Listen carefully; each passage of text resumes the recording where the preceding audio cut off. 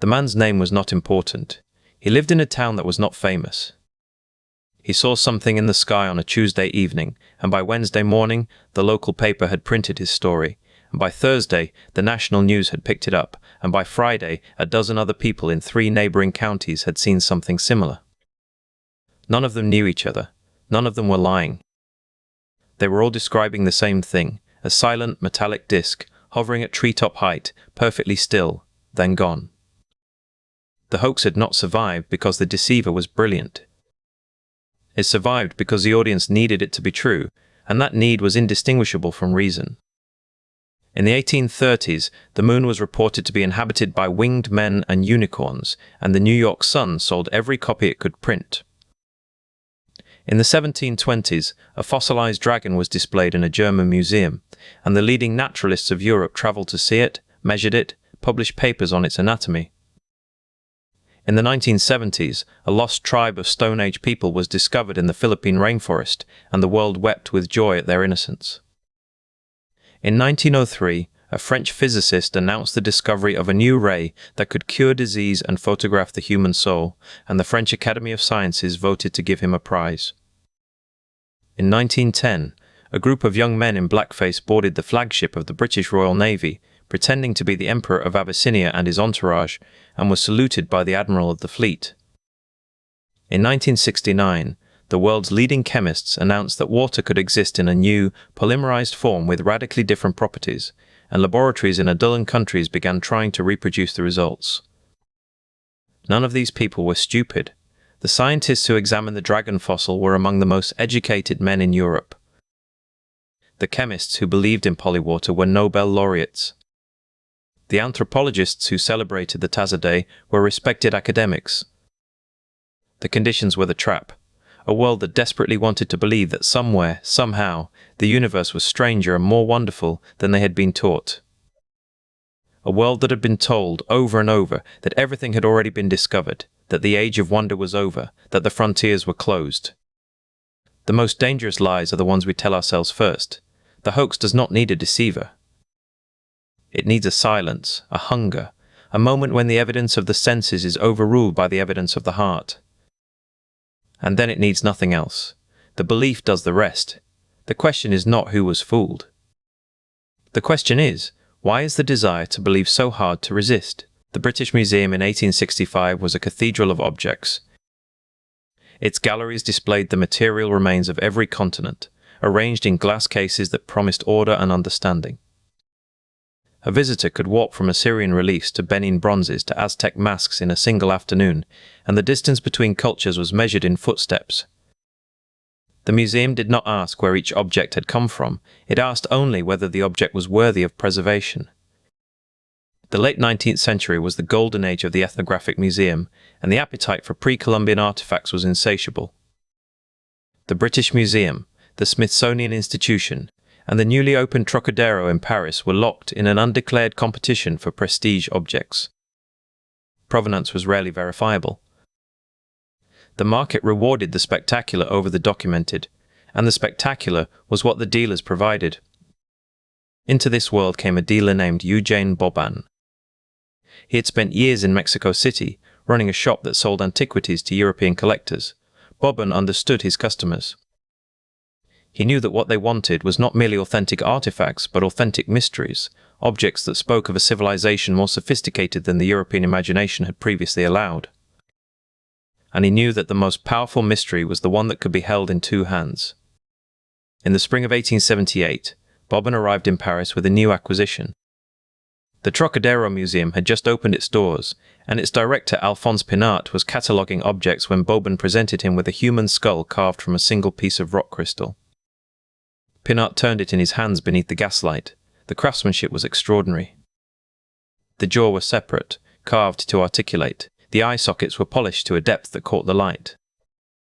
Pinart did not ask where Boban had found it. He wrote in his ledger, Aztec, origin unknown.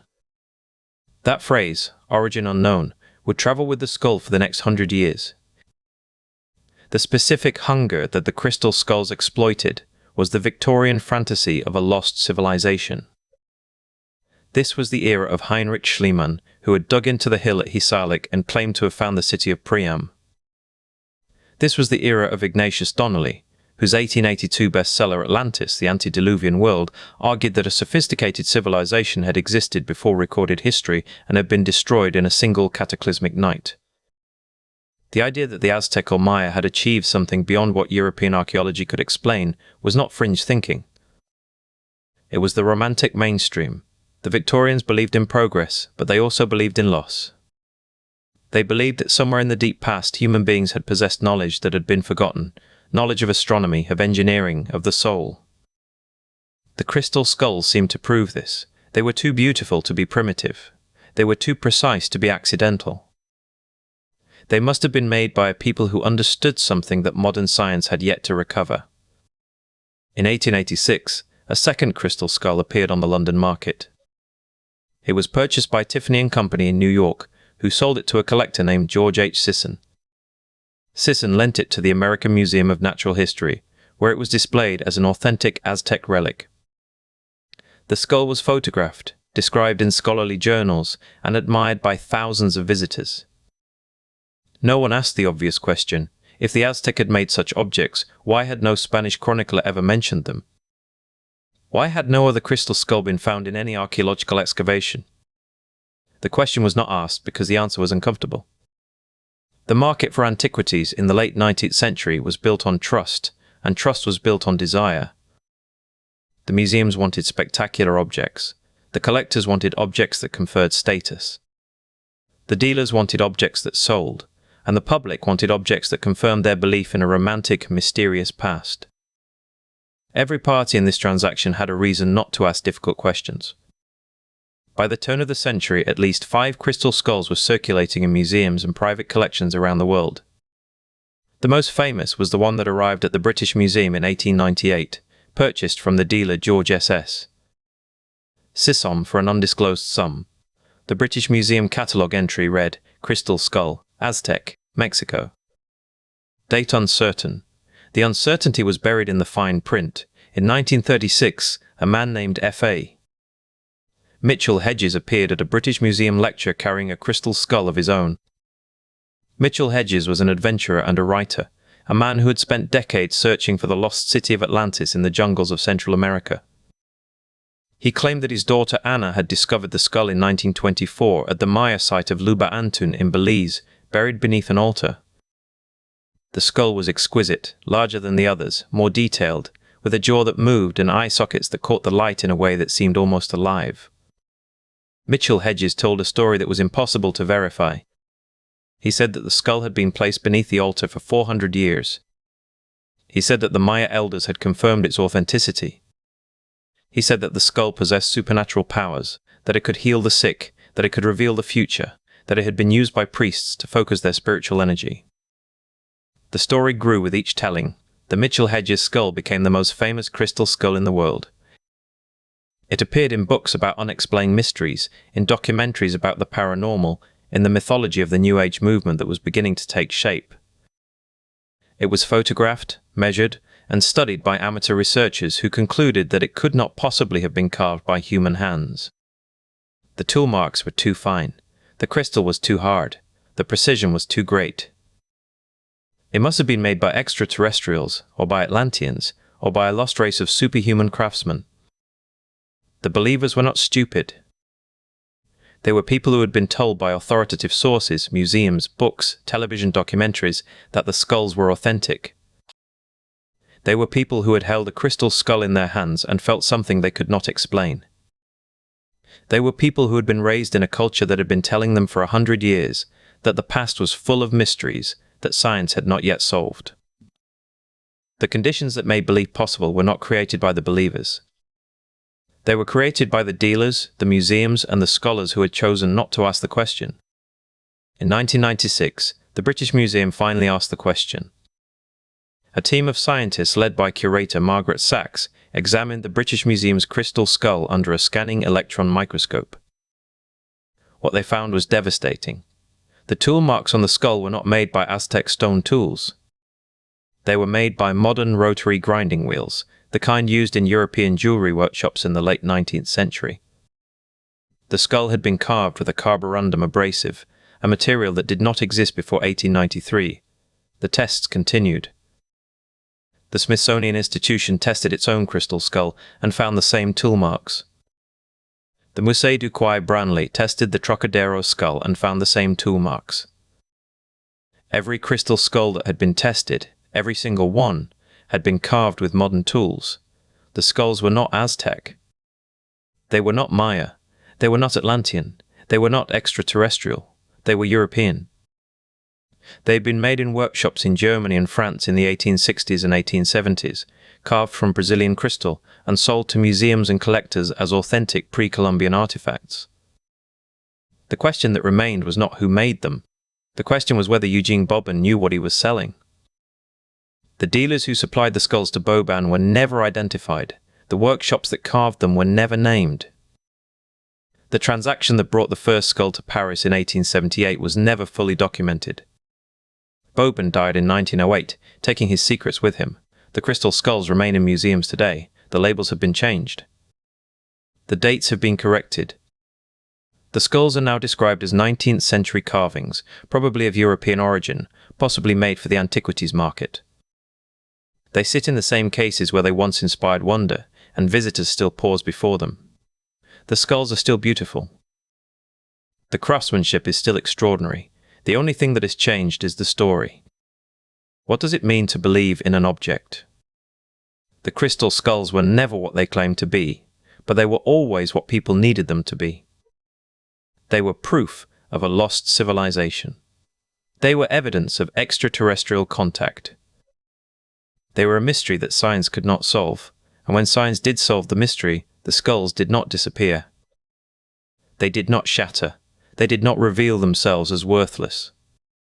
They simply became something else, a hoax that had lasted 100 years, a deception that had fooled the most prestigious museums in the world, a story that had been told so many times that it had become true in the only way that mattered. The skulls are still there, in their glass cases, waiting for the next question. What will we decide to see? The British Museum skull arrived in London in 1897, purchased from Tiffany & Company in New York for a sum that was not recorded. Tiffany had acquired it from a dealer whose name appears in no surviving document. The skull was exhibited immediately, described in the museum's catalogue as an Aztec object of extraordinary rarity and beauty. No one asked how a European jewellery firm had come to possess a pre-Columbian sacred object.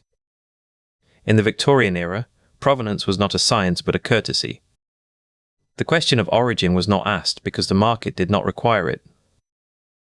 The British Museum's acquisition policy in the 1890s was shaped by the same forces that drove every other major institution: the need to fill cases, to impress visitors, to outpace rival museums in the race for the spectacular. A crystal skull was spectacular.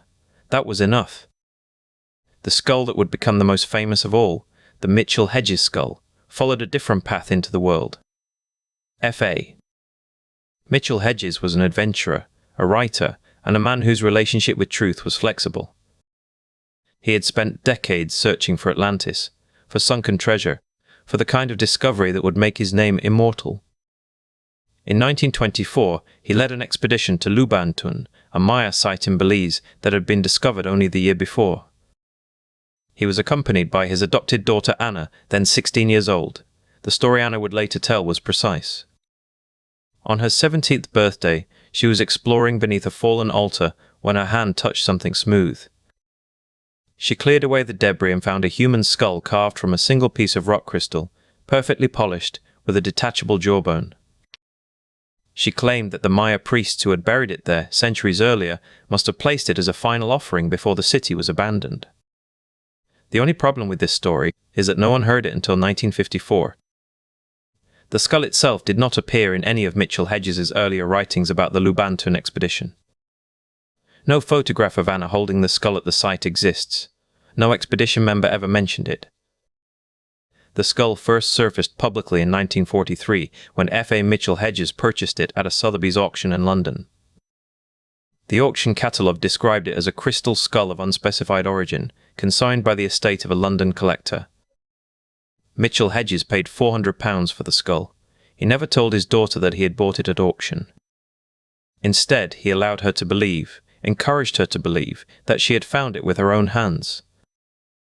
The story appeared in his 1954 autobiography Danger, My Ally, where he wrote that Anna had discovered the skull on her 17th birthday beneath an altar at Lubanton.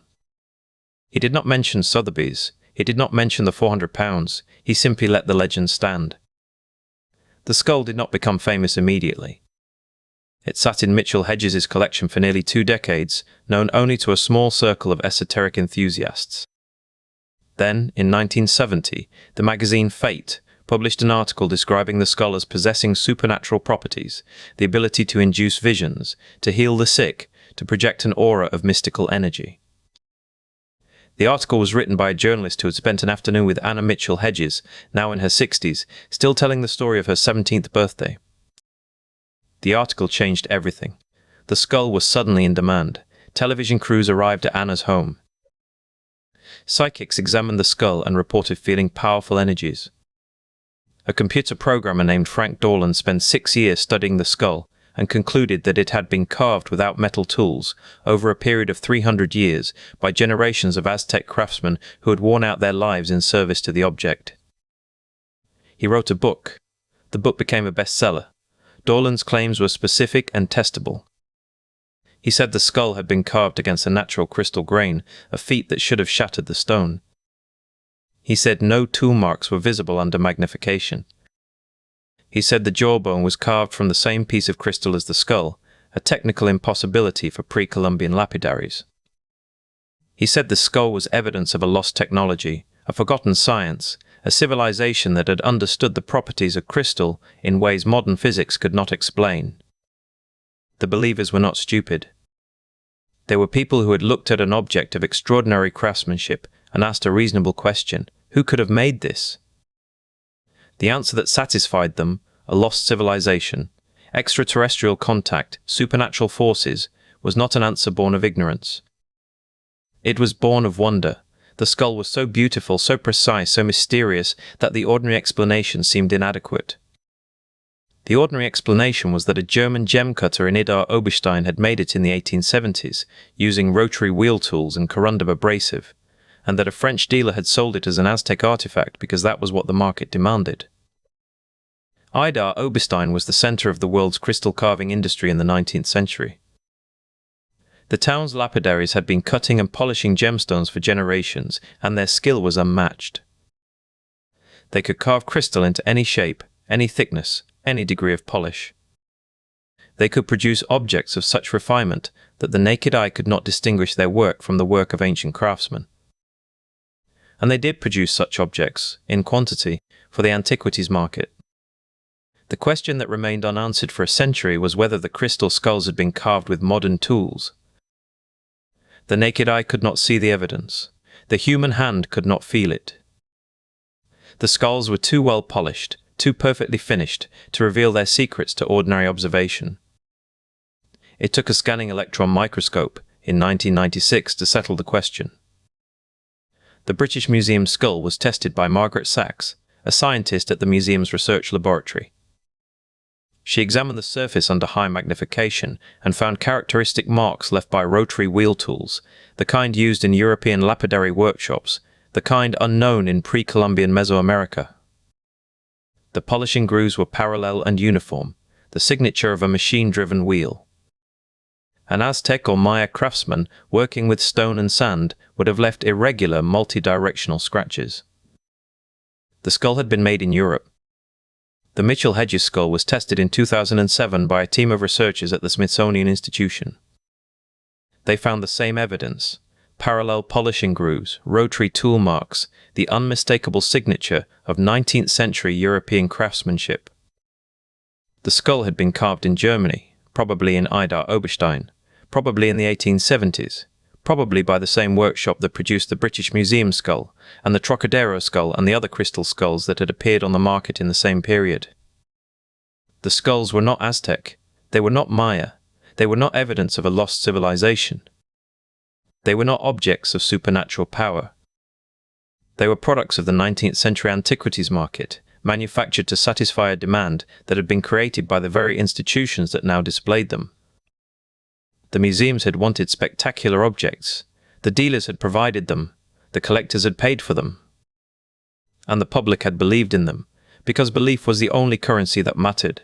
The labels have been changed. The dates have been corrected. The skulls are now described as 19th century carvings, probably of European origin, possibly made for the antiquities market. They sit in the same cases where they once inspired wonder, and visitors still pause before them. The skulls are still beautiful. The craftsmanship is still extraordinary. The only thing that has changed is the story. The crystal skulls were never what they claimed to be, but they were always what people needed them to be.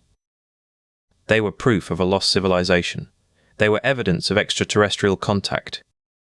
They were a mystery that science could not solve, and when science did solve the mystery, the skulls did not disappear. They did not shatter. They did not reveal themselves as worthless.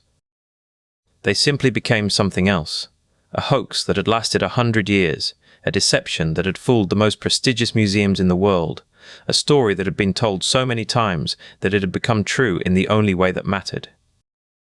The skulls are still there, in their glass cases, waiting for the next question.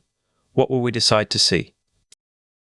The Hewlett-Packard report was not a secret. It was not suppressed. It was simply read selectively. Frank Dorland, an art conservator who had spent years studying the Mitchell-Hedges skull, brought it to the Crystal Laboratory in Santa Clara in 1970 with a specific question: could this have been carved with modern metal tools? The technicians examined the surface under magnification. They found no evidence of metal tool marks. Dorland left the laboratory with something he could use. The HP technicians had not authenticated the skull. They had confirmed its material composition and noted the absence of certain modern tool signatures. They had not dated it. They had not declared it pre-Columbian. They had said, "We do not see evidence of metal tools." Dorland heard, therefore it is ancient. The leap was not made in malice. It was made in the same spirit that had driven every believer before him, the desire for the extraordinary to be true. Richard Garvin, a Chicago advertising executive and friend of Dorland, published The Crystal Skull in 1973. Garvin was not an archaeologist. He was a writer who understood how to make a story stick. The book combined technical-sounding analysis of the crystal's axis orientation with mystical suggestions about the skull's origins among the lost continent of Atlantis. It was perfectly calibrated for the early 1970s, when the counterculture's hunger for alternative histories had met the mainstream publishing industry's willingness to feed it. The book became a phenomenon. Readers learned that the skull had been found in a Maya temple in British Honduras in 1924, that it was at least 3,600 years old, that it had been carved from a single piece of quartz crystal without metal tools, that it possessed supernatural properties, healing, visions, communication with the dead. None of this was true. None of it was checked. None of it needed to be, because the story was more satisfying than the truth. The belief in the crystal skulls was not irrational. The pre-Columbian peoples of Mesoamerica had produced lapidary work of extraordinary sophistication. The Aztec and Maya had carved jade, obsidian, and rock crystal into objects that still defy easy explanation. The absence of a documented forgery network in the 1880s was real. No one had yet connected Eugene Bobin's name to a pattern of suspicious artifacts. And the Hewlett-Packard examination, however misread, had lent scientific credibility that no previous object of its kind had received. Museum curators at the British Museum and the Smithsonian displayed their crystal skulls as authentic Aztec objects for decades. This was not gullibility, it was the absence of better evidence. The analytical tools that would eventually expose the skulls, scanning electron microscopy, trace element analysis, comparative study of documented pre-Columbian crystal objects, did not exist in usable form until the late 20th century. The curators of the 1880s and 1920s and 1950s were working with the tools they had. Those tools could not distinguish between a 16th century Aztec carving and a 19th century German workshop piece. The skulls sat in their cases, unchallenged, because no one could challenge them. The first serious doubts emerged in the 1980s, when scholars began to examine the skulls systematically. J. McLaren Walsh, an anthropologist at the Smithsonian, spent years tracing the provenance of the skulls. She found that every documented crystal skull in museum collections could be traced back to a single source, Eugene Boban, or dealers connected to him. The skulls had not been found in archaeological contexts. They had not been excavated. They had been purchased in Paris and London from dealers who specialized in supplying the booming market for pre-Columbian artifacts. In 1996, the British Museum submitted its crystal skull for scientific testing. The results were unambiguous. The skull had been carved with a rotary wheel tool using a diamond abrasive. The surface showed parallel polishing grooves consistent with modern lapidary equipment. The skull was not pre-Columbian. It was probably German, probably made in the late 19th century, probably in the workshop of a lapidary craftsman in Idar Oberstein, the center of the European gemstone industry. The Smithsonian tested its skull in 2007. The same result, the same rotary tool marks, the same 19th century origin. The same verdict, not ancient, not Maya, not Aztec. A product of European workshops, made for sale to collectors who wanted to believe in a lost civilization. The skulls did not disappear, they did not shatter, they did not become worthless. They became something else, objects of a different kind of wonder. The craftsmanship was still extraordinary. The skill required to carve a human skull from a single piece of rock crystal, using only the tools available in a 19th century German workshop, was still remarkable. The deception itself was a work of art, not the art of the Maya, but the art of the forger, who had understood his audience with perfect precision. Eugene Boban died in 1908 in Paris without ever revealing the truth about the skulls. He may not have known the truth himself. He may have believed what he sold. He may have been a middleman in a chain of deception that stretched from the workshops of Idar Oberstein to the display cases of the world's greatest museums. He left no confession, no diary, no explanation. The skulls kept their secret because the secret was not his alone to tell. The crystal skulls have not stopped attracting believers. They appear in popular culture, in films, in books, in New Age spirituality. They are still bought and sold at auction. They still draw crowds in museums. The story of the skulls has become a story about storytelling, about how a lie, told well and told often, can become more durable than the truth. What made the skulls believable was not the quality of the forgery, it was the quality of the hunger. The Victorian era needed lost civilizations. The 20th century needed mysteries that science could not solve. The 21st century needs something else. Perhaps the humility to admit that we are still, in some ways, as credulous as the collectors who gathered in Sotheby's in 1886. The labels have been changed. The dates have been corrected. The skulls are now described as 19th century carvings, probably of European origin, possibly made for the antiquities market. They sit in the same cases where they once inspired wonder, and visitors still pause before them. The skulls are still beautiful. The craftsmanship is still extraordinary. The only thing that has changed is the story. The crystal skulls were never what they claimed to be, but they were always what people needed them to be. They were proof of a lost civilization. They were evidence of extraterrestrial contact. They were a mystery that science could not solve, and when science did solve the mystery, the skulls did not disappear. They did not shatter. They did not reveal themselves as worthless. They simply became something else.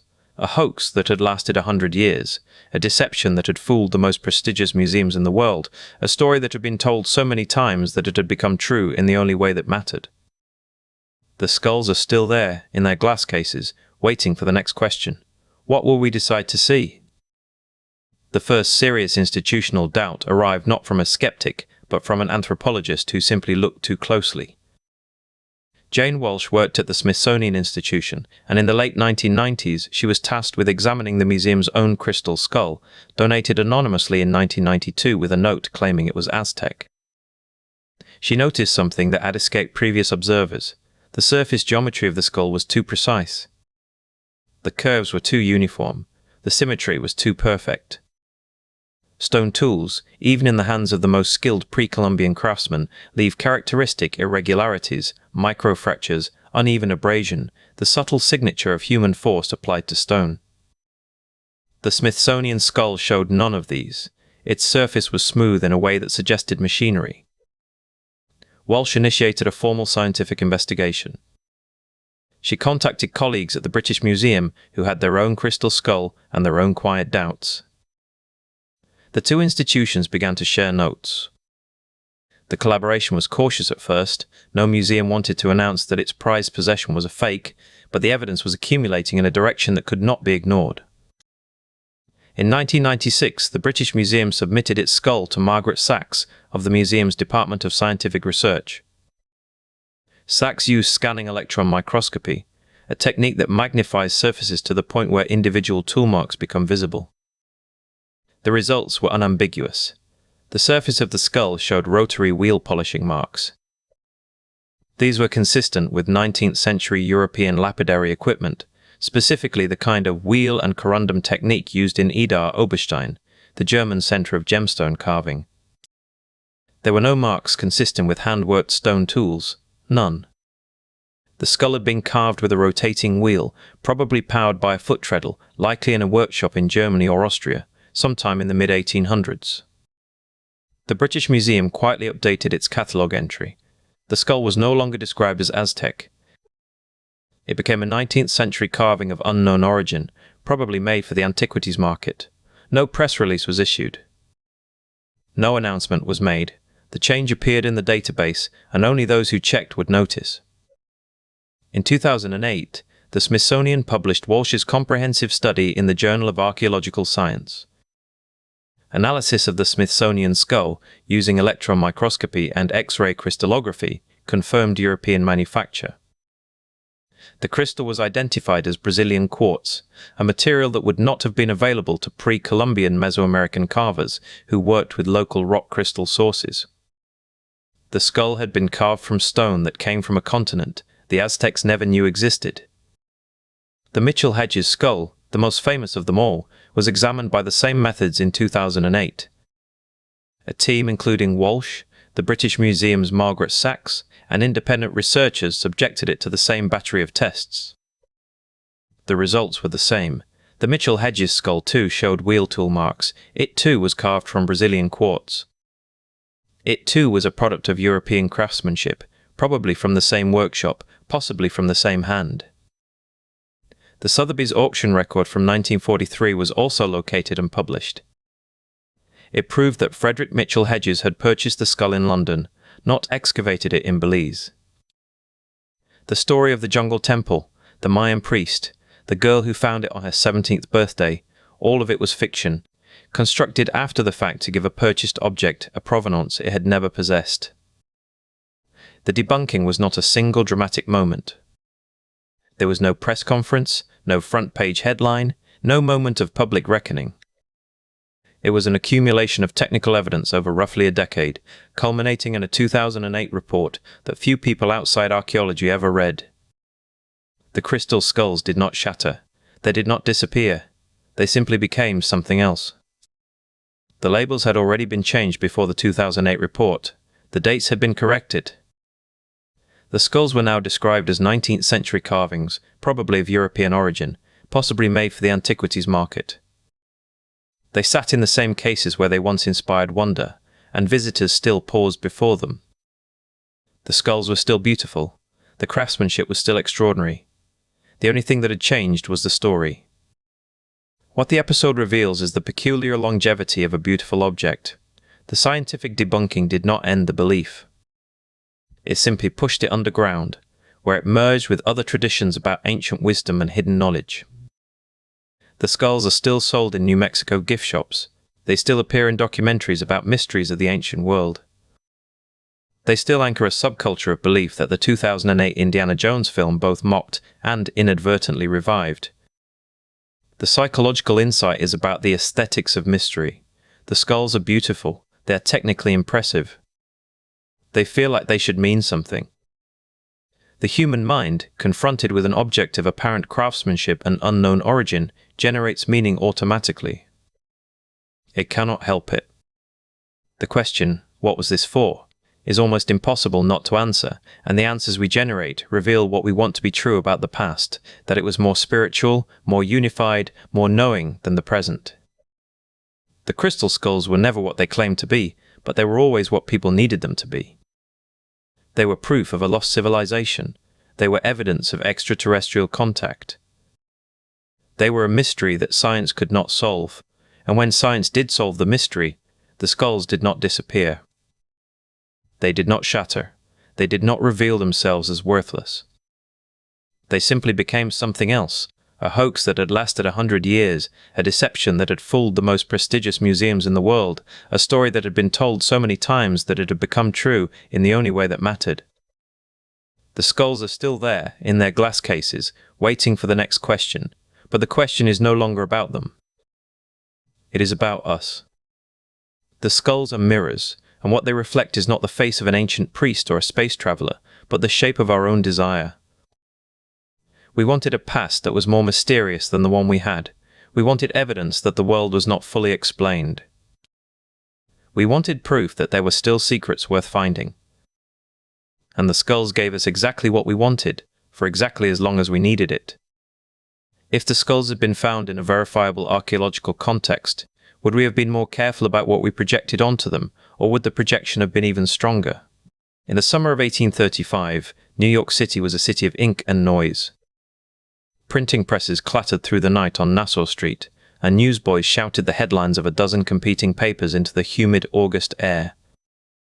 The penny press had transformed how information moved. A newspaper cost a cent, not 6, and suddenly the affairs of the world were accessible to anyone who could find a coin. The Sun, founded just 2 years earlier by Benjamin Day, was fighting for its life against James Gordon Bennett's Herald. Circulation was everything. A story that sold copies could mean the difference between solvency and collapse. And in the cramped offices above the printing floor, the editor, Richard Adams Locke, sat late into the night, surrounded by proof sheets and the smell of damp paper. Locke was a lean man with sharp features and a restless intelligence. He had been reading the published observations of Sir John Herschel, the most famous living scientist in the English-speaking world. Herschel had sailed to the Cape of Good Hope in January 1834 to conduct the first systematic survey of the southern hemisphere sky. His departure had been front-page news in Britain and America, a figure of almost heroic stature, the son of the man who had discovered Uranus, now venturing to the far edge of the world to map the heavens. Astronomy in 1835 was not a distant, specialized discipline. It was the most publicly accessible of the sciences. Telescopes could be purchased for a few shillings, and popular astronomy lectures drew crowds that filled halls. The heavens were visible to anyone who cared to look, and the question of what might be seen there was a matter of intense public interest. The specific intellectual hunger that the hoax would exploit was not a fringe obsession, but a mainstream theological and scientific debate, the question of extraterrestrial life. The Reverend Thomas Chalmers, one of the most influential religious thinkers of the era, had argued in 1817 that the plurality of inhabited worlds was entirely consistent with Christian doctrine. Sir David Brewster, a respected physicist and the editor of the Edinburgh Journal of Science, was preparing a book called More Worlds Than One that would argue the same. The question was not whether life existed elsewhere. Many serious thinkers assumed it did. The question was what form it took. The moon, close enough to observe through a telescope but far enough to remain mysterious, was the obvious candidate. Sir John Herschel, with his powerful new instruments at the Cape, seemed uniquely positioned to settle the matter. Locke had also been reading a pamphlet by the Reverend Thomas Dick, a Scottish astronomer and theologian who had calculated, with apparent mathematical rigour, that the moon's surface might support 4.2 billion inhabitants. Dick's arithmetic was earnest, his faith in the deductive method absolute, and his conclusions were taken seriously by a public that had not yet learned to distinguish between numerical confidence and empirical truth. On the night of August 25, 1835, Locke picked up his pen. The Sun's first issue of the series appeared the following morning, carrying a story that would change the newspaper's fortunes forever. The article claimed that Sir John Herschel, using a new and extraordinarily powerful telescope, had observed life on the moon. The instrument, it said, was a hydro-oxygen microscope of unprecedented magnification, capable of resolving objects as small as 18 inches across on the lunar surface.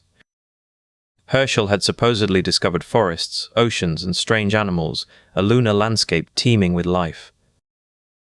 The first installment described bison-like creatures and a strange species of bipedal beaver that built huts and used fire. The prose was precise, scientific, and utterly convincing. Locke had studied Herschel's actual published observations carefully, and his imitations of scientific language were so accurate that even astronomers found them plausible. The second installment, published the next day, went further. Herschel had discovered actual human-like beings on the moon, creatures with bat-like wings, covered in copper-colored hair, who lived in temples and appeared to have a complex society. Locke called them Vespertilio Homo, or man-bats. The sun's circulation exploded. The paper that had sold a few thousand copies daily was suddenly printing 15,000, then 20,000. Newsboys could not keep up with demand. People gathered outside the Sun's offices to read the latest installment posted in the window. The story was reprinted in other newspapers across the country, and within weeks it had crossed the Atlantic, appearing in London, Paris, and Berlin. The believers were not stupid. The readers of 1835 were living in an era of genuine scientific revolution. X-rays were still 60 years away, but the idea that new instruments could reveal invisible worlds was not fanciful. It was the defining experience of the age. The microscope had revealed a universe in a drop of water. The telescope had revealed moons around Jupiter. Why should the moon itself not yield its secrets? The scientific establishment was slower to react. Some astronomers expressed skepticism, but cautiously, Herschel was at the Cape, unreachable by mail for months, and no one wanted to publicly contradict the most respected scientist in the world without definitive evidence. The New York Courier and Enquirer sent a reporter to interview Locke, who insisted the story was genuine and that the original source was the Edinburgh Journal of Science. The Edinburgh Journal had, in fact, ceased publication years earlier. But Locke had fabricated a convincing backstory, and the reporter found no obvious contradictions. The hoax held. On August 31, The Sun published the sixth and final installment. The series had run for a week, and the public appetite showed no sign of diminishing. But the hoax was already beginning to unravel. A rival newspaper, the New York Herald, sent a reporter to the offices of the Edinburgh Journal of Science, only to discover that the journal no longer existed. Other papers began to ask pointed questions about the lack of an original source. Locke, sensing the inevitable, confessed to a fellow journalist on September 16. The story had been a fabrication, he admitted, a work of fiction designed to increase circulation. He had chosen Herschel as his subject because Herschel was too far away to contradict the story, and because his reputation was so secure that any claim attributed to him would seem credible. The public reaction was not outrage but embarrassment. Thousands of people had believed something that was not true, and the realization stung. But the hoax had also revealed something about the nature of belief itself.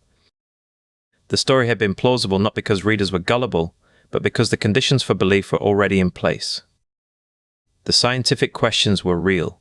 The hunger for answers was genuine. The hoax had simply provided what the audience was already looking for. Sir John Herschel, when he finally learned of the hoax months later, was reportedly amused. He'd been too busy mapping the actual southern sky to pay much attention to the fictional discoveries attributed to him. His real observations, of the Magellanic Clouds, of binary star systems, of the structure of the Milky Way, were far more remarkable than anything Locke had invented. But they did not sell newspapers. The Great Moon Hoax was not the first fabricated news story, and it would not be the last. But it marked a turning point in the relationship between the press and the public. The penny papers had discovered that a compelling story, told with sufficient verisimilitude, could command an audience that no amount of sober fact reporting could match. The line between information and entertainment had become dangerously thin. Locke left the Sun shortly after the hoax was exposed, but he was not ruined. He went on to work for other newspapers and later served as a customs official. The Sun survived and thrived, its circulation permanently elevated by the notoriety of the hoax. Benjamin Day sold the paper a few years later, having made his fortune. The moon itself remained unchanged, a silent rock, uninhabited by man-bats or bipedal beavers, its surface scarred by craters and vast empty plains. But the hoax had changed how people thought about the heavens. The moon was no longer just a celestial object, it was a screen onto which human imagination could project its deepest hopes and fears. The question of whether we are alone in the universe had been asked before, but after August 1835, it came with a new and uncomfortable corollary: how do we know when we are being told the truth? The hoax revealed that the public's appetite for wonder was greater than its appetite for verification. The same hunger that had filled the lecture halls of astronomy, that had driven readers to devour every word about Herschel's expedition, that had made the plurality of worlds a topic of theological debate, that same hunger had made a fiction feel like revelation. The believers had not been foolish, they had been hopeful, and hope, as the hoax demonstrated, has its own kind of blindness. The Sun's competitors learned a different lesson. The Herald and the other papers began to invest more heavily in investigative reporting, developing methods of verification that would eventually become standard practice in journalism. The hoax had exposed not just the credulity of the public, but the vulnerability of the press, the ease with which a single fabricated story could undermine the credibility of an entire profession. But the deeper question, the one that lingers, is not about the mechanics of deception. It is about the conditions that make deception possible. The Great Moon hoax worked because the world was ready for it. The science was real, the questions were urgent, the authority of Sir John Herschel was genuine. The only false thing was the answer. In the decades that followed, the moon would be mapped, photographed, and eventually visited by human beings. The man-bats were never found. The oceans and forests that Locke had described with such careful precision did not exist. But the pattern he had identified, the human willingness to believe a story that satisfies a deep longing, did not disappear. It simply found new targets. The question the hoax leaves behind is not whether we are more sophisticated now than the readers of 1835. The question is whether we have learned to recognize the shape of our own longing when it appears in the guise of certainty. The question the hoax leaves behind is not whether we are more sophisticated now than the readers of 1835. The question is whether we have learned to recognize the shape of our own longing when it appears in the guise of certainty. And it was into that longing that Richard Adams Locke, on a sweltering August evening in 1835, dipped his pen. The first installment appeared in the New York Sun on the morning of August 25, 1835. It was presented not as a story but as a reprint from the Edinburgh Journal of Science, a real publication that had, unknown to most readers, ceased to exist 2 years earlier. The author was given as Dr. Andrew Grant, described as a colleague and travelling companion of Sir John Herschel at the Cape of Good Hope Observatory. The voice was not sensational. It was precise, measured, and full of the specific gravity of scientific reportage. The series claimed that Herschel had constructed a telescope of revolutionary power, capable of magnifying objects on the lunar surface 42,000 times. The instrument was described in painstaking detail: a 24-foot mirror, a new method of grinding that eliminated chromatic aberration, a mounting system that allowed for unprecedented stability. Locke gave measurements, he gave dates, he gave the names of the craftsmen who had built the lenses. Every detail was a hook, and every hook was fabricated. The discoveries unfolded in daily installments, each ending on a narrative cliffhanger that drove readers back to the newsstands the following morning. First came the lunar landscape, vast basalt formations, craters of impossible depth, and then, on the third day, vegetation. Trees with intricate branching patterns, flowers that opened and closed in response to the lunar day. The readers of New York read these descriptions over their breakfasts, and they believed them because the voice was the voice of science, and science was the voice of truth. By the fourth installment, the Sun's circulation had overtaken every other newspaper in New York. The Herald, the Journal of Commerce, and the Evening Post all reprinted the series without verification. The story spread to Philadelphia, Boston, and Baltimore within days. In Europe, the London Times and the Parisian press picked it up. Locke, watching from his cramped office, understood something about the mechanics of belief that his competitors did not, that the most convincing lie is the one that tells people exactly what they already hope is true. The fourth installment introduced the animals. Herds of bison-like creatures roamed the lunar plains, their movements described with the careful attention of a naturalist. Blue unicorns appeared on the fifth day, their horns catching the light of the distant earth. And then came the bipedal beavers, creatures that built huts and used fire, their dwellings arranged in what Dr. Grant described as the rudiments of civilization. Each description was more extraordinary than the last, and each was delivered in the same flat, uninflected tone of empirical observation. The readers did not doubt, because the alternative was too painful to contemplate. If the moon was empty, then the universe was empty. If the universe was empty, then humanity was alone, and the theological and scientific debates of the age resolved into a single, terrifying silence. Locke had not created this hunger. He had simply found a way to feed it. On the sixth and final day, the series reached its climax. Dr. Grant described the discovery of the Vespertilio Homo, the Batmen. These were winged humanoids, 4 feet tall, covered in copper-colored fur, with faces that were of a yellowish flesh color, and eyes that were large, luminous, and intelligent. They lived in communities near a temple of sapphire, a structure that reflected the light of the earth with a brilliance that Herschel's teen could not adequately describe. The description of the Sapphire Temple was the most carefully crafted passage in the entire series. Locke described its dimensions, its orientation, the way its color shifted with the angle of the earthlight. He gave it the weight of something real, something that could be measured and mapped, something that would be there when the next generation of telescopes turned their lenses toward the moon. The temple became the anchor of the hoax, the detail that made the rest of the story feel solid. The sun's circulation reached 19,000 copies per day, a figure that exceeded every newspaper in the world at that time. The paper had been founded only 2 years earlier by Benjamin Day, a printer who had understood that selling newspapers for a penny instead of 6 cents would transform the industry. The Great Moon Hoax made his fortune. It also made his reputation, though not in the way he had hoped. Rival newspapers, humiliated by their own credulity, began to demand verification. The Journal of Commerce sent a reporter to the offices of the Edinburgh Journal of Science, only to discover that the publication no longer existed. The Herald dispatched a correspondent to the Cape of Good Hope, a journey that would take months. In the meantime, Richard Adams Locke remained silent, watching the storm he had created grow beyond his control.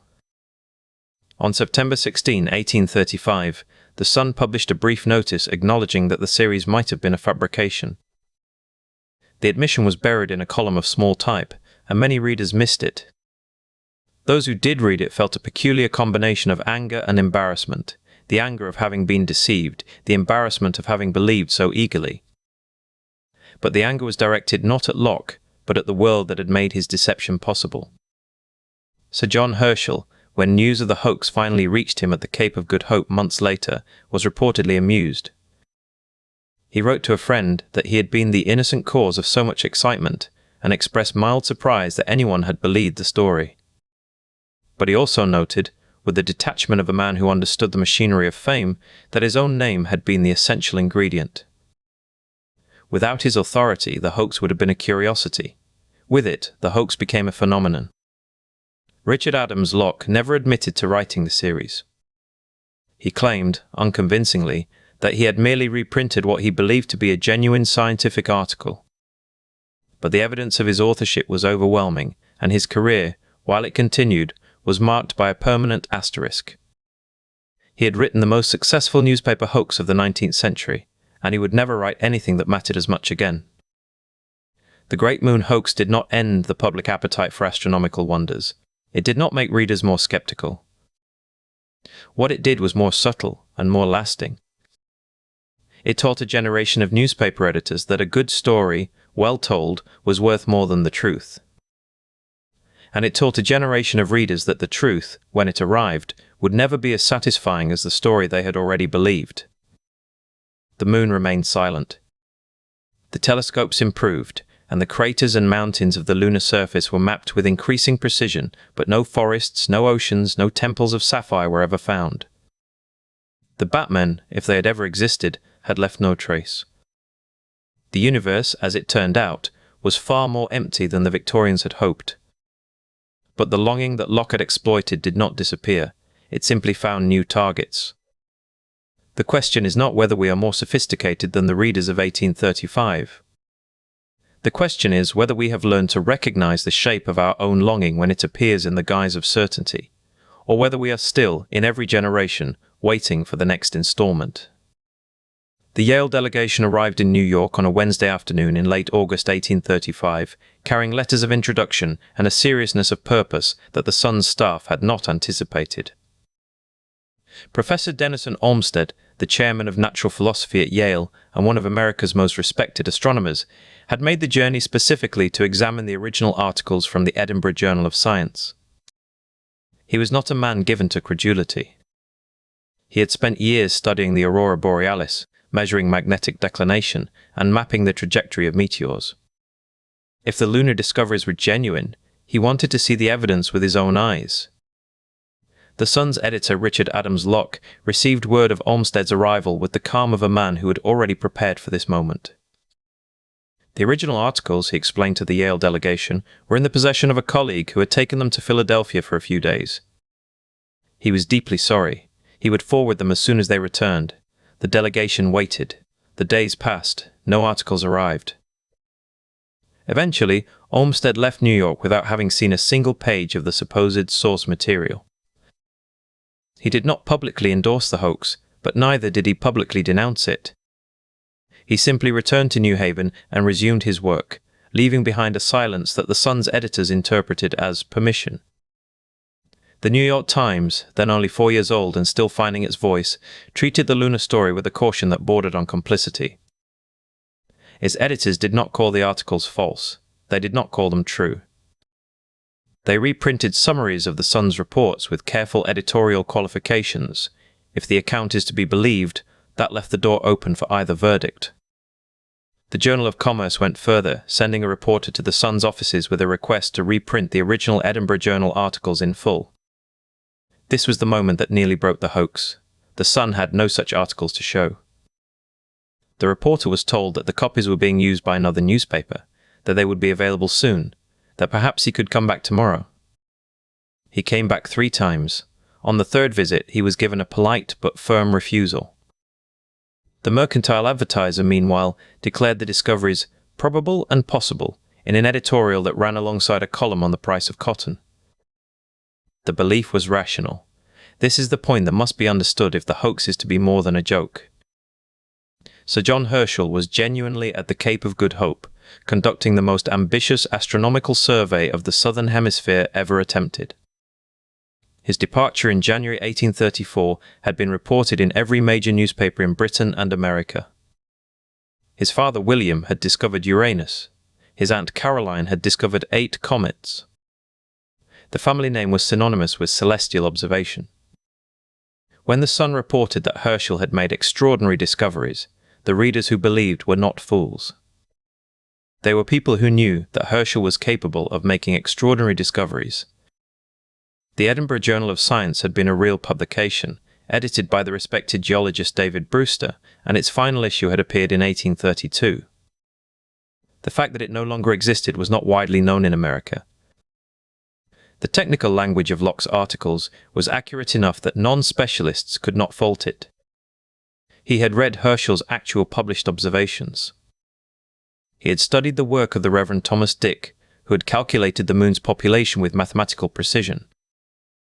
He had absorbed the theological consensus of the day, which held that a benevolent God would not have created a universe populated by a single species on a single planet. The plurality of worlds was not a fringe idea, it was the mainstream. Edgar Allan Poe understood all of this, and it made him furious. In June 1835, 2 months before the Sun's articles appeared, Poe had published his own moon travel story, The Unparalleled Adventure of One Hans Pfaall, in the Southern Literary Messenger. It was a carefully constructed hoax narrative in its own right, a balloon journey to the moon told with such technical precision that some readers had taken it for fact. Poe had believed he was breaking new ground, that he had found a way to make fiction indistinguishable from journalism. When the Sun's articles appeared, Poe read them with a mixture of admiration and rage. He was certain that Locke had read his story and improved upon it. He was wrong. Locke had not read Poe's story, but the mistake was understandable. The 2 men were working the same vein of awe, and Locke had struck deeper. Poe wrote to the editor of the Southern Literary Messenger, accusing the Sun of plagiarism and demanding that the public be told the truth. The letter was never published. Poe then wrote his own analysis of the hoax for the Messenger, in which he correctly identified the articles as fiction, but praised their construction. The Great Moon Hoax, he wrote, considered merely as a literary performance, is entitled to high praise. He never fully forgave Locke for beating him to the punch. Years later, when Poe was struggling to keep his own magazine afloat, he would remember the Sun's circulation figures during those 6 weeks in August and September 1835, and he would wonder what he might have achieved with such a story of his own. The Sun's circulation during the hoax was unprecedented. Benjamin Day's penny paper, which had been selling perhaps 2,000 copies daily before the lunar articles, was printing 15,000 by the end of the first week. By the second week, the presses were running 24 hours a day. The paper's regular news, ship arrivals, court reports, market prices was pushed aside to make room for more lunar dispatches. Day, who had founded the Sun on the principle that newspapers should be cheap enough for working men to buy, watched his gamble pay off beyond any calculation he had made. He had not created the hoax, he had not written a word of it. But he had published it, and he continued to publish it, and he did not ask questions. The question of when the hoax was finally exposed is more complicated than the simple answer suggests. The New York Herald, James Gordon Bennett's rival penny paper, published a skeptical editorial on August 28, 1835, pointing out that the Edinburgh Journal of Science had ceased publication 3 years earlier, and that no copies of the original articles had been produced. But Bennett was a competitor, and his skepticism was read as sour grapes. The real exposure came from within the Sun itself, and it came reluctantly. On September 16, after the story had run for 6 weeks and the circulation gains had been secured, the Sun published a brief notice acknowledging that the lunar articles had been fabricated. The notice was buried on page 2, surrounded by advertisements for patent medicines and dry goods. Richard Adams Locke did not flee New York. He did not disappear. He remained at the Sun, writing editorials and managing the news desk, and his reputation did not collapse. The hoax had made the paper, and the paper had made him. When he finally left the Sun in 1836, it was not in disgrace but in pursuit of a better offer. He moved to Philadelphia, then to Boston, and eventually to Washington, where he worked as a clerk in the Treasury Department. He died in 1871, a tired man with a high forehead and receding hair, remembered by those who knew him as a competent editor who had once written something that the whole country had believed. The Great Moon Hoax did not end the public appetite for astronomical wonders. It did not make readers more skeptical. What it did was more subtle and more lasting. It taught a generation of newspaper editors that a good story, well told, was worth more than the truth. And it taught a generation of readers that the truth, when it arrived, would never be as satisfying as the story they had already believed. The moon remained silent. The telescopes improved, and the craters and mountains of the lunar surface were mapped with increasing precision, but no forests, no oceans, no temples of sapphire were ever found. The Batmen, if they had ever existed, had left no trace. The universe, as it turned out, was far more empty than the Victorians had hoped. But the longing that Locke had exploited did not disappear. It simply found new targets. The question is not whether we are more sophisticated than the readers of 1835. The question is whether we have learned to recognize the shape of our own longing when it appears in the guise of certainty, or whether we are still, in every generation, waiting for the next installment. The first public doubt came not from a scientist, but from a journalist. Richard Adams Locke, perhaps uncomfortable with the scale of the deception, confided the truth to a colleague at the Journal of Commerce. His name was Finn, and he published an exposure in late August 1835 within days of the final installment. Locke's identity as the author was revealed, and the Edinburgh Journal of Science sourcing was shown to be impossible to verify because the journal no longer existed. The specific evidence was simple: no one could produce the original journal. When pressed, the Sun's staff admitted no physical copies existed in New York.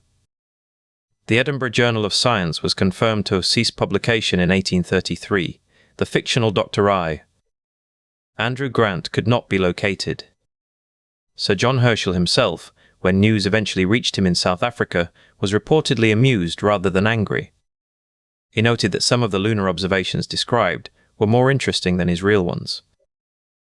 The moment of debunking was oddly anticlimactic. The Sun never formally retracted the story.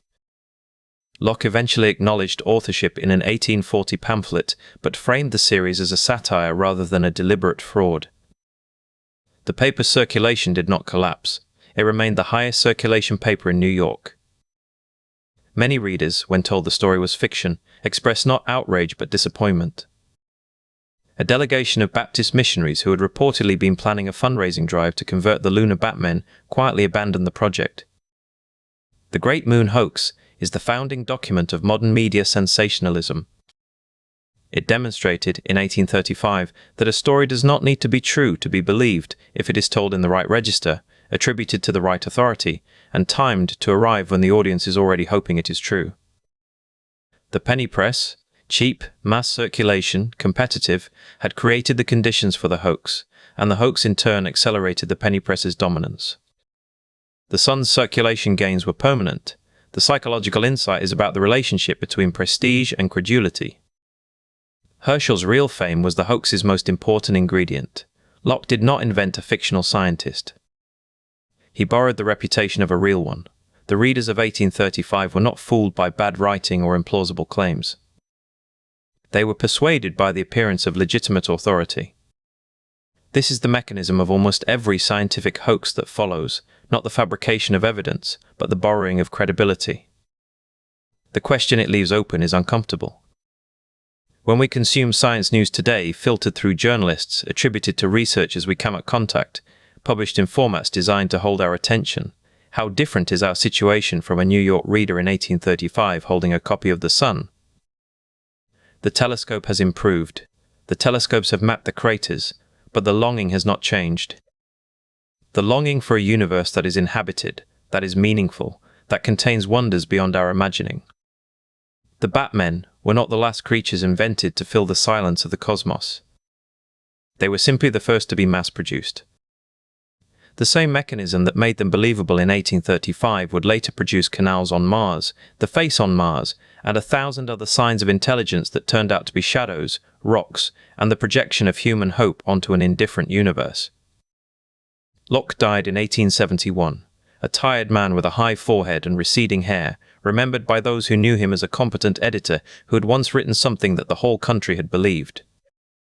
He never made another splash. He never tried. Perhaps he understood that the trick could only be performed once, that the mechanism of borrowed credibility required an audience that had not yet learned to ask the question, who is telling me this, and what do they want? The Great Moon Hoax did not end the public appetite for astronomical wonders. It did not make readers more skeptical. What it did was more subtle and more lasting. It taught a generation of newspaper editors that a good story, well told, was worth more than the truth.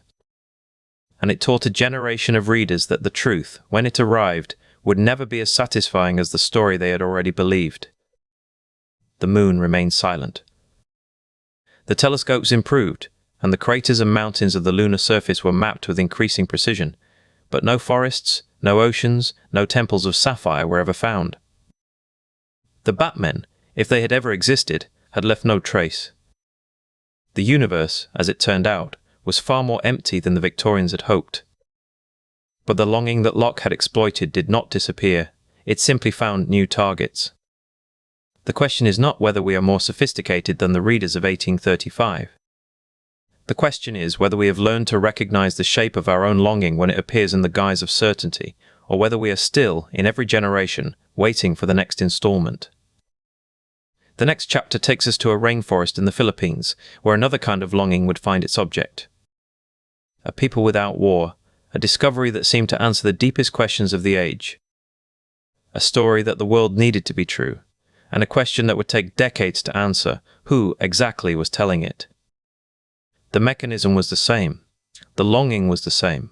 Only the setting had changed, and the audience, as always, was ready. In 1971, the world was ready for the Tasaday in a way that is almost impossible to recreate now.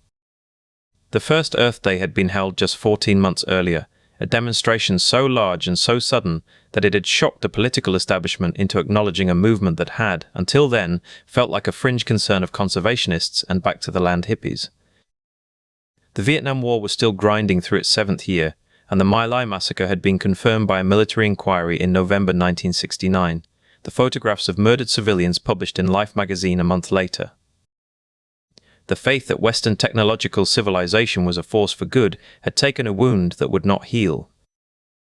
Anthropology was in the middle of a romantic turn that had been building since the 1920s, when Margaret Mead had published Coming of Age in Samoa and given the Western imagination a picture of a society where adolescence was peaceful, sexuality was uncomplicated, and the pathologies of the modern world simply did not exist. The idea that somewhere, in some untouched forest, human beings were living in a state of natural innocence that modernity had destroyed was not a fringe belief. It was a professional paradigm, a political hope, and a personal longing all at once. The specific hunger was for a people without war. The Tasaday, as they were first presented to the world, had no weapons. They had no word for war or enemy in their language. They lived entirely from foraging in a lush Philippine rainforest, wearing leaves for clothing, sleeping in caves, and speaking a dialect that no linguist had ever recorded. They were, in the framing of their discoverer, the answer to Rousseau's noble savage, not a philosophical construct but a living reality, breathing and eating and smiling for. In 1971, with the My Lai massacre fresh in public memory, and the nightly news bringing images of burning villages into American living rooms, this was not merely interesting. It was desperately needed. The Tasaday offered a counter-narrative to everything that seemed broken about the modern world. They were proof that human beings could live without violence, without hierarchy, without the things that had brought Western civilization to the brink of its own destruction. Manuel Elizalde Jr. understood this hunger because he shared it, or because he knew how to perform it. He was the head of PANAMIN, the Philippine Government Agency for Cultural Minorities, a position that gave him authority over the indigenous peoples of the archipelago and the power to control access to them. He was young, handsome, and wealthy, the son of one of the Philippines' most powerful families, a Harvard-educated lawyer, and a close associate of Ferdinand Marcos, who had been president since 1965 and would soon declare martial law. On a June morning in 1971, Elizalde held a press conference in Manila. He stood at a wooden podium surrounded by journalists and cameras, and he announced that a hunter named Dafal had led him to a tiny community of people living in caves in the rainforest of Mindanao. They had been isolated from the outside world, he said, for perhaps 1,000 years. They had no knowledge of agriculture, no metal tools, no clothing beyond what they wove from orchid fibers. They had no concept of private property, they had no word for enemy. The journalists in the room went very quiet. Then everyone spoke at once. The photographs Elizalde showed were extraordinary. They depicted a small group of people, perhaps 24 in total, standing outside a cave entrance in the dense forest. They wore leaves. They smiled. They looked at. The images were published in newspapers around the world within days. National Geographic sent a photographer. The television network scrambled to send crews.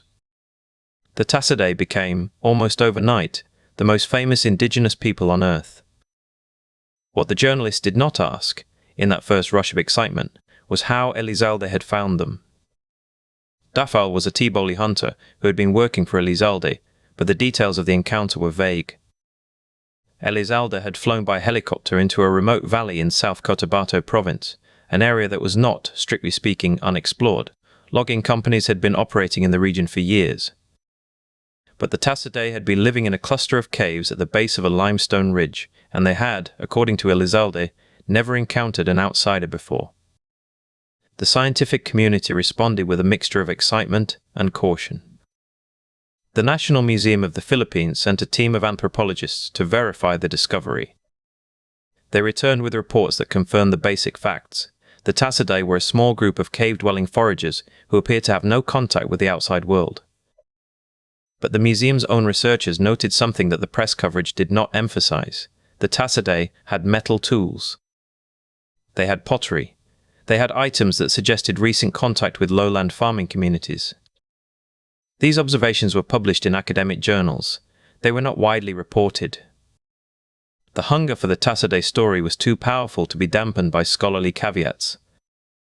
In 1972, Ferdinand Marcos declared martial law, and Elizalde's control over the Tasaday became absolute.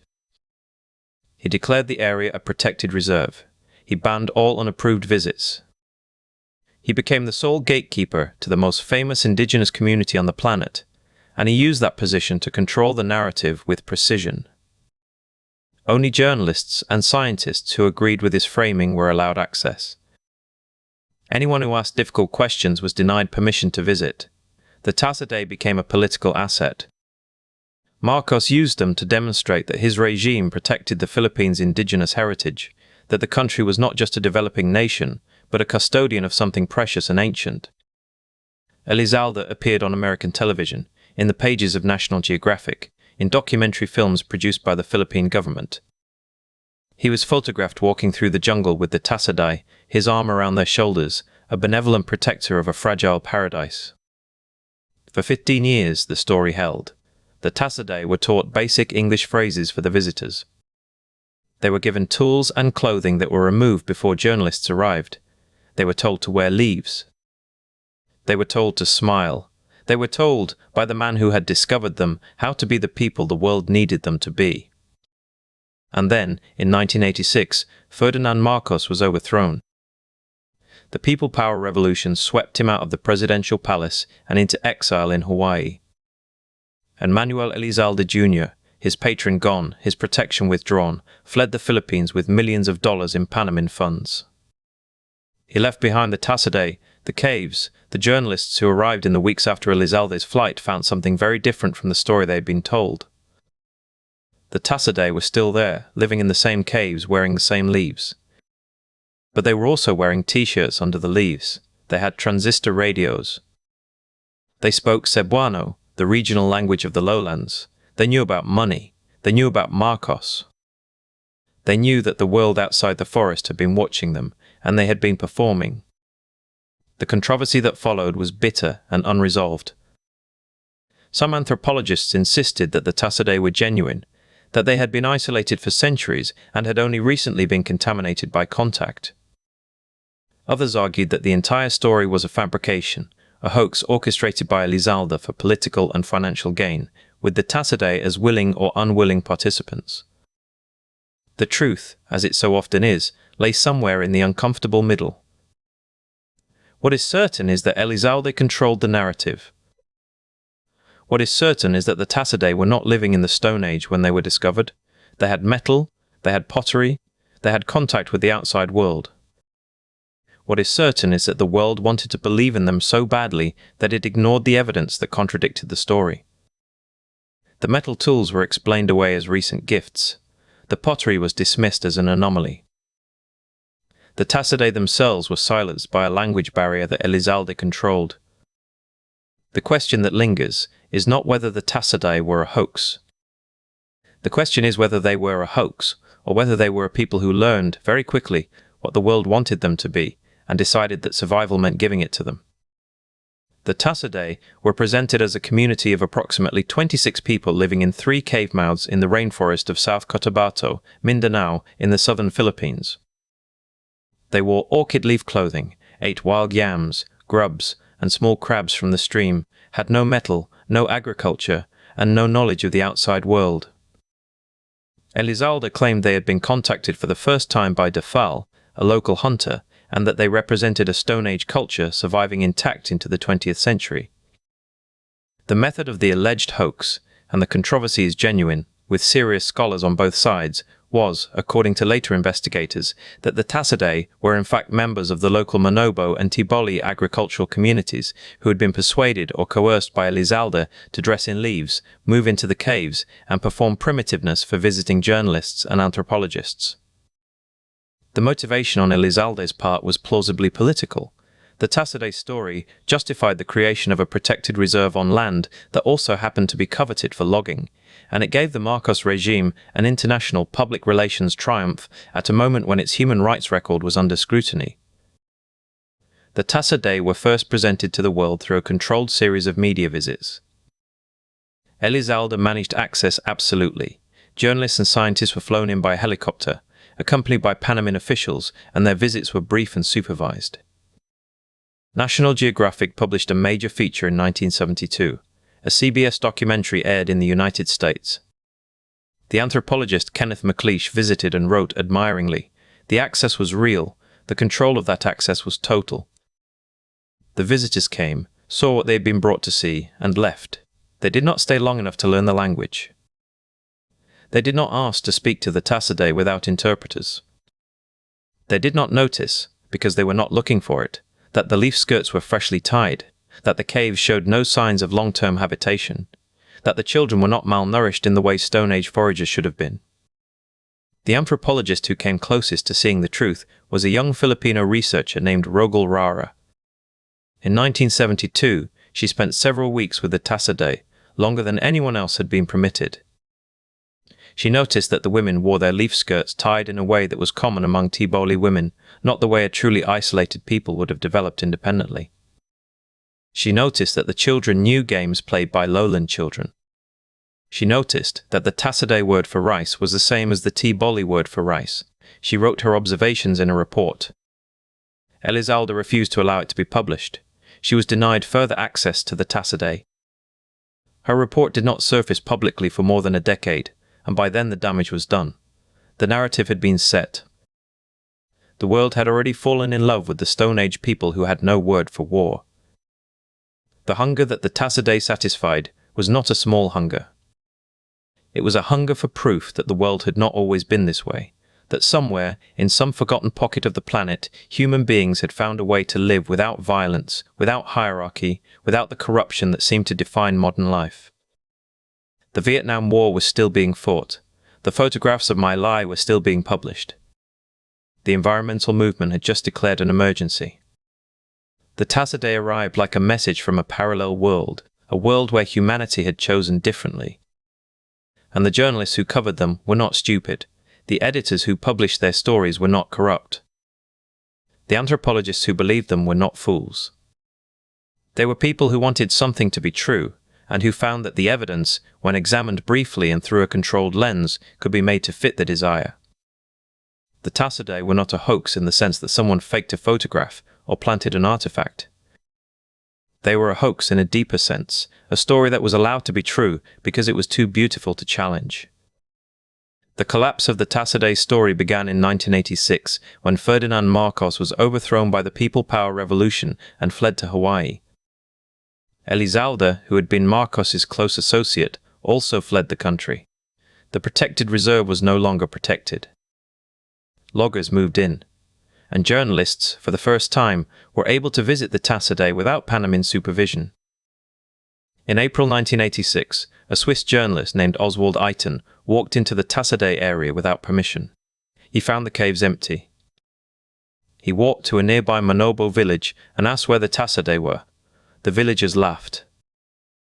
They told him that the Tasaday were their relatives, that they had been paid by Elizalde to pretend, that the whole thing had been a performance.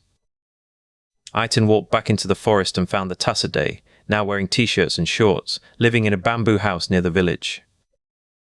They admitted, through an interpreter, that they had been told what to say and what to wear. They had been told that if they cooperated, they would be given food and medicine and protection from the loggers. The story broke worldwide. The Tasaday were denounced as a hoax.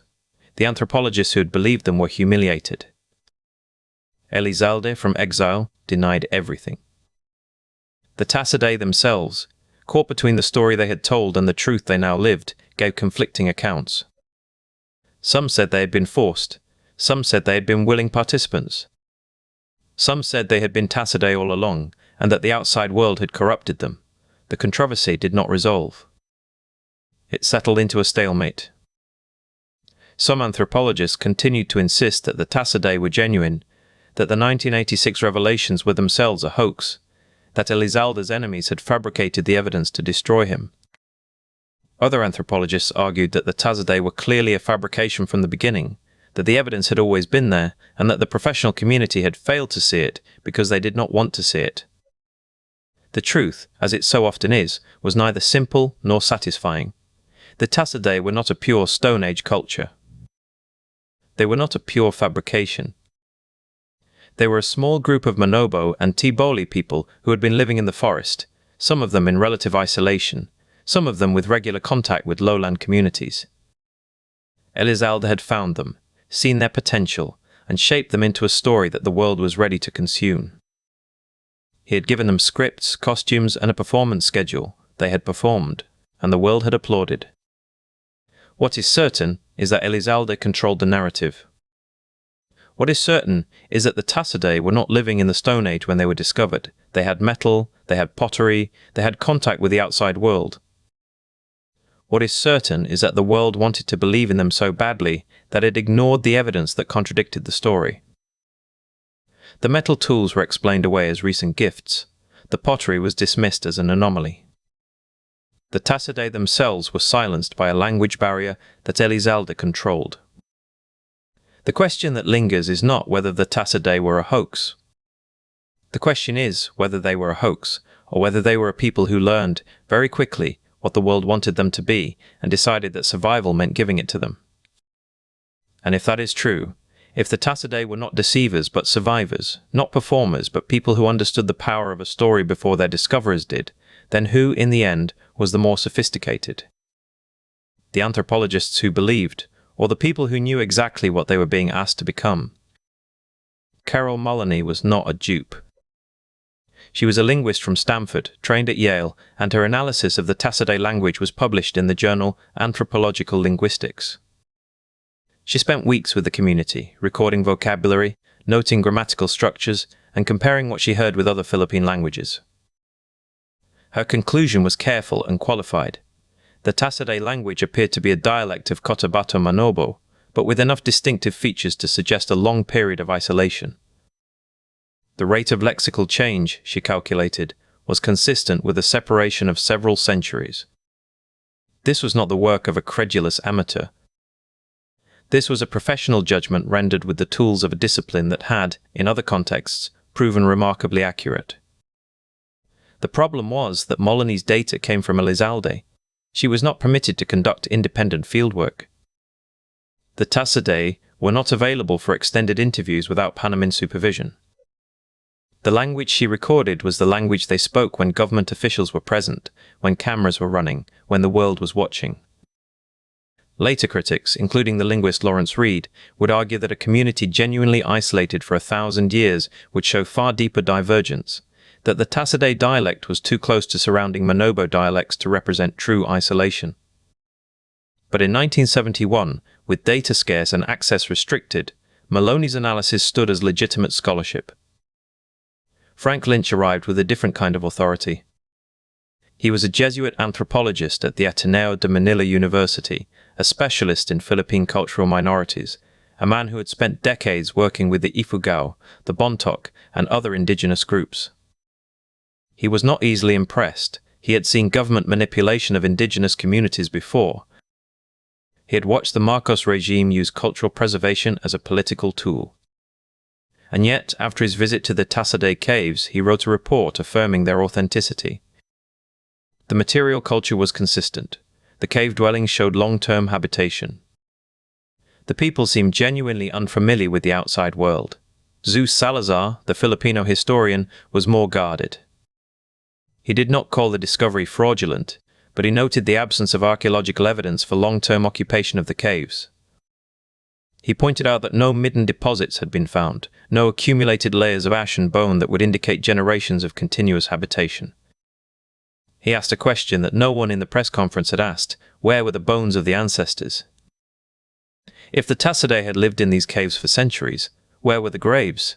The question was not answered. It was not even addressed. Robert Fox was the most credentialed of the believers. He had been the chief archaeologist at the National Museum of the Philippines, had excavated the Taban caves on Palawan, had helped establish the chronology of Philippine prehistory. When he visited the Tasaday and vouched for their authenticity, his word carried enormous weight. He had seen genuine isolated communities before. He knew what the material signature of long-term isolation looked like. And he saw it in the Tasaday's stone tools, their bamboo knives, their leaf baskets. The picture was internally consistent. The problem was that internal consistency is not the same as truth. the belief was rational given what was known. The Philippine rainforest was genuinely remote and poorly documented. The linguistic analysis, however flawed in retrospect, appeared to support isolation.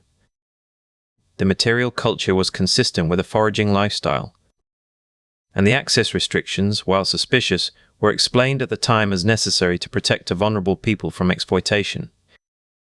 The anthropologists who visited were not naive. They were working with the best tools available in a context where independent verification was physically impossible. They believed because the evidence they could see pointed toward belief, and the evidence they could not see was kept from them. But the restrictions were not only about protection, they were also about control. Elizalde controlled who visited, when they visited, and what they saw. He controlled the interpreters. He controlled the narrative. And when journalists or scientists asked to see the Tasaday without Panamin supervision, they were told it was impossible. The Tasaday were too fragile, too easily disturbed, too vulnerable to the shock of contact. This was not an unreasonable argument, but it was also an argument that prevented anyone from testing the central claim. By 1972, the Tasaday had become an international phenomenon. National Geographic published a cover story. The BBC made a documentary. Ferdinand Marcos used the discovery to promote his regime's commitment to cultural preservation. Elizalde was celebrated as a protector of indigenous peoples. And the Tasaday themselves appeared on magazine covers, smiling, holding leaves, looking exactly like the world wanted them to look. The story was too perfect. It was too precisely what the early 1970s needed. And that, in retrospect, should have been the warning. The exposure came in 1986, when Ferdinand Marcos was overthrown in the People Power Revolution. Manuel Elizalde fled the Philippines, taking with him the files, the funding, and the institutional protection that had sustained the Tasaday project. With the gatekeeper gone, journalists finally gained unrestricted access to the Tasaday caves. What they found was not a Stone Age tribe. They found a small group of Manabo farmers who had been living in the forest for a few years, who had been told by Elizalde's men what to say and how to behave, who had been given leaf skirts and bamboo knives and instructed to act primitive for the Tasaday themselves told a Swiss journalist, Oswald Eaton, that they had participated in the deception. They said Elizalde's men had brought them food, paid them, threatened them with punishment if they revealed the truth. One of them, a man named Dull, said simply, "We were afraid. We did what we were told." The confession was not coerced. It was not extracted under pressure. It was the quiet admission of people who had been caught in a story they did not create and could not escape. But even now, the story is not simple. Some anthropologists continue to argue that the Tasaday were not a complete fabrication, that they were a genuine, isolated group who had been manipulated and exaggerated by Elizalde. The linguist Carol Moloney, to her credit, revisited her data and acknowledged that the language evidence was not as strong as she had initially believed. But she did not retract her conclusion entirely. The question of what the Tasaday were, before Elizalde found them, remains unresolved. What is clear is that the Tasaday were not simply a hoax invented by one man. They were a collaboration between Elizalde's ambition, Marcos's propaganda machine, the international media's hunger for a story, and the anthropological community's desire to believe that somewhere, in some untouched corner of the world, human beings were living as they had always lived. The Tasaday did not deceive the world alone. The world was ready to be deceived. And the Tasaday themselves? They returned to their farms. They stopped wearing leaf skirts. They watched the world move on to other stories. In 1988, a Filipino journalist found one of the original Tasaday, a man named Lolo, living in a wooden house with a corrugated iron roof. He had a television. He had a radio. He had grandchildren who went to school. When the journalist asked him if he had been part of a hoax, Lolo did not answer directly. He said, "The Americans gave us food. They gave us clothes. They took pictures. We did what they wanted." What would you have done? The question that lingers is not whether the Tasaday were real. The question is whether the Western desire for a noble savage, a people untouched by civilization, living in harmony with nature, innocent of war and greed, is itself a kind of hoax. A story we tell ourselves to avoid the uncomfortable truth that there is no way back to innocence, that the world we have made is the only world there is, and that the people we imagine living in some pristine past are, in every case, people who have been asked to perform our fantasies for us. And if that is true, if the noble savage is not a discovery but a projection, then what does it say about us that we keep looking for him? That we keep believing in people who never existed, in places that never were, in a past that never happened.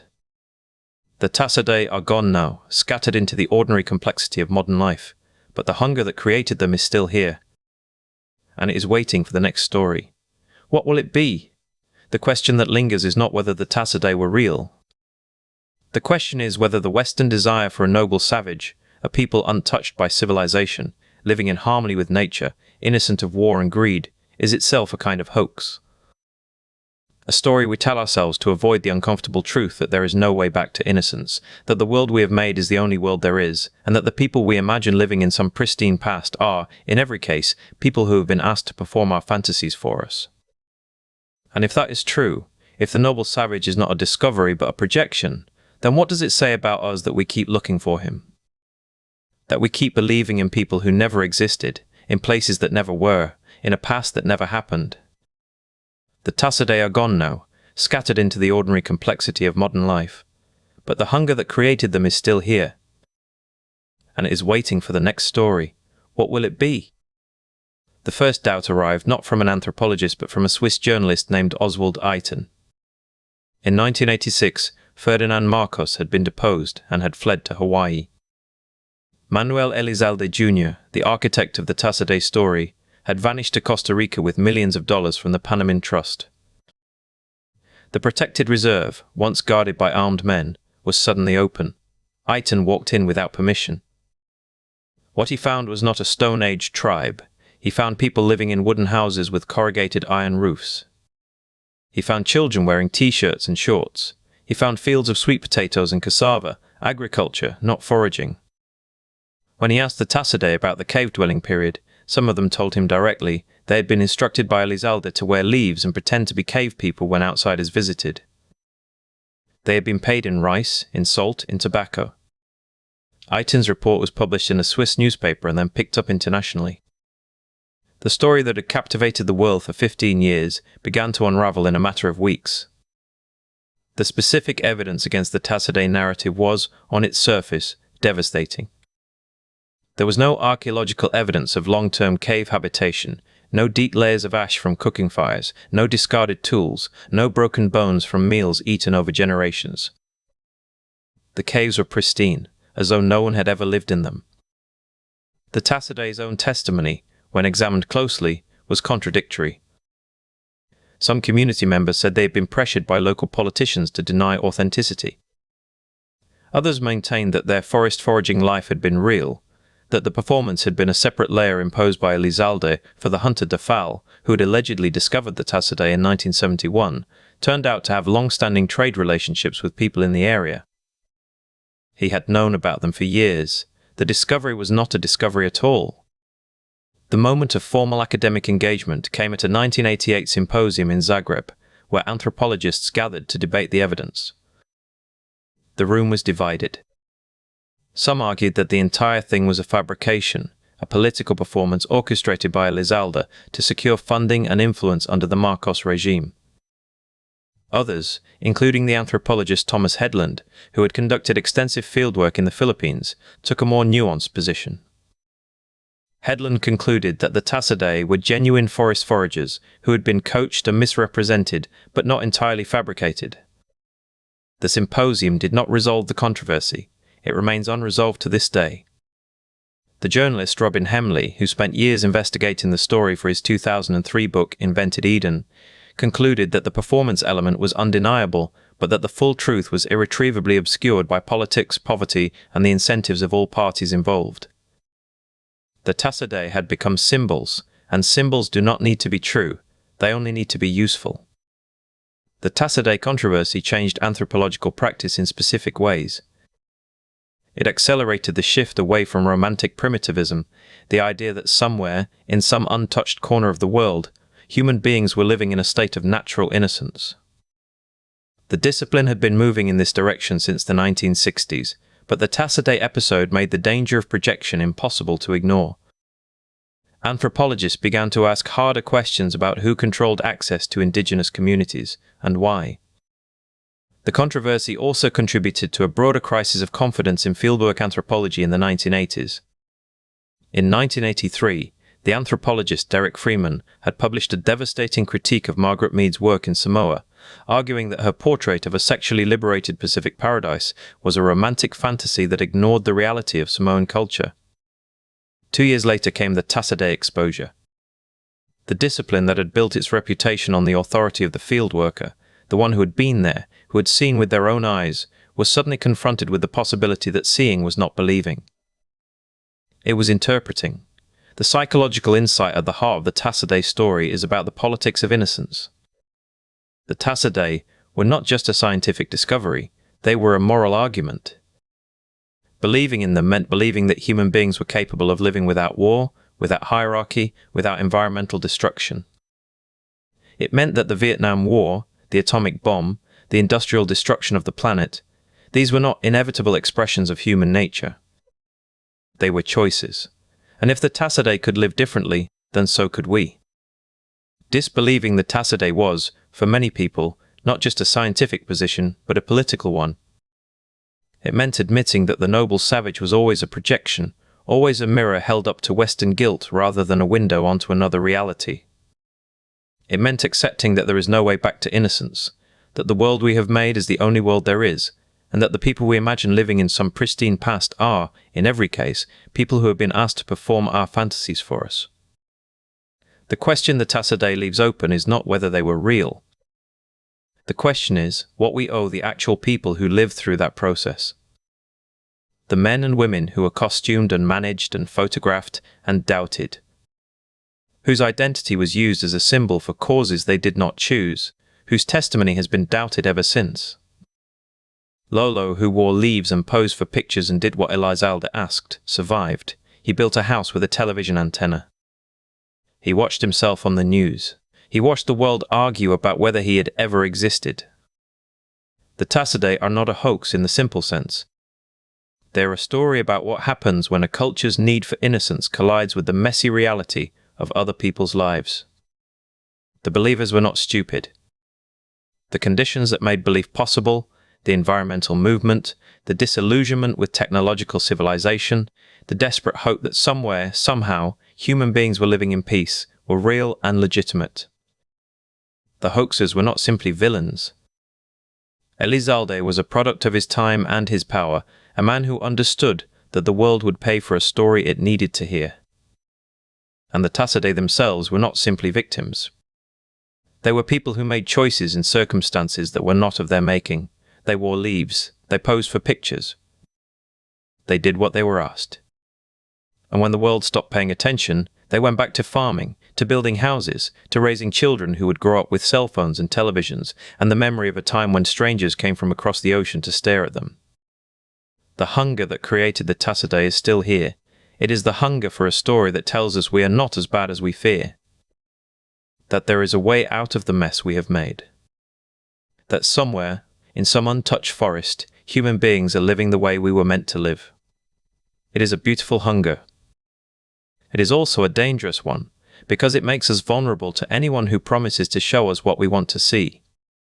What will we believe next? In the spring of 1725, the city of Würzburg was a place where the old world and the new were beginning to pull apart at the seams.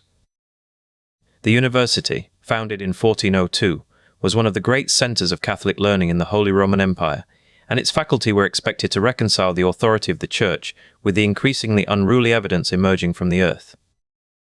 The hills around the city were being quarried for limestone, and every season brought new objects to the surface, bones, shells, strange shapes that resembled nothing alive and everything at once. The word fossil in 1725 did not mean what it means today. It meant anything dug from the ground, a carved flint, a petrified shell, a crystalline formation, a bone. The origins of these objects were a matter of fierce and unresolved debate. Some scholars argued they were the remains of once living creatures, buried in the great flood of Noah. Others maintained they were lusus naturae, sports of nature, spontaneous productions of the Earth itself, created by some mysterious formative force. A third school held that they were evidence of a universal deluge, but could not explain how marine shells had reached the tops of mountains. All three positions were held by serious, educated, devout men.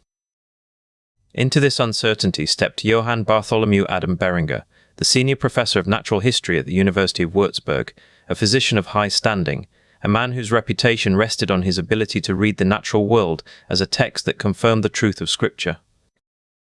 He was 58 years old in 1725, at the height of his career, and he was actively searching for specimens that would settle the debate once and for all. He wanted fossils that were so clear, so unmistakably organic, that no reasonable person could deny they were the remains of living things. On a hillside called Mount Eivelstadt, about an hour's walk from the city, 3 local boys were digging for him. They had been hired to bring him anything unusual, any stone that seemed to carry the mark of design or life. One afternoon in late spring, they uncovered a slab of limestone that stopped them cold. On its surface, perfectly incised, was the image of the sun, with rays extending outward in precise, regular lines. They carried it to Beringer's study. He examined it, turned it over, ran his thumb across the carved surface. He did not ask, "Who made this?" He asked, "What does this mean?" That question, "What does this mean?" was the only question Beringer allowed himself to ask. The answer, in his framework, was almost self-evident. The stone was a representation of the sun. It had been found buried in the earth. Therefore, it was a fossil, a record of something that had existed in the ancient world. But what kind of creature produced an image of the sun? Beringer had a theory. He believed that the earth contained a vis plastica, a plastic force, that shaped stones into forms that mirrored the heavens. The sunstone was not a carving. It was a natural product, a lusus naturae, a playful imitation of the celestial by the terrestrial. The boys returned to the hill. Within days they brought back more, a stone with the moon, perfectly formed, crescent and all. A stone with a star.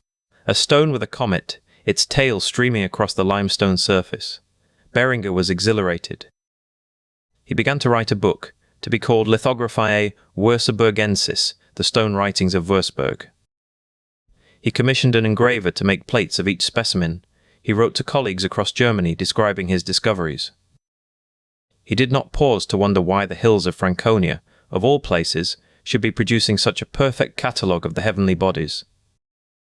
The stones kept coming, a frog in the act of mating, a spider, a wasp, a bee, a bird with its wings spread, a snail, a fish, a lizard. Each one more intricate than the last, each one carved into the limestone with a precision that no natural process could easily explain. And then the stones began to include words, Hebrew letters, Latin inscriptions. A stone bearing the name of God in Hebrew characters. Beringer recorded them all. He did not slow down. He did not ask himself whether the earth, even with the vis plastica, could spell. The third movement of any hoax is the believers, and the believers in this case were not the credulous peasants or the superstitious villagers. The believers were the most educated men in one of the most learned cities in Germany. Beringer's colleagues at the university examined the stones. They agreed that they were remarkable. Some expressed doubt, but quietly, privately, because Beringer was the senior professor and his reputation was considerable. The stones were displayed in his cabinet, and visitors came from other cities to see them. No one said, "These are too perfect." No one said, "The earth does not carve letters." The logic of belief was not irrational. Beringer had a theoretical framework, the vis plastica, that was widely accepted in some circles. The stones were found in situ, in the ground, by reliable local workers. They were consistent with each other. They confirmed what Beringer already believed about the creative power of the earth. The believers were not stupid. They were operating within a system that made the stones plausible. The problem was not their intelligence. The problem was that the system had no mechanism for detecting deliberate fraud. The hoaxes, when they are finally identified, are not villains in the usual sense. 2 of Beringer's colleagues at the university, Johann Georg von Eckhardt, the university librarian and a rival for patronage, and a professor of mathematics named Johann Ignaz Roderick, had conspired to create the stones. They had hired a local sculptor, a man named Johann Georg Schott, to carve the images into fresh limestone. They had paid the three boys to bury them on Mount Ivelstadt. Their motive was not malice exactly, it was mockery.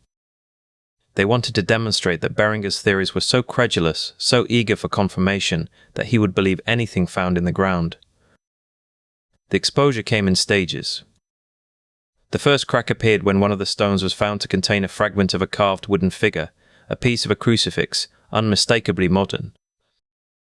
Beringer dismissed it as an anomaly. Then a visiting scholar from another university, a man named Johann Jakob Schucher, examined the collection and pointed out that some of the Hebrew letters were carved backwards. Beringer said the vis plastica did not distinguish left from right. The final blow came when one of the boys, caught stealing a stone to sell, confessed under interrogation. The tribunal was convened in the spring of 1726. Beringer was called before the University Senate to explain. The stones were laid out on a table. The sculptor was brought in and identified his work. Von Eckart and Roderick were questioned. Beringer, for the first time, was forced to ask the question he had never asked: who made this? The answer destroyed him. He spent the rest of his life trying to buy back every copy of his book, to burn them, to erase the record of his credulity. He died in 1740, a broken man, but the story does not end with his humiliation. The stones themselves survived. They were collected, catalogued, and stored in the University Museum. In the centuries that followed, they became objects of scientific curiosity in their own right, not as fossils, but as evidence of how belief works. The Beringer lying stones are still in Würzburg today. You can see them.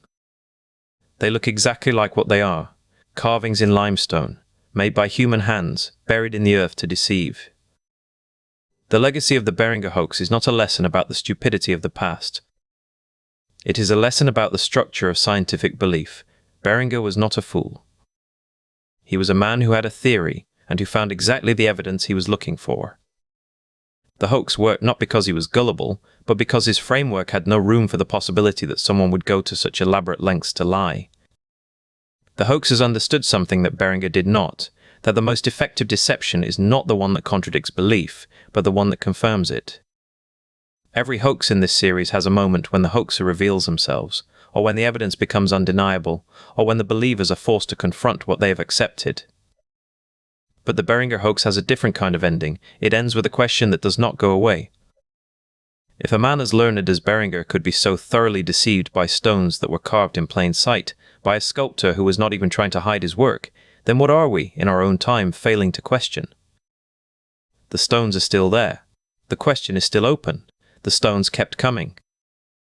Throughout the summer of 1725, the three young diggers on Mount Ivelstadt brought their finds to Beringer's study with a regularity that should have given any cautious man pause. A limestone slab bearing the image of a spider, its 8 legs perfectly splayed, caught in the act of spinning its web.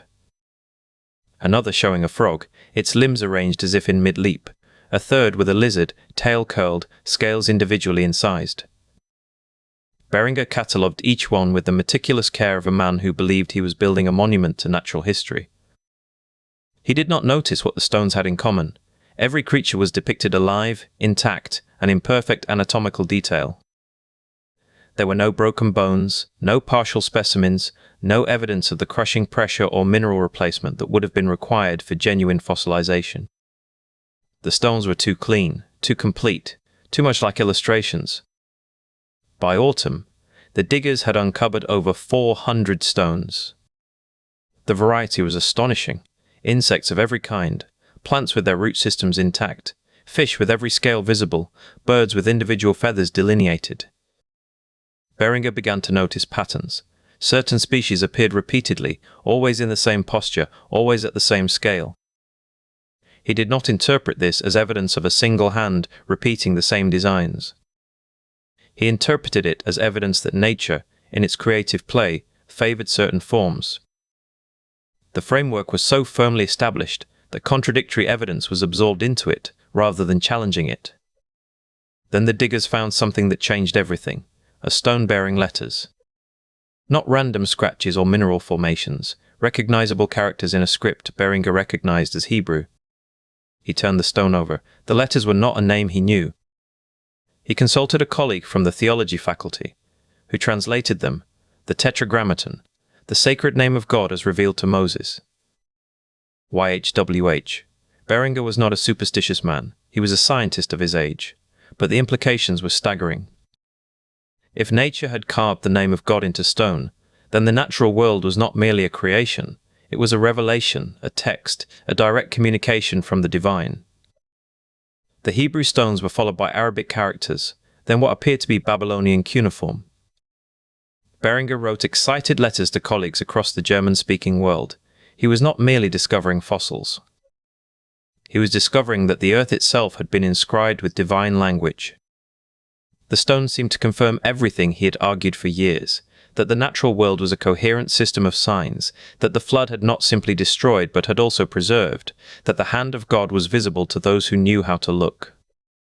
By the winter of 1725, Beringer had accumulated over 2,000 stones. His study had become a museum of the impossible. He began preparing a book. The work would be called Lithographiae Wurzburgensis, the Stone Writings of Wurzburg. It would contain detailed engravings of the most remarkable specimens, accompanied by Beringer's learned commentary on their meaning. He engaged an illustrator. He wrote a preface arguing that the stones were genuine lusus naturae, sports of nature, produced by the Earth's own creative force. He addressed the theological objections he anticipated. If God had written his name in stone, why had he chosen to reveal it now, in 1725, in a hillside near Würzburg? Beringer's answer was that God's timing was not for man to question. The stones were a gift to an age that had grown too rational, too skeptical, too proud. The book was published in 1726. It was a handsome volume, folio size, with copperplate engravings that reproduced the stones in loving detail. Beringer sent copies to every major university in Europe. The response was not what he expected. Across the German states, scholars read Beringer's book with a mixture of fascination and unease. The stones were too perfect. The Hebrew was too clear. The variety was too comprehensive. A Jesuit naturalist named Joseph Franz von Eckhart, no relation to Beringer's colleague, wrote a polite but devastating letter suggesting that the stones might be of human manufacture. He pointed out that the Hebrew letters were carved in the wrong direction for ancient Hebrew script. He noted that the Arabic characters included a word that was not attested in any known inscription. He asked, with the delicacy of a man who did not want to cause offense, whether Beringer had considered the possibility that someone might be playing a joke. Beringer dismissed the criticism. The Jesuit was a rival, a competitor in the field of natural history. The stones were genuine. He had examined them himself. He had watched them being extracted from the earth. There was no possibility of fraud. But the questions did not stop. A professor from the University of Bamberg wrote to ask whether Beringer had personally witnessed every excavation. Beringer had not. He had relied on the 3 young diggers who brought him their finds each evening. He had never visited the hillside himself. He had never watched them dig. When he finally did, in the late summer of 1726, nearly 18 months after the first stone was found, he discovered something that turned his certainty to ash. On the hillside, half buried in loose soil, Beringer found a stone that was still wet with fresh carving. The limestone dust had not yet settled. The incised lines were sharp, unweathered, untouched by the centuries he had assumed. He picked it up. The stone was warm from the sun. It had been buried that morning. In the weeks that followed, the truth emerged in fragments. The diggers, under pressure, confessed. They had been paid by 2 men, Johann Ignaz Roderick, professor of geography and algebra, and Georg von Eckhart, the university librarian. Roderick had designed the stones, choosing images that would appeal to Beringer's theories. Eckhart had carved them, using simple tools, a knife, a chisel, a piece of sandstone for smoothing. They had buried them at night, in increasing numbers, testing how far Beringer would go. When he accepted the Hebrew stones, they added Arabic. When he accepted those, they added Babylonian. They had not expected him to publish a book. They had expected him to realize, eventually, that he was being mocked. Beringer did not realize. He had been so certain of his framework that he had interpreted every escalating absurdity as confirmation.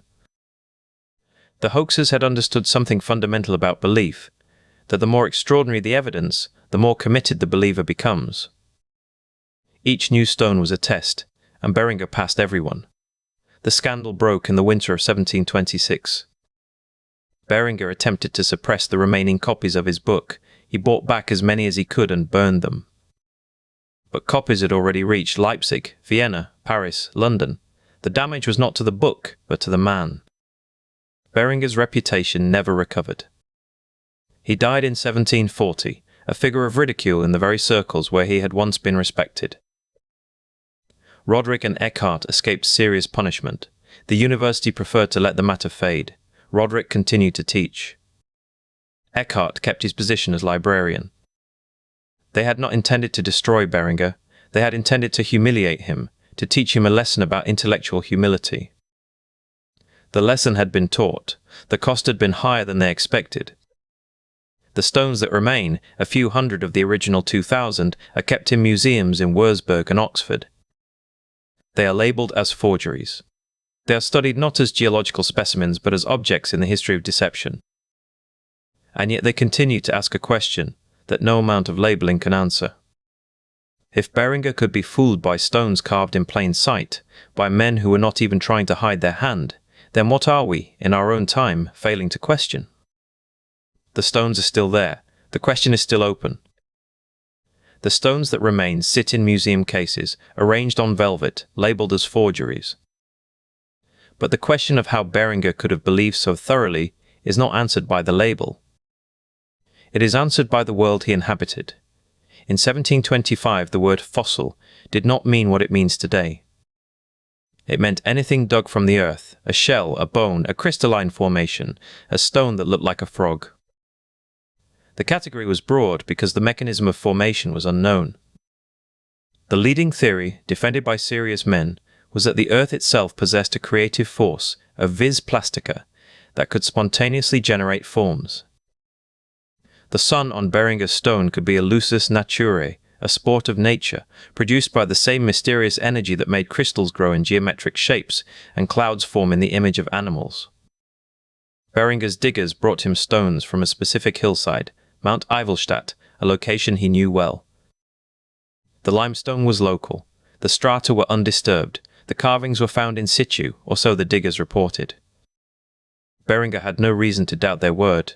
They were his employees, paid by the piece, and they had brought him genuine fossils before.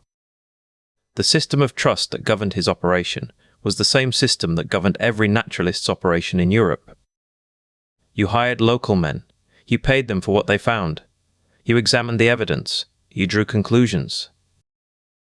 The alternative, that his own diggers were planting carved stones in the hillside, required Beringer to believe something far more disturbing than that nature could produce a sun with rays. It required him to believe that the young men who worked for him, who brought him specimens week after week, who seemed grateful for the work, were engaged in a systematic deception. It required him to believe that his colleagues at the university, men he had known for years, might be behind it. That level of institutional betrayal was not merely professionally inconvenient, it was psychologically impossible to entertain. One of Beringer's colleagues did raise the possibility. A professor of medicine, whose name has been lost, examined the stones and told Beringer they looked suspiciously well preserved, suspiciously deliberate in their arrangement. Beringer dismissed the warning. He attributed it to jealousy, to academic rivalry, to the petty resentments of a lesser mind. He had, after all, published more than this colleague. He had a larger collection. He was the senior professor. The warning came from a position of institutional inferiority, and Beringer treated it accordingly. This was not stupidity. This was the architecture of academic authority in the early 18th century. A senior professor did not defer to a junior colleague's doubts. A man who had spent 30 years building a reputation did not abandon it because someone suggested he look more closely. Beringer's belief was not a failure of intelligence. It was a failure of the social system that was supposed to correct for individual error. When the deception was finally exposed, the university convened a formal tribunal. Beringer stood before his colleagues, the stones laid out on the table between them. The evidence was overwhelming. The chisel marks, the fresh fractures, the stones that could not possibly have been buried for centuries because they still smelled of the workshop. But the tribunal was not simply judging the stones. It was judging the man who had believed in them, and in doing so, it was judging the entire intellectual framework that had made belief possible. The tribunal's verdict was not that Beringer was a fool. It was that he had been deceived by persons unknown, and that his reputation would suffer accordingly. Roderick and Eckhart were never formally charged. The university preferred to let the matter fade. But the question the tribunal did not answer, the question that still lingers, is why Beringer's belief was so complete that he never once suspected the obvious. The answer lies in the nature of confirmation bias. Beringer had a theory. The theory was that the Earth could produce form-bearing objects, that the vis plastica was real, that the biblical flood had left traces that could be read by the trained eye. The stones confirmed every part of this theory. They were not anomalies to be explained away. They were evidence of a kind he had been seeking for years. When you are looking for confirmation, you find it. The mechanism of deception is not the forgery, it is the willingness to believe. Beringer's book was published in 1726, just before the scandal broke. It is a beautiful object, engraved plates, careful descriptions, the full apparatus of scholarly authority. Copies reached Leipzig, Vienna, Paris, London. When Beringer tried to buy them back, he could not recover them all. A handful survive in rare book libraries.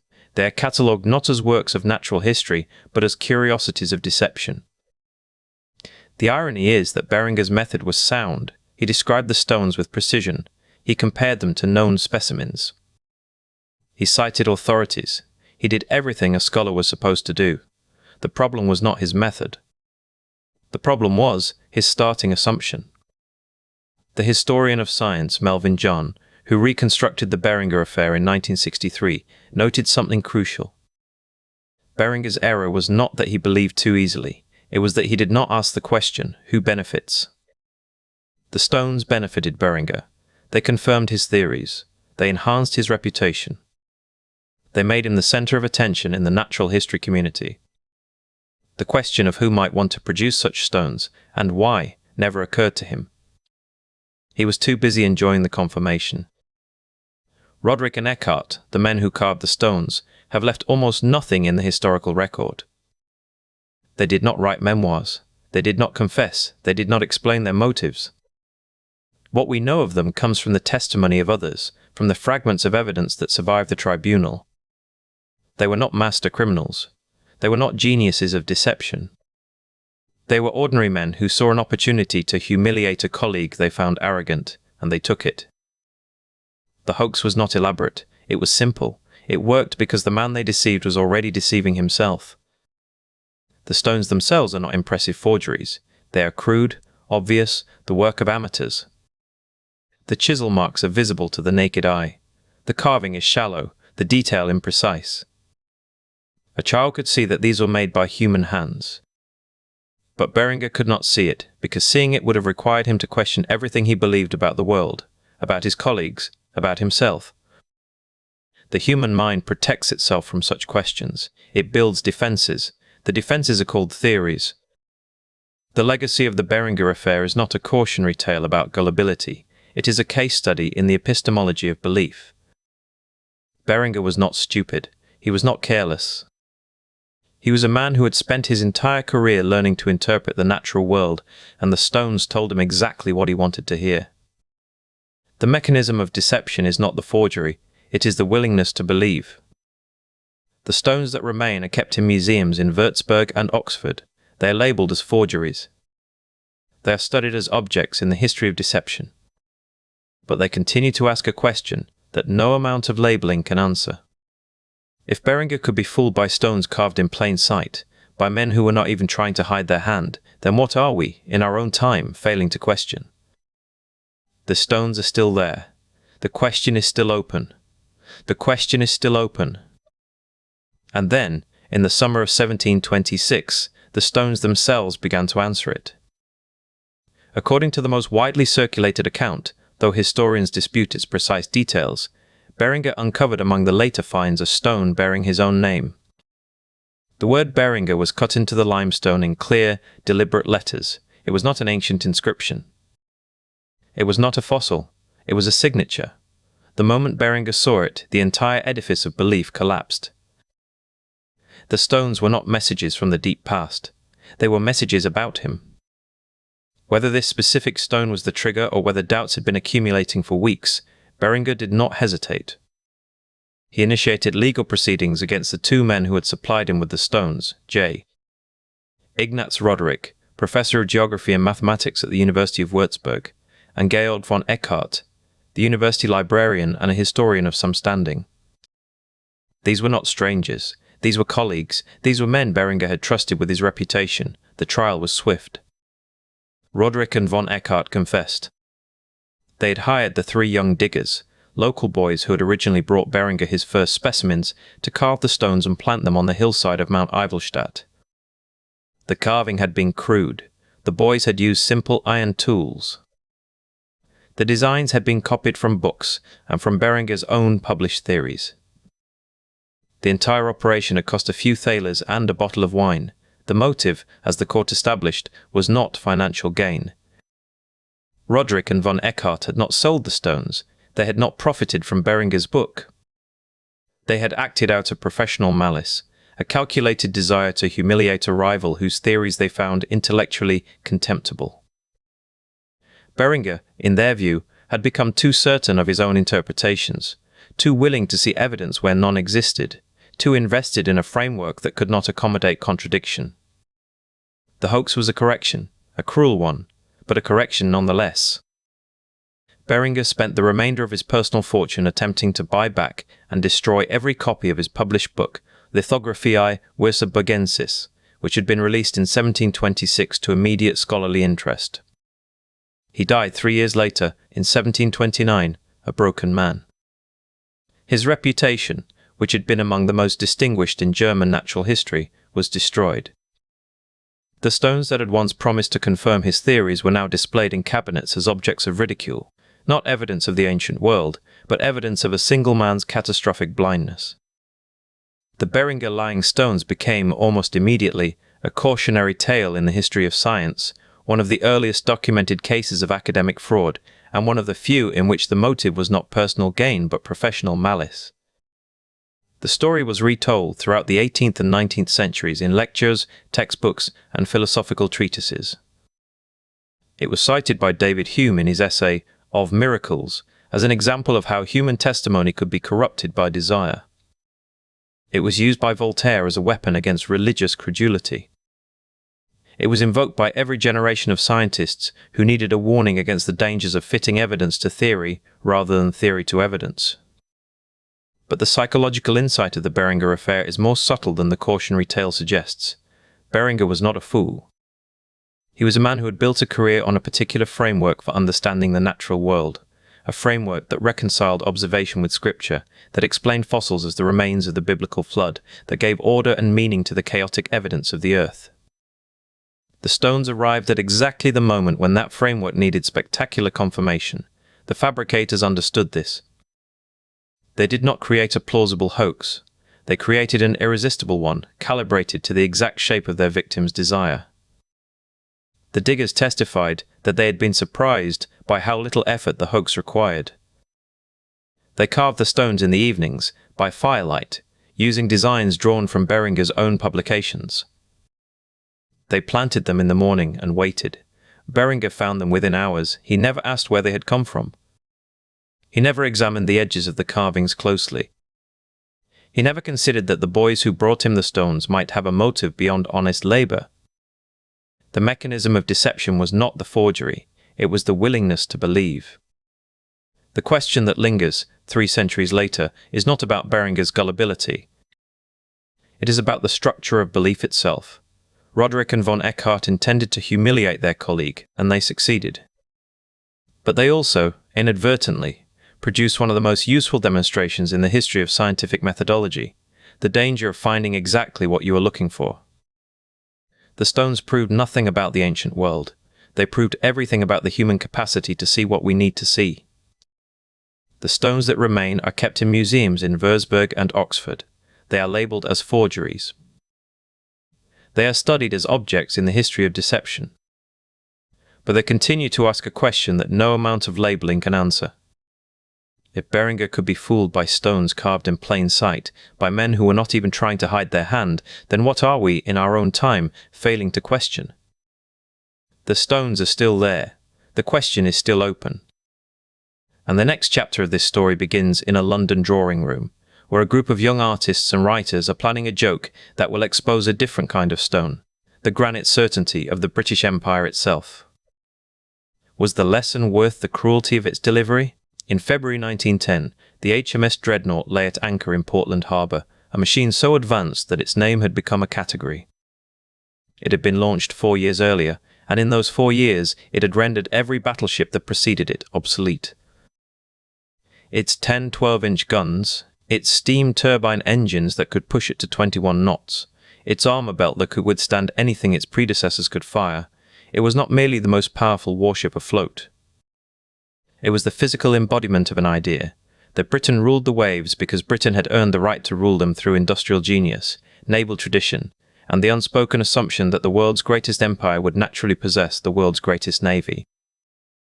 The Anglo-German naval arms race had reached a fever pitch.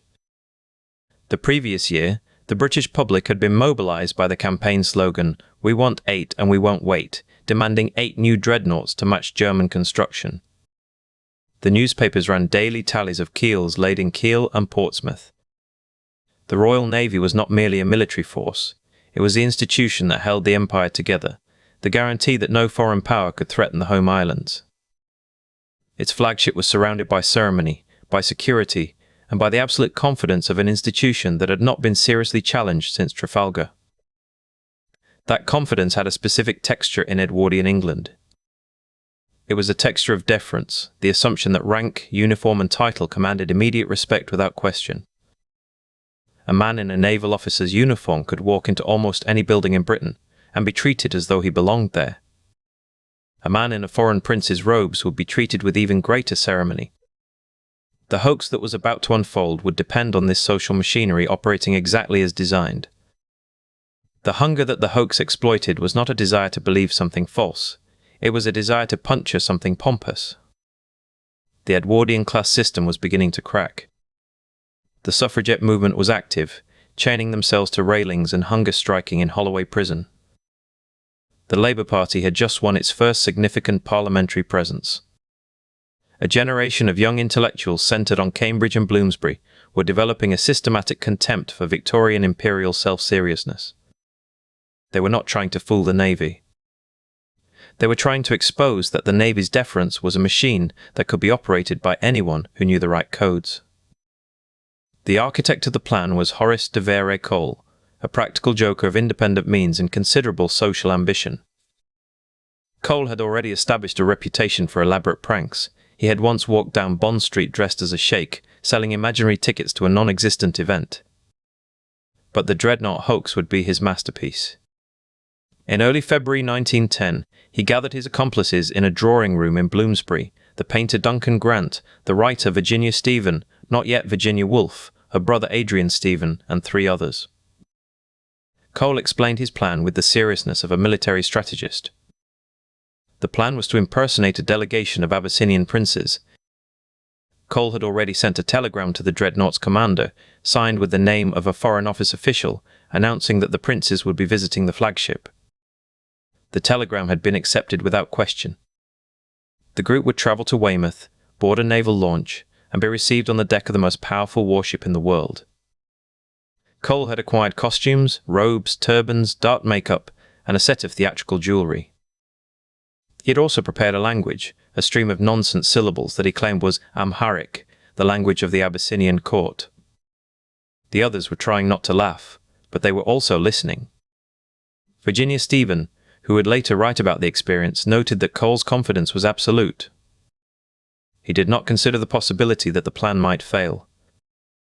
He had already rehearsed the delegation's behavior.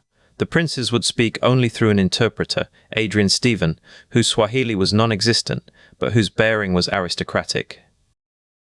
They would demand to see the ship's guns, the engine room, the bridge. They would behave exactly as foreign dignitaries were expected to behave, with a combination of curiosity and entitlement.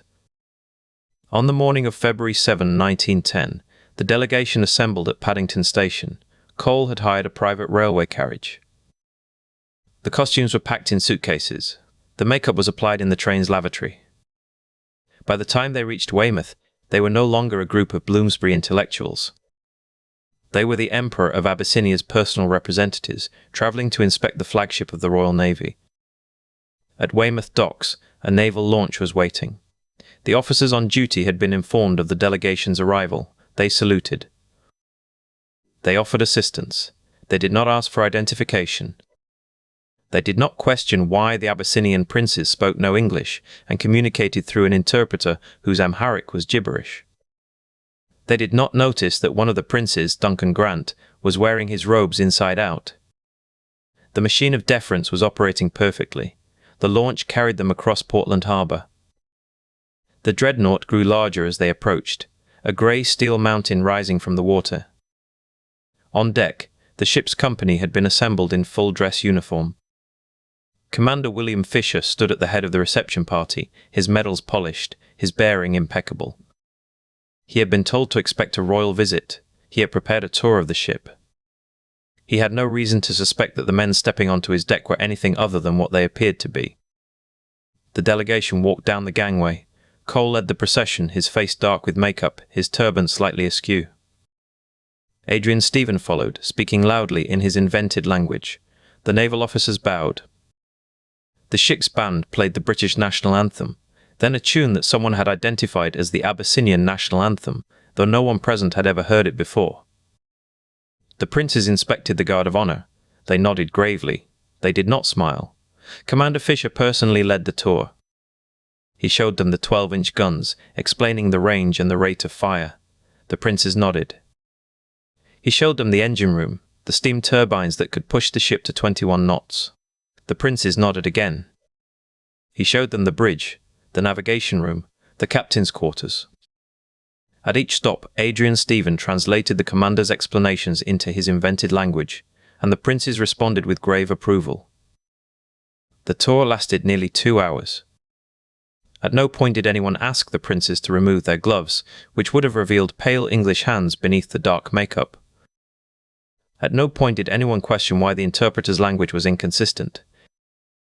At no point did anyone suggest that the delegation's behavior was anything other than what was expected of foreign royalty. The machine of deference was so well oiled that it did not occur to anyone to check whether it was being operated by imposters. The delegation returned to the launch. They saluted. The band played again. The launch carried them back to Weymouth. On the train to London, they removed their makeup and laughed until they could not breathe. They had done it. They had walked onto the most secure warship in the world, been treated as royalty, and walked off again without anyone suspecting a thing. The hoax was exposed 3 days later, when a newspaper reporter recognized one of the participants and published the story. The public reaction was a mixture of fury and delight. The Navy was humiliated. Commander Fisher was quietly reassigned. The Admiralty issued a statement about the importance of security. But the laughter was louder than the outrage, and it did not stop. The Bloomsbury Group had achieved exactly what they intended. They had demonstrated that the most powerful institution in the world was vulnerable to the simplest form of deception. They had shown that deference was not a sign of respect, but a habit of mind, a habit that could be exploited by anyone who understood its rules. The Dreadnought Hoax was not about credulity. It was about the absurdity of a system that demanded respect for titles and uniforms while ignoring the people inside them. In the years that followed, the participants went on to change the world in different ways. Virginia Woolf wrote novels that transformed English literature. Duncan Grant painted canvases that redefined British modernism. Adrian Stephen became a psychoanalyst. Horace de Vere Cole continued to pull pranks, each one less successful than the Dreadnought Hoax, until his death in 1936. But the question the hoax left behind was not about the participants, it was about the institution. How many other rituals of deference were being performed every day by people who had never thought to ask whether the person receiving the respect had earned it?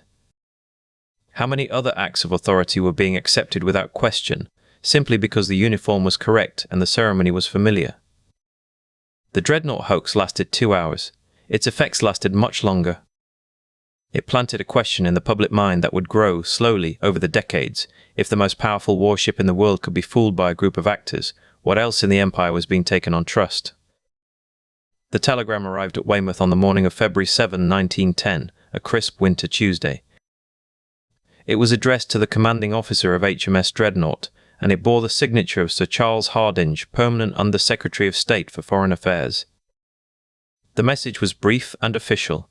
A delegation of Abyssinian princes, accompanied by their interpreter, would be arriving by train that afternoon to inspect the flagship. They were to be received with full honours.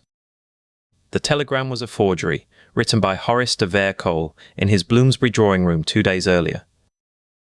He had studied Hardinge's signature from a letter he had borrowed from a friend who worked at the Foreign Office. The paper was of the correct weight, the ink the proper shade of black.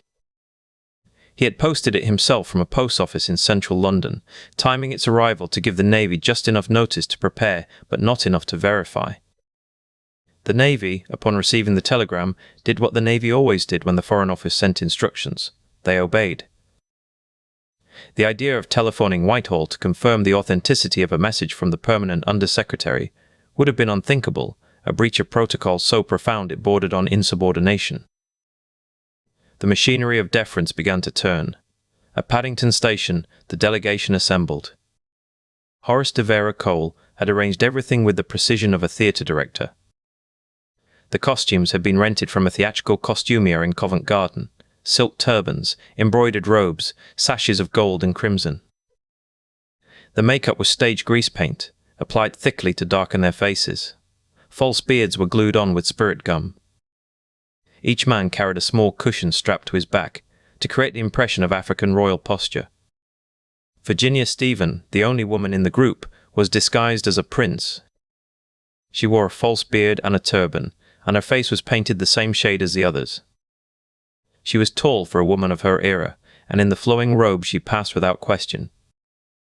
She later wrote that the experience was exhilarating, the sensation of being seen and not recognized, of moving through the world as a fiction. The train departed Paddington at 10:30. The compartment was filled with nervous laughter. Adrian Stephen, who would act as the interpreter, was rehearsing his lines, a mixture of Latin, Greek and Swahili he had learned from a phrasebook, with occasional quotations from Virgil's Aeneid for when he needed to sound particularly authoritative. Cole was calm, almost bored. He had done this before. The delegation arrived at Weymouth Station shortly after noon. A naval officer in full dress uniform was waiting on the platform. He saluted. The princes, following Cole's whispered instructions, nodded gravely. The officer escorted them to a waiting launch, which would carry them across Portland Harbour to where the Dreadnought lay at anchor. The launch cut through the grey water. The Dreadnought grew larger with each passing minute, a massive silhouette of steel and gun turrets, the most formidable weapon ever built. On deck, the crew had been turned out in full dress uniform. The red carpet had been laid. The ship's band was playing. Commander William Fisher, the executive officer, stood at the head of the reception party, his medals gleaming in the thin winter sunlight. The princes climbed the gangway. The guard presented arms. Fisher stepped forward and offered a formal greeting in English. Adrian Stephen, as interpreter, responded in a stream of what sounded like fluent Amharic, but was in fact a garbled recitation of the first 12 lines of the Aeneid, delivered with complete conviction. Fisher nodded, understanding nothing, but understanding that he was not supposed to understand. That was what interpreters were for. The tour began. The princes were shown the forward gun turret, where the 12-inch guns could fire a shell weighing 850 pounds over a distance of 20,000 yards. They expressed wonder. They were shown the torpedo room, where the Whitehead torpedoes lay in their racks like sleeping fish. They expressed wonder. They were shown the wireless room, where a young telegraph operator demonstrated the new Marconi equipment. They expressed particular wonder. The phrase they used for wonder was bunga bunga. It was a nonsense phrase, invented by Cole on the train. He had chosen it because it sounded vaguely African, vaguely royal, and entirely meaningless. The naval officers wrote it down in their reports. They assumed it was a term of respect in the Abyssinian court. They did not question it. The tour lasted 40 minutes. The princes were offered refreshments in the wardroom, sandwiches, cake, tea. Cole declined on their behalf, explaining through the interpreter that Abyssinian royal custom forbade eating in the presence of strangers. In truth, he was afraid that the grease paint would smudge if they ate, or that a false beard might slip into a cup of tea. Commander Fisher presented the princes with a signed photograph of the ship, framed in silver. Adrian Stephen accepted it with a formal bow. The delegation then returned to the launch, descended the gangway, and crossed the harbour back to Weymouth. The entire operation had taken less than 3 hours from arrival to departure. On the train back to London, the compartment erupted. They laughed until they could not breathe. Virginia Stephen later wrote that she had never felt so free, the sensation of having moved through the most rigid institution in Britain, entirely unseen, entirely believed, entirely accepted as what they pretended to be. The laughter was not just relief. It was the laughter of people who had touched the machinery of power and found it was made of paper. The secret lasted 4 days. On February 11, the story broke in the Daily Mirror, which had received an anonymous tip, almost certainly from Cole himself. The newspaper ran the story on its front page under a headline that stretched across 6 columns: Princes from Abyssinia, Royal Navy's welcome to a joke. The reaction was immediate and furious. The Admiralty launched an internal investigation. Questions were asked in Parliament. The First Lord of the Admiralty, Reginald McKenna, was forced to issue a statement expressing the Navy's profound embarrassment. Commander Fisher was quietly reassigned. The Naval Discipline Act was invoked. The Hoaxes had technically committed an act of impersonation that could be prosecuted as a breach of the peace. But the prosecution never came. The Hoaxes were too well connected. Horace de Vere-Cole was the nephew of a baronet. The Stephen siblings were the children of Sir Leslie Stephen, the distinguished editor of the Dictionary of National Biography. Duncan Grant was the cousin of the Prime Minister's wife. To prosecute them would have been to admit that the Navy had been fooled by amateurs, and that the Foreign Office had been fooled by a forged signature on a telegram. The press, having initially mocked the Navy, began to mock the Hoaxes instead. The Morning Post called them degenerate young men of independent means. The Daily Telegraph suggested they should be sent to the colonies. But among the young, among the students and the clerks and the suffragettes and the socialists, the hoax was celebrated. It was proof that the old order could be fooled, that the emperor had no clothes, that the most powerful institution in the world could be undone by a forged telegram and a few yards of theatrical silk. The phrase bunga bunga entered the language. It was used in music halls, in cartoons, in private jokes among the educated classes. It became a shorthand for the absurdity of imperial ceremony, the way that a meaningless phrase, delivered with sufficient confidence, could be accepted as profound by people who had never thought to ask what it meant. The Dreadnought Hoax was not a crime against the state. It was not an act of espionage or treason or even significant property damage. It was a piece of theatre that lasted 40 minutes and cost nothing but the price of a train ticket and some rented costumes.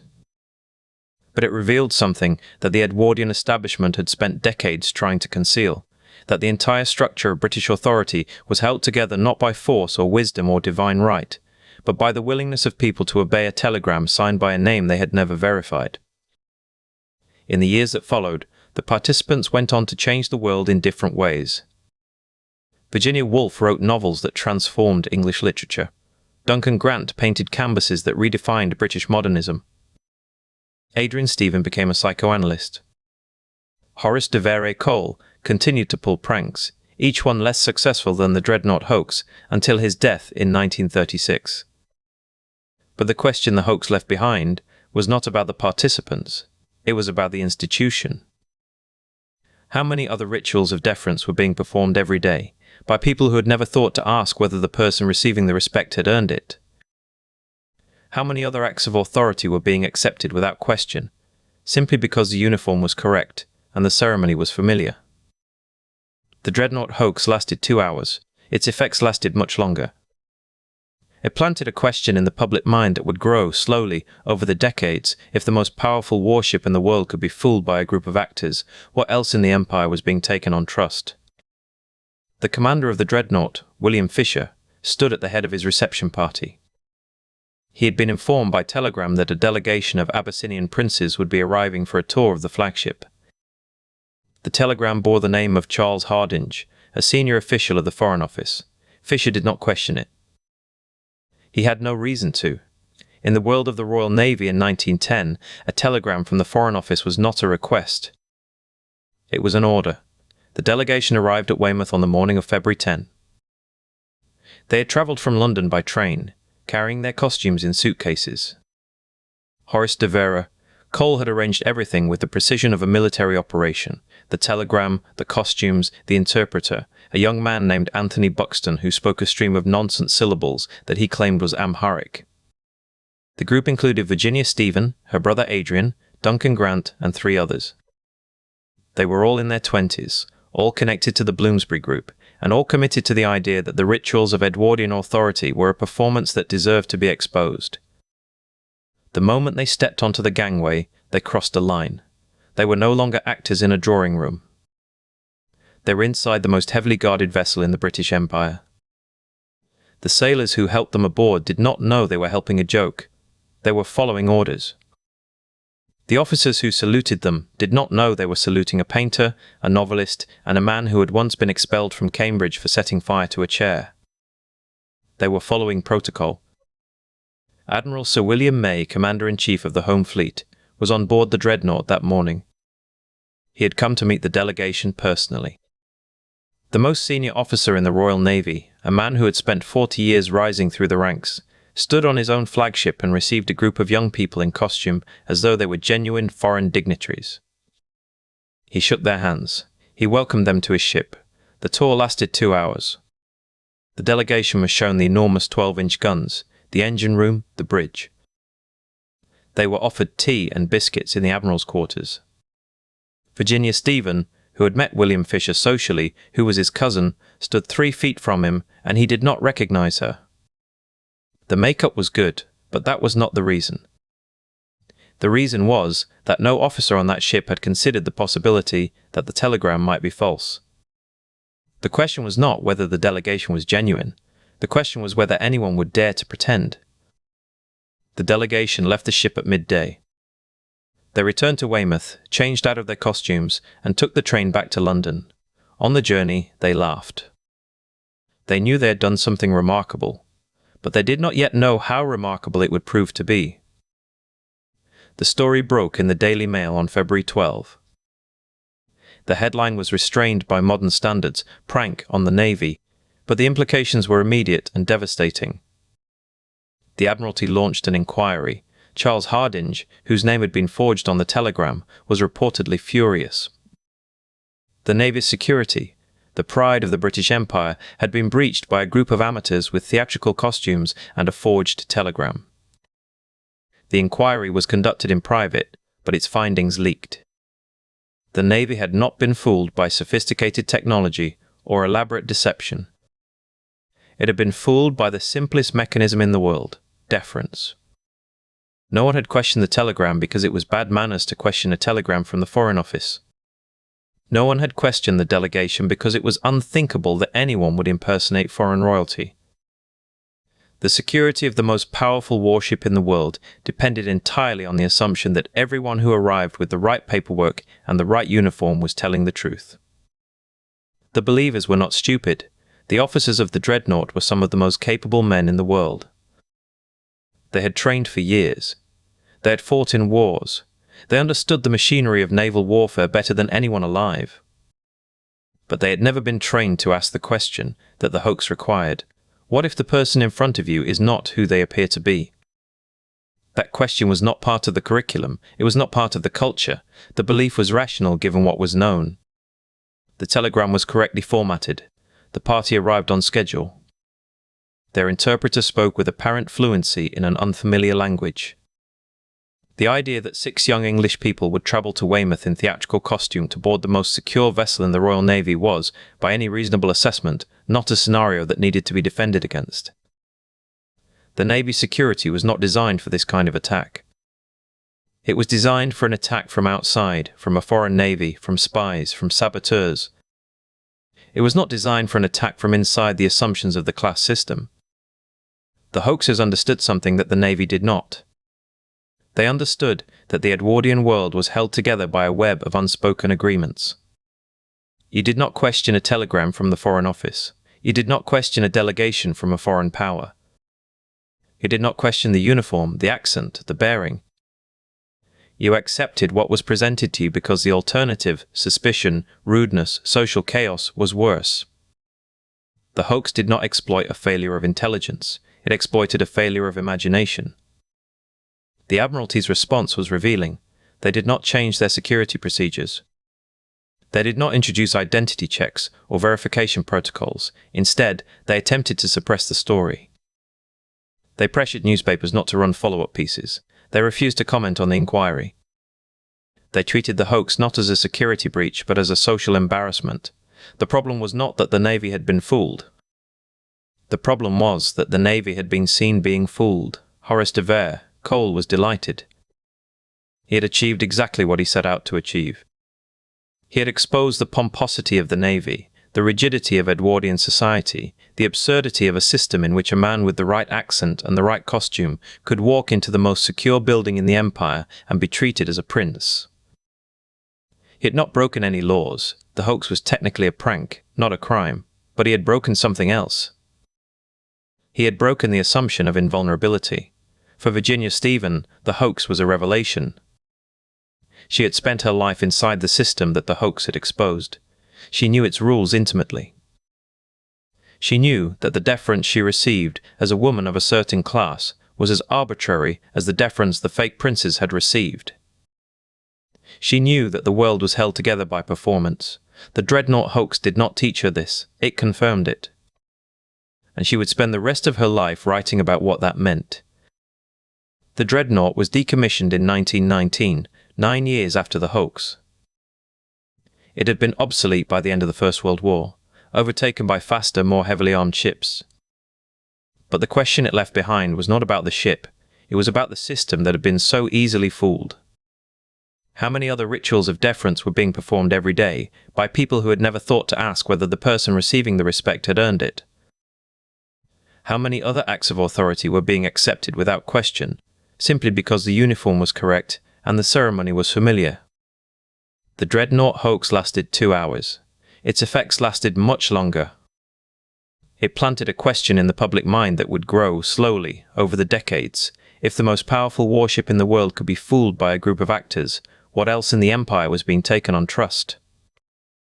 The hoax did not change the Navy. It did not change the class system. It did not change the way power was exercised in Edwardian Britain, but it left a crack in the facade. A small crack, barely visible but enough to let a question in, and questions, once asked, have a way of growing. The costumes were put away. The participants returned to their lives, but the crack remained. And in the years that followed, as the First World War tore apart the certainties of the Edwardian world, that crack would widen. The Dreadnought Hoax was not the cause of that collapse, but it was a symptom, a warning. A small, absurd, utterly serious reminder that the most powerful institutions in the world are held together by nothing more than the willingness of people to believe. And if that willingness can be broken, even for a moment, by a group of young people in costume, what else might be possible? And if that willingness can be broken, even for a moment, by a group of young people in costume, what else might be possible? The answer came quickly. The hoax lasted 2 hours on the ship. It lasted about 4 days in the conspirators' control. Horace de Vere Cole, the architect of the deception, was incapable of letting a good joke remain a secret. He had built his reputation on pranks, and a prank that no one knew about was no prank at all. Within days of the visit, Cole began telling the story. He told friends in clubs. He told acquaintances in drawing rooms. He told anyone who would listen, and everyone wanted to listen. Cole had taken the precaution of having the group photographed in their costumes before the hoax.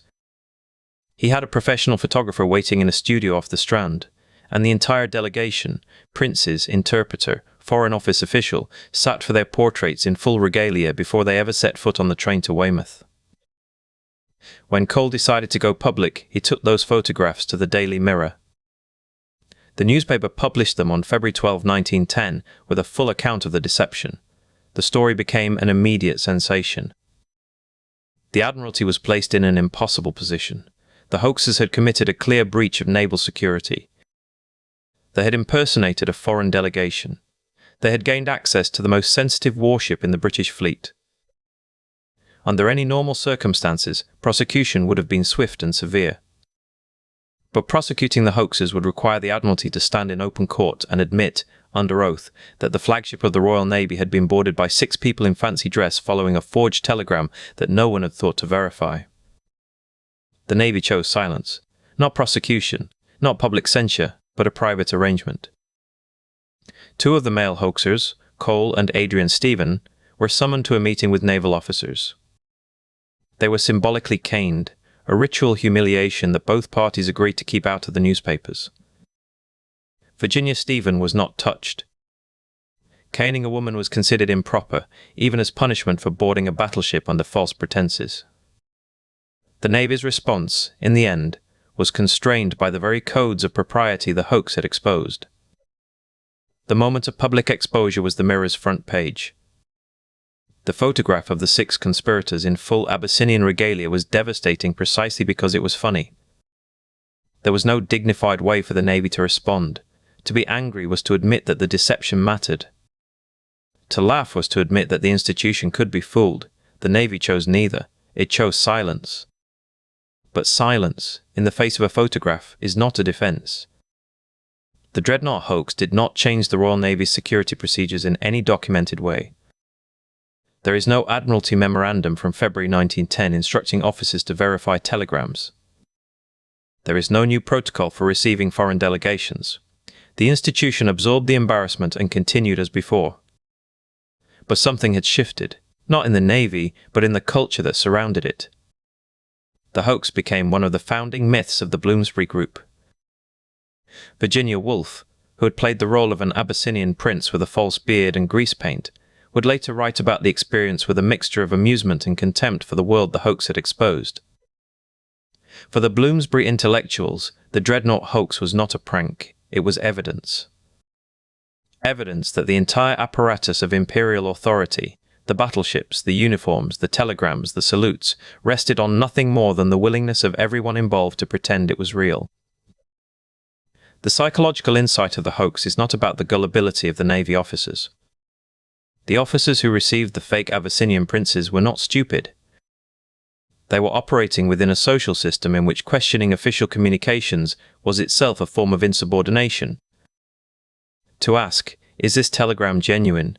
was to imply that the Foreign Office might send a forged message. To ask, "Are these princes real?"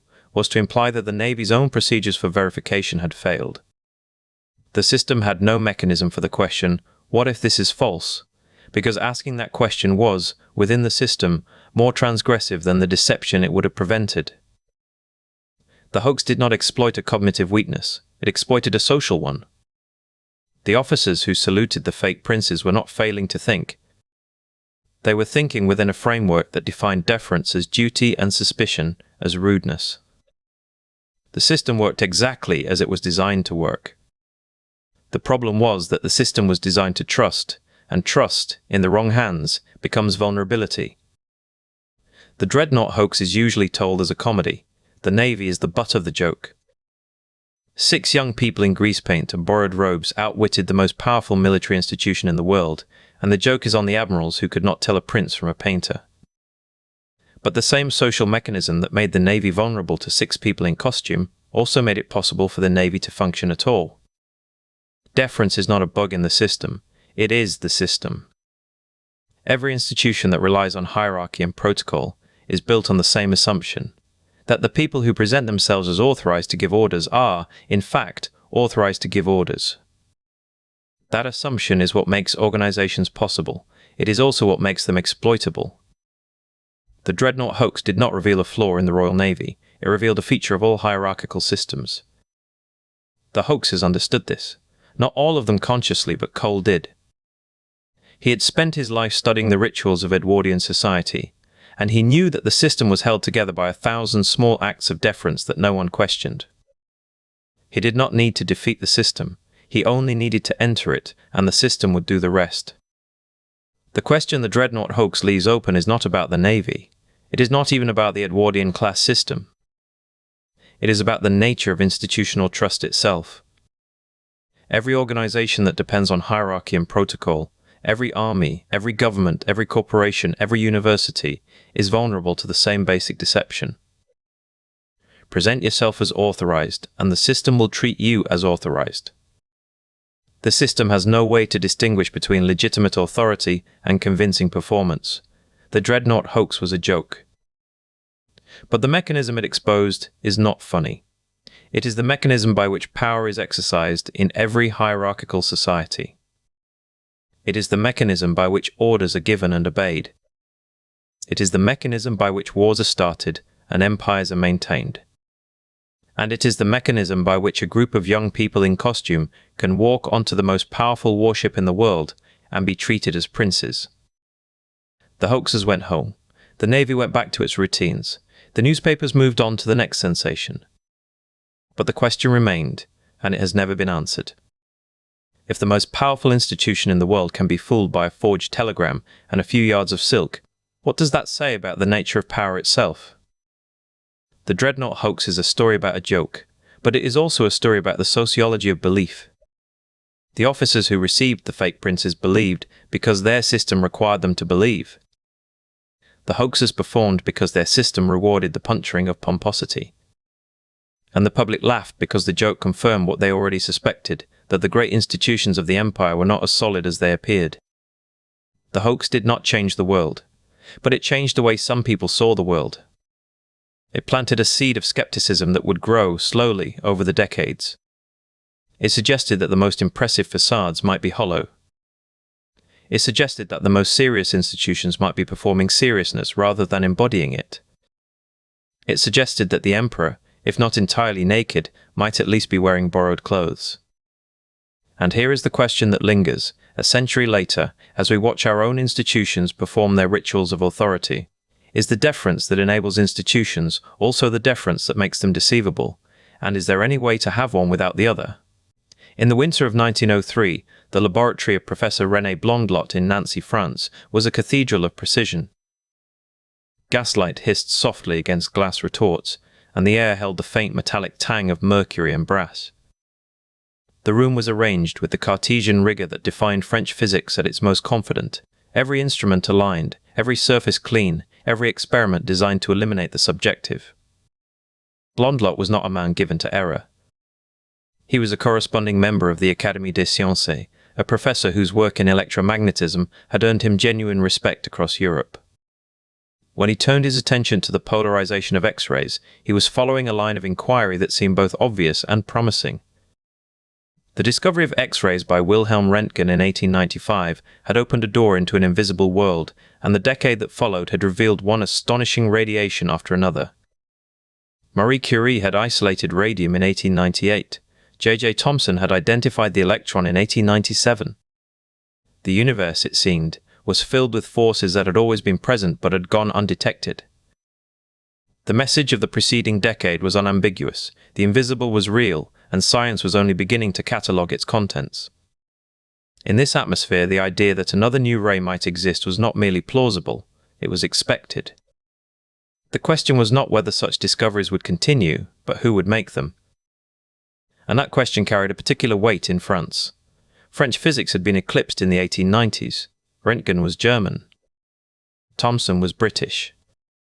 Curie was Polish-French, but the French Academy had refused to elect her as a member, a decision that still stung in academic circles.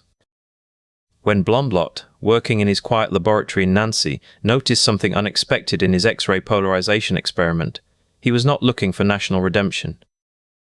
But he was working in a context where French scientific prestige mattered deeply. The anomaly was subtle. Blondlot was passing X-rays through a calcium fluoride prism, attempting to detect polarization effects. He noticed that a faint electric spark, used as a detector, appeared to brighten slightly in a region where no X-ray effect should exist. He repeated the experiment. The brightening was there again. He adjusted the apparatus. The brightening remained. He did not yet know what he had found, but he was certain he had found something. In January 1903, he published his first paper in the Comptes Rendus de l'Académie des Sciences, announcing the discovery of a new radiation. He called it Nrays, N for Nancy, the city where they had been found. The scientific community received the announcement with interest, but not yet with excitement. Nrays were peculiar. They passed through wood and metal but were blocked by water. They could be refracted by aluminium prisms.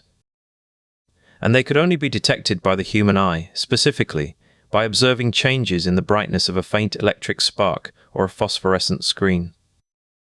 This was the first crack in the foundation, though no one saw it at the time. The detector was not an instrument. The detector was the scientist himself. Blondlot was a careful observer, and his eyes were good. But the human eye is not a reliable instrument for measuring subtle changes in brightness, especially when the observer knows what he expects to see. The history of science is filled with observations that existed only in the eye of the beholder.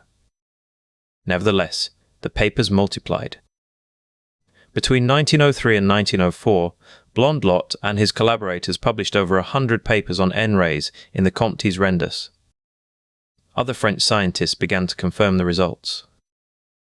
Augustin Charpentier, a physician at Nancy, reported that Nrays were emitted by the human nervous system. Jean Becquerel, son of the discoverer of radioactivity, found that certain crystals glowed more brightly under N-ray influence. The discovery was expanding. N-rays were being found everywhere, in the sun, in gas lamps, in the muscles of living animals.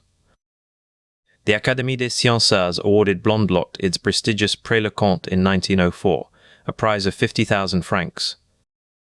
French physics had its own radiation at last, but outside France the response was different.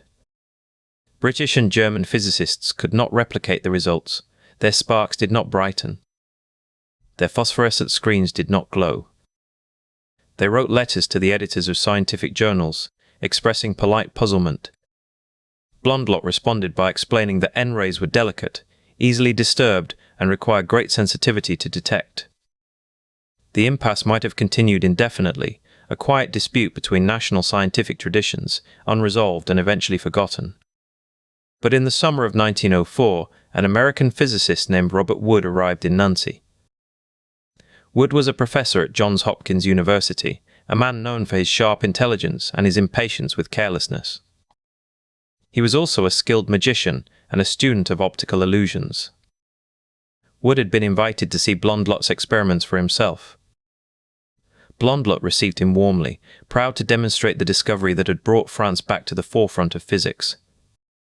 He led Wood into the darkened laboratory where the N-ray experiments were conducted. What happened next is one of the most famous moments in the history of scientific fraud detection. Blondlot demonstrated that an aluminium prism could refract N-rays, causing a phosphorescent screen to brighten. Wood watched carefully. Then, while Blondlot's back was turned, Wood removed the prism from the apparatus entirely. Blondlot continued to observe the brightening of the screen. He described the changes in detail. The N-rays were still being refracted, by a prism that was no longer there. Wood did not expose Blondlot in that moment. He returned to his hotel and wrote a letter to the journal Nature, describing what he had seen. The letter was published in September 1904, and it was devastating. Wood had not merely failed to replicate the results, he had shown that the results continued even when the apparatus was altered in ways that should have made them impossible. The N-ray community collapsed with remarkable speed. Blondlot's collaborators withdrew their claims. The Académie des Sciences quietly stopped publishing N-ray papers. Blondlot himself retreated into silence, refusing to discuss the matter for the remaining 26 years of his life. The question that lingers is not whether Blondlot was a fraud. He almost certainly was not. He believed in his own observations, and his error was a failure of method, not of honesty. The real question is how an entire scientific community, including some of the most distinguished physicists in France, could have convinced themselves that they saw something that was not there. The answer lies in the conditions that made belief possible. The year was 1903, and the invisible was being discovered everywhere. X-rays had shown that the human body was transparent to certain forces. Radioactivity had shown that matter itself was not stable. The universe was full of radiations that had always been present but had gone undetected. In such a world, why would Nrays be any different? And there was the question of national pride. French physics had been humbled by a decade of German and British discoveries. The Nrays were French, discovered in Nancy, named for Nancy, confirmed by French scientists in French journals. The desire to believe was not a scientific error, it was a human one. Blondlot was not a charlatan. He was a careful scientist who made a single catastrophic mistake. He trusted his own eyes more than he trusted the discipline of blind testing. He never considered that his expectations might be shaping his observations, because the idea that a scientist could see what he wanted to see was not yet part of the scientific method. The lesson of Nrays is not that scientists are gullible. The lesson is that observation is never pure. Every scientist who looked at that phosphorescent screen was also looking through a lens of expectation, ambition, and national pride.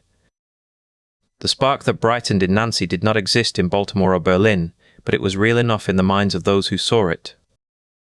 The Nray episode ended without triumph. There was no dramatic confession, no public reckoning. Blondlot simply stopped publishing. His colleagues stopped citing him. The 100 papers vanished from the scientific literature, leaving behind only a cautionary footnote in the history of physics. But the conditions that produced Nrays have not vanished.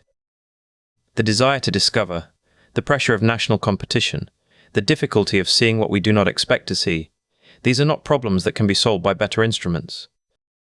They are problems embedded in the nature of human perception itself.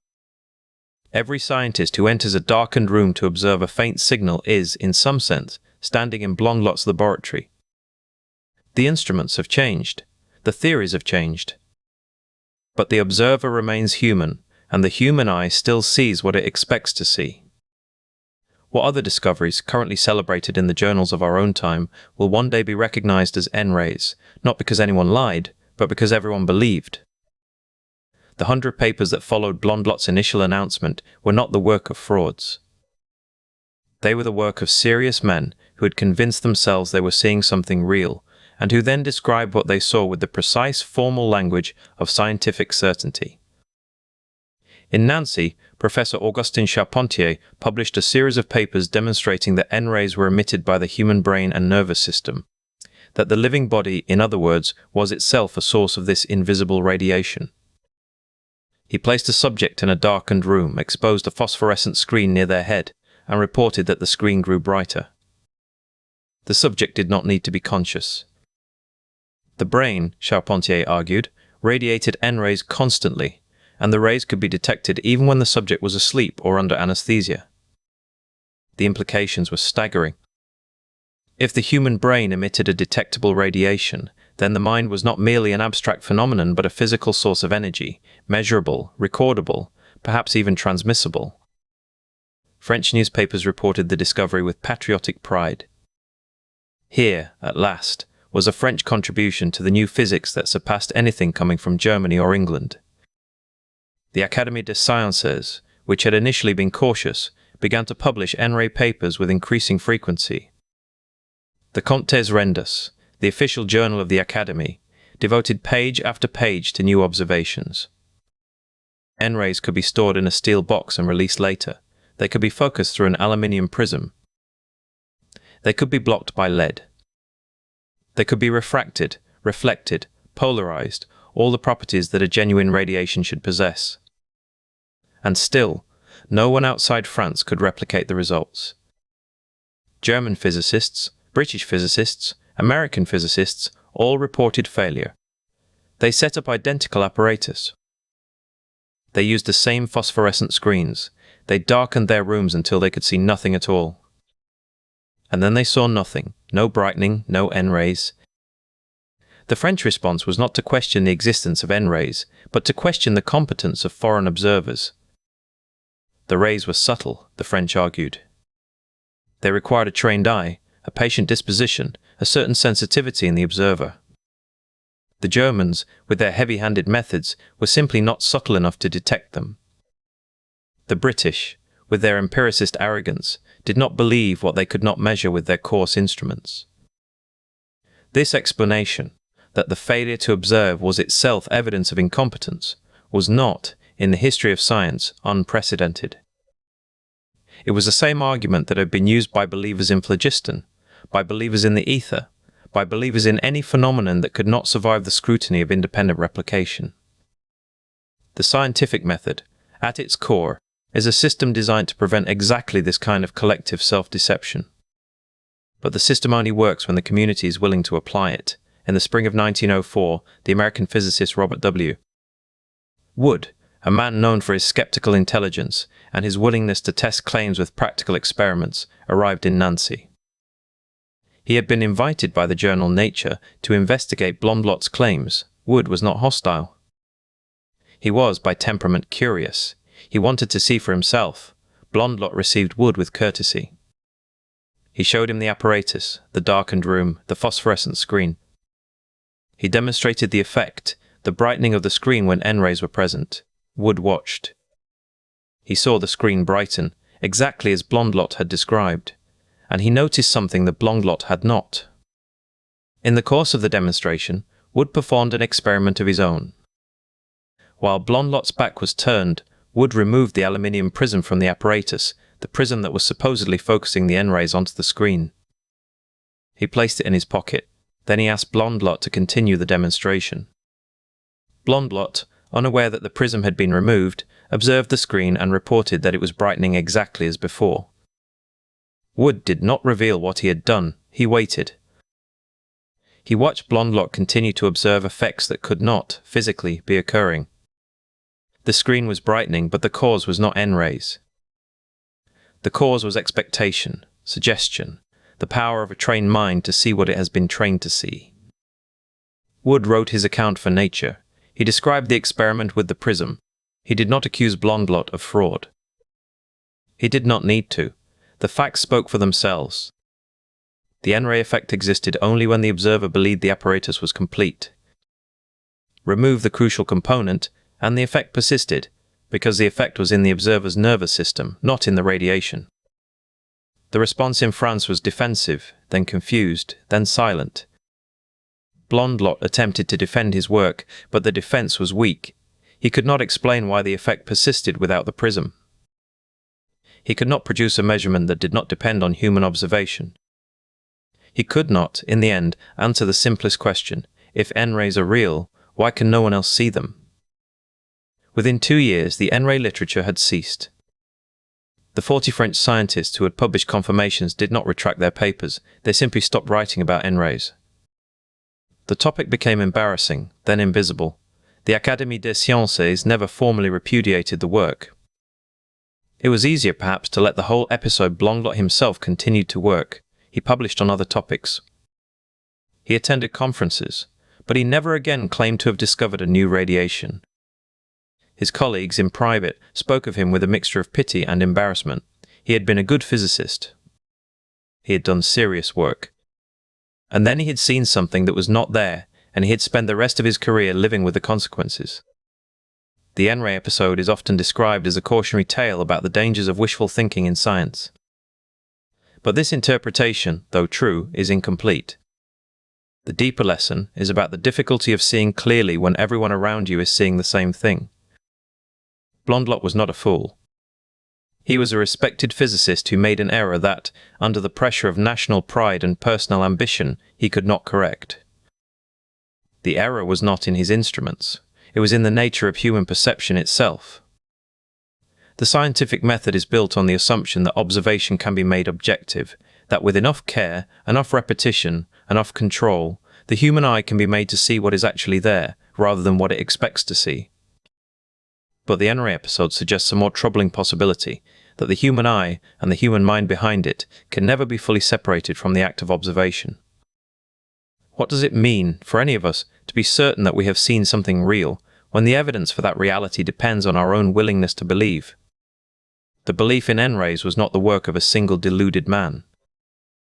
It was a collective act of seeing, performed by some of the most distinguished figures in French science. Jean Becquerel, son of the Henri Becquerel who had discovered radioactivity, published paper after paper on the new rays. Augustin Charpentier, a professor of medical physics at the University of Nancy, confirmed that Nrays affected the human nervous system, that living tissue could both emit and detect them. Between 1903 and 1906, approximately 50 papers on Nrays appeared in the Comptes Rendus de l'Académie des Sciences, the most prestigious scientific journal in France. In 1904, the Academy awarded Blondlot the Prix Leconte, a major prize carrying a purse of 50,000 francs, specifically for his discovery of Nrays. The evidence that seemed to support the rays was not trivial. It was the consistent testimony of trained observers working in controlled laboratory conditions. The believers were not amateurs, they were professional scientists using the instruments and methods of their discipline.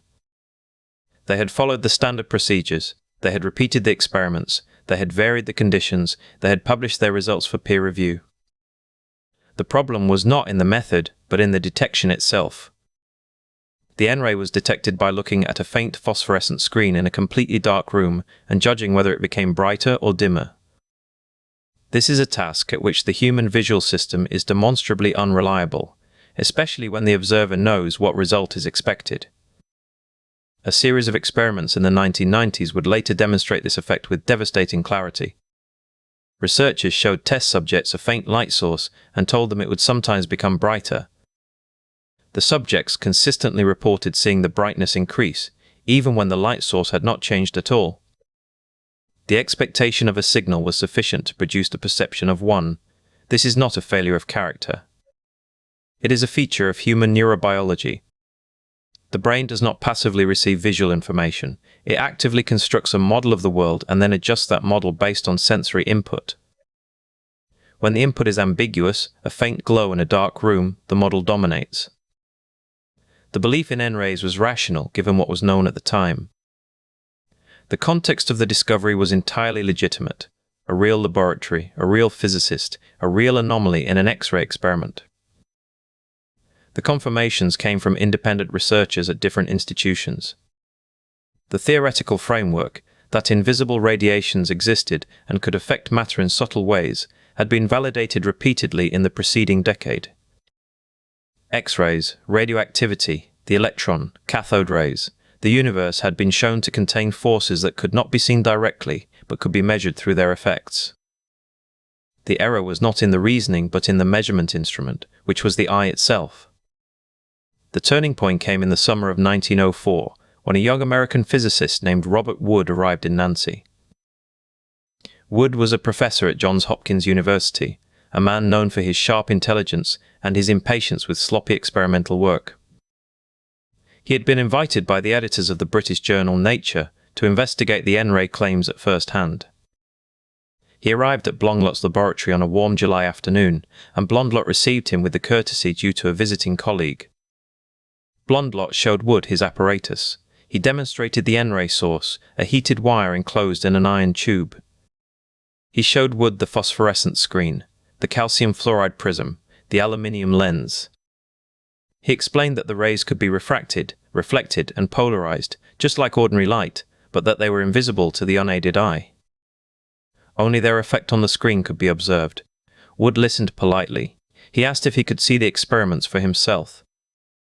They entered the darkened observation room. The phosphorescent screen glowed faintly on a table. Blondlot sat down and began to adjust the apparatus. He announced that he was now producing Nrays. The screen, he said, was becoming brighter. Wood looked at the screen. He could see no change. Blondlot continued to adjust the prism, narrating his actions as he went.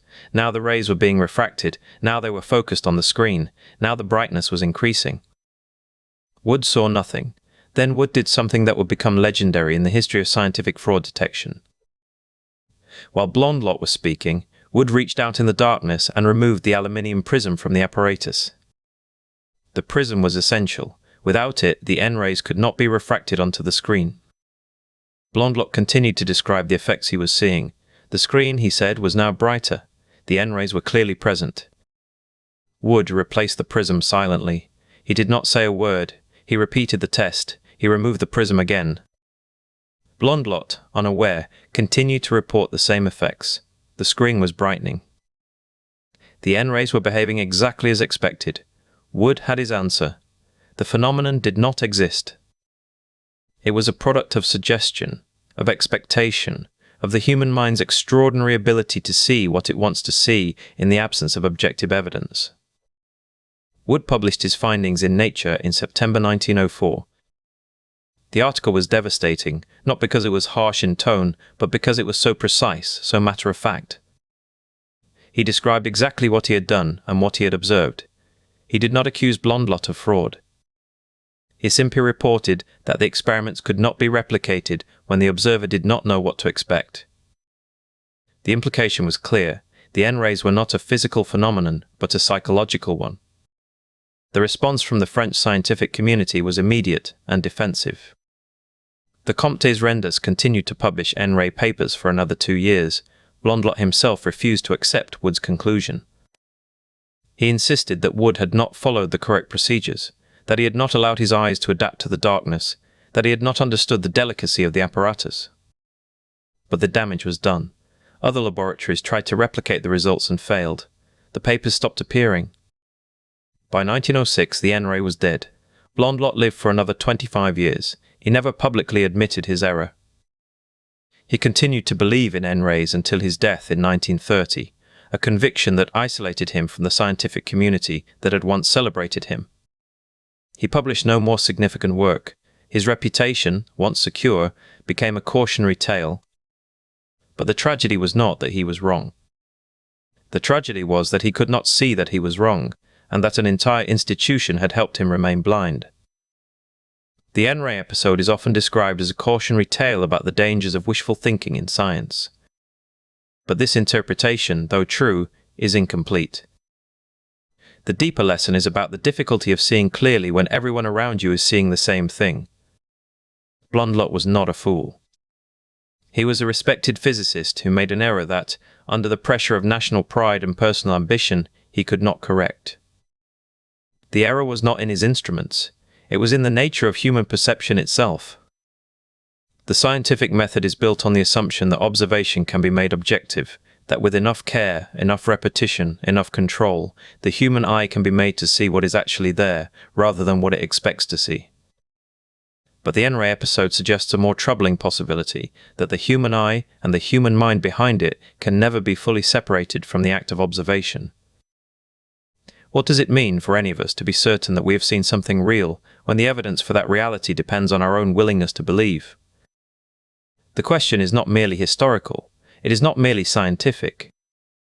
It is the question that every generation must answer for itself, because the instruments of perception never change, and the human eye never learns. The Nrays are gone, but the conditions that made them possible remain: the desire to discover, the pressure to succeed, the love of one's own nation, one's own laboratory, one's own theory, the comfort of agreement, the pain of doubt. These are not flaws in the scientific method. They are the human context in which science is done.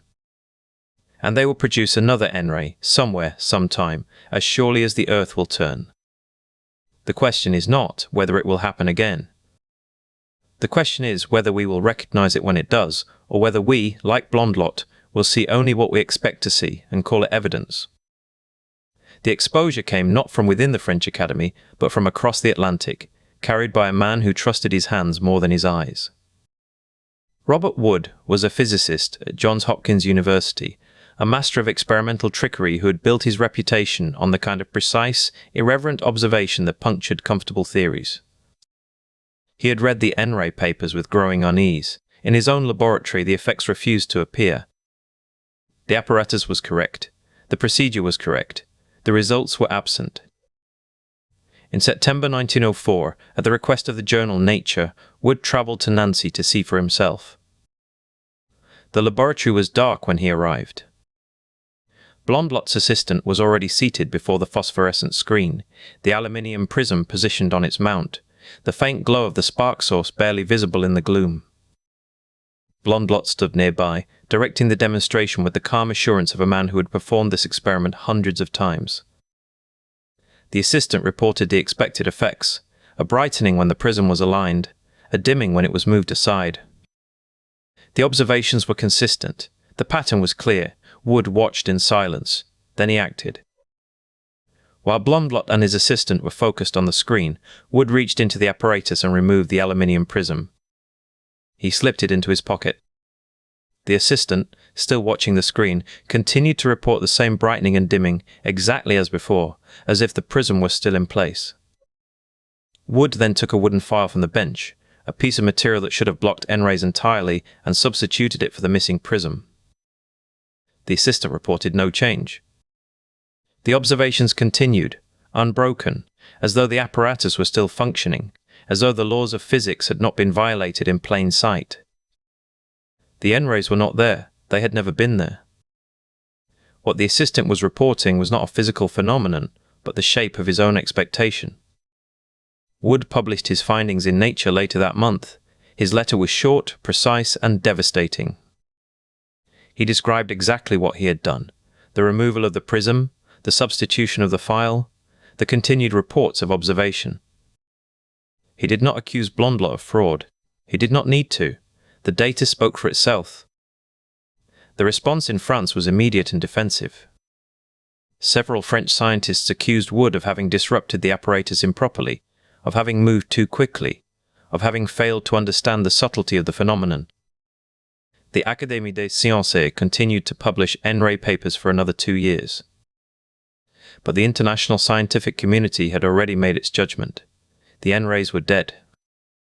The episode became the canonical case study in what the Nobel laureate Irving Langmuir would later call pathological science, research that is conducted with genuine sincerity, but produces results that are artifacts of the measurement process rather than properties of the world. Langmuir identified Nrays alongside the mitogenetic rays of Alexander Gurwitch and the early claims about cold fusion, arguing that they shared common features, effects at the threshold of detection, results that only skilled observers could see, a resistance to controls, and a tendency to vanish when a skeptic entered the room. The pattern was not about dishonesty. It was about the structure of observation itself. The psychological insight is not about Blondlot alone. It is about the community that confirmed his results. His colleagues at Nancy were not simply agreeing with him out of deference or national pride, though those elements were present. They were working in a laboratory where the expectation of confirmation was powerful, where Blondlot's reputation made skepticism feel like an attack on a respected colleague, and where the detection method, the human eye watching a faint glow, gave the observer's expectations direct access to the result. The Nray episode is not a story about one man's delusion. It is a story about how a community of intelligent, well-trained, sincere people can collectively observe something that is not there. The controls that Wood used, removing the prism, substituting a different material, are now standard in experimental design. Every undergraduate in the sciences learns about the importance of blinding, of controls, of the need to eliminate the observer's expectations from the measurement. But the lesson is easier to teach than to practice. For every experiment where we have thought to remove the prism, how many are there where the prism is still in place and the observer is still reporting what they expect to see? The question is not rhetorical. It is the central problem of empirical science, stated in its simplest form. Blondlot never admitted that he was wrong. He continued to publish on Nrays until 1908, when the Académie des Sciences finally stopped accepting his papers. He died in 1930, still convinced that he had discovered something real, still believing that the international scientific community had been unfair to him and to France. His last papers were read by almost no one. He was not a fraud. He was not a fool. He was a man who had seen something that was not there and who could not unsee it. The legacy of the Nray episode is not a warning about scientific misconduct. It is a warning about the nature of perception itself. Every scientist carries within them the same apparatus that Blondlot carried, a brain that interprets ambiguous signals in the light of prior belief, a nervous system that rewards confirmation and punishes doubt, a social identity that is entangled with the results of their own experiments. The instruments have improved, the statistical methods have become more sophisticated, but the observer remains the same. The Nrays are gone, but the conditions that made them possible remain: the desire to discover, the pressure to succeed. The love of one's own nation, one's own laboratory, one's own theory, the comfort of agreement, the pain of doubt. These are not flaws in the scientific method, they are the human context in which science is done. And they will produce another Nray, somewhere, sometime, as surely as the earth will turn. The question is not whether it will happen again. The question is whether we will recognize it when it does, or whether we, like Blondlot, will see only what we expect to see and call it evidence. In 1969, the world was ready for Polywater. The space race had been running for 12 years, and in that time the public had absorbed a series of revelations that rewired the imagination. Sputnik, Gagarin, the Apollo program, photographs of Earth from the moon. The message was unambiguous. The physical world contained surprises that could be discovered, measured, and exploited for national advantage. New materials emerged from laboratories with the regularity of weather: Teflon, Kevlar, integrated circuits. The universe was not exhausted. It was still yielding its secrets. The Soviet Union had a legitimate tradition of distinguished chemistry. Its surface science was respected worldwide. When Boris Deryagin, a corresponding member of the Academy of Sciences and director of the Institute of Physical Chemistry in Moscow, announced that water might exist in a previously unknown polymerized form, the claim did not arrive from nowhere. It arrived from a man whose career had been built on careful experimental work. He had the authority to be believed. The specific intellectual hunger was for anomaly. Water is the most familiar substance on Earth. Every chemist has handled it, distilled it, measured its properties. The idea that this ordinary liquid could suddenly reveal a secret, a second form, denser, more viscous, with a higher boiling point and a lower freezing point, was deeply exciting precisely because it was so unexpected.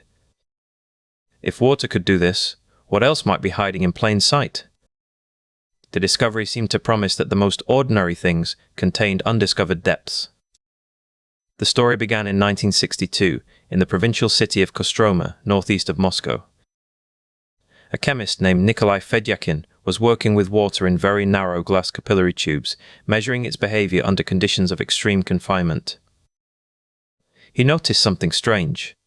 The water did not evaporate at the rate it should. The residue left behind had different properties. It was thicker, it boiled at a higher temperature, it froze at a lower one. Fedyakin wrote up his observations and sent them to Moscow, to Boris Deryagin, the most prominent surface chemist in the Soviet Union. Deryagin read the report with great interest. He repeated the experiments in his own laboratory, using more precise instruments. He confirmed the anomaly. By 1965, he was convinced that capillary condensation could produce a new form of water, a polymerized structure in which water molecules link together in long chains, giving the liquid entirely different physical properties. He called it simply anomalous water. In 1966, Deryagin published his findings in the Soviet journal Doklady Akademii Nauk. The paper was in Russian, and for 2 years the Western scientific community barely registered it. But in 1968, an English translation appeared, and the reaction was immediate. British and American chemists read the paper with a mixture of skepticism and fascination. The properties Deryagin described were extraordinary. If true, they would rewrite the textbooks. The American scientific establishment mobilized quickly. The Office of Naval Research, always alert to materials with unusual properties, began funding replication efforts. Laboratories across the United States started producing their own capillary tubes, filling them with distilled water, waiting for the anomaly to appear. The National Bureau of Standards assigned a team to investigate. The journal Nature published articles debating the interpretation of Deryagin's data. The intellectual hunger for anomaly was not the only force at work. There was also the Cold War. The Soviet Union had beaten the United States into space with Sputnik. It had put the first man in orbit. The idea that Soviet chemistry might have discovered something fundamental about the most ordinary substance on Earth carried a geopolitical charge. If polywater was real, and if it could be produced in quantity, its applications were staggering. A lubricant that did not freeze, a coolant that did not boil, a substance that might, in some formulations, be used as a thickener for rocket fuel. The American response was not merely scientific, it was competitive. The race to replicate polywater became, in the laboratories of the late 1960s, a race to confirm or refute a Soviet claim that had implications far beyond chemistry. The stakes were not just intellectual, they were national, and the early results were promising.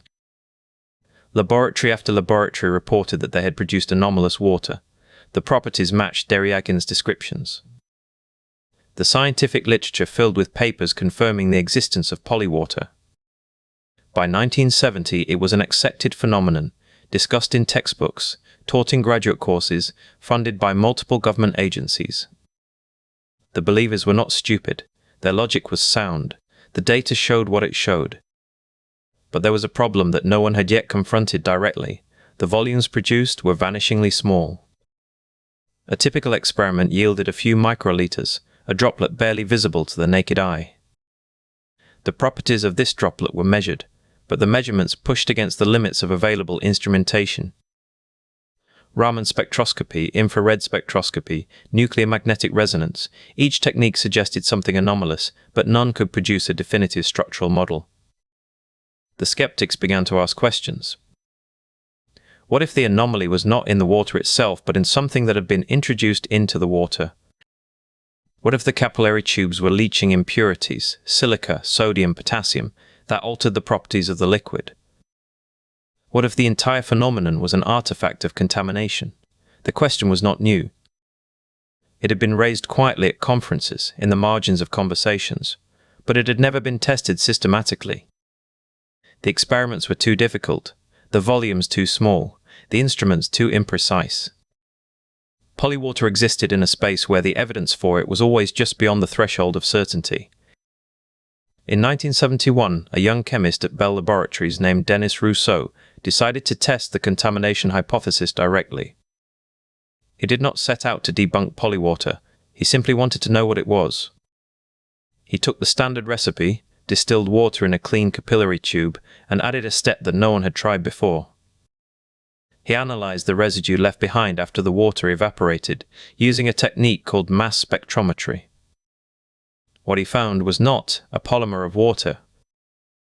It was a mixture of salts, sodium, potassium, boron, silicon, that had leached from the glass of the capillary tubes. The anomalous properties were not the properties of a new form of water. They were the properties of a dilute solution of glass. The polywater was not water at all. It was contamination. The revelation spread through the scientific community with the speed of a rumor. Within months, the consensus collapsed. Laboratories that had confirmed polywater re-examined their data and found the same contamination. The journals that had published the confirmations published the retractions. The textbooks were revised. The funding was withdrawn. Polywater disappeared from the scientific literature as quickly as it had appeared. But the story does not end with a simple debunking. The question that lingers is not whether polywater was real. It was not, but why so many intelligent, careful, well-trained scientists believed it was real for so long. Part of the answer lies in the nature of anomaly itself. Scientists are trained to trust their instruments and to report what they observe. When the instruments show something unexpected, the first instinct is not to doubt the instrument but to investigate the phenomenon. Polywater emerged at a moment when the instruments were capable of detecting small anomalies, but not yet capable of identifying the source of those anomalies with certainty. Part of the answer lies in the Cold War. The desire to confirm a Soviet discovery, or to refute it, drove replication efforts that were more competitive than critical. The laboratories that confirmed polywater were not careless, they were eager. And eagerness, in science as in everything else, can be a form of blindness. Part of the answer lies in the nature of water itself. It is the most familiar substance on Earth, and familiarity breeds a certain kind of confidence. Chemists assumed they knew everything there was to know about water. The idea that it could hide a secret was so compelling precisely because it challenged that assumption. Polywater was not just a discovery. It was a story about the hidden depths of the ordinary, about the possibility that the world was stranger than we had imagined. The believers were not stupid, they were human. And the conditions that made belief possible, the Cold War competition, the limitations of instrumentation, the hunger for anomaly, the seduction of a good story, are conditions that have not disappeared. Polywater taught the scientific community a lesson about contamination and experimental rigor. It led to stricter protocols for handling small samples and more careful controls for trace impurities. In that sense, it was not a waste of time. It was a necessary error, a mistake that refined the methods of the field. But the lesson has a darker edge. The same dynamics that produced Polywater, the same combination of national pride, institutional competition, and the desire to believe in something extraordinary are still at work in science today. The instruments are more precise, the protocols are more rigorous, but the human element remains unchanged. What if the next anomalous water is already sitting in a capillary tube somewhere, waiting for someone to believe in it?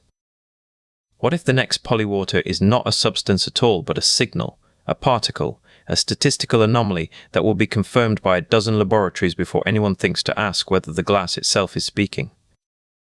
The question had already begun to travel, carried by journals and conference handshakes, moving from Moscow to the laboratories of the West with the speed of a substance that promised to rewrite the rules of chemistry. By 1969, the year Deryagin's paper appeared in Nature, the race was on. Laboratories in the United States, Britain, France, and Japan began the difficult work of replicating the experiment. And they found that the water in their own capillaries behaved strangely too. The viscosity was higher. The boiling point was elevated. The freezing point had dropped. It seemed that Polywater was real. The difficulty of the experiment was the soil in which the error grew. Producing the anomalous water required glass capillaries with internal diameters measured in micrometers, thinner than a human hair. The quantities involved were almost absurdly small, a few nanoliters, a volume so tiny that it could barely be seen with the naked eye. To measure the properties of such a sample, scientists had to rely on indirect techniques, Raman spectroscopy, infrared absorption, surface tension measurements. Each method introduced its own uncertainties. And the capillaries themselves were not inert vessels, they were made of glass, and glass dissolves in water at a rate that is negligible in a beaker, but significant in a tube where the surface-to-volume ratio is enormous. The contamination was not malicious, it was structural. The silica from the glass walls leached into the water, forming silicic acid. The experimenter's own hands left traces of sweat, a complex mixture of salts, amino acids, and organic compounds on the exterior of the capillaries.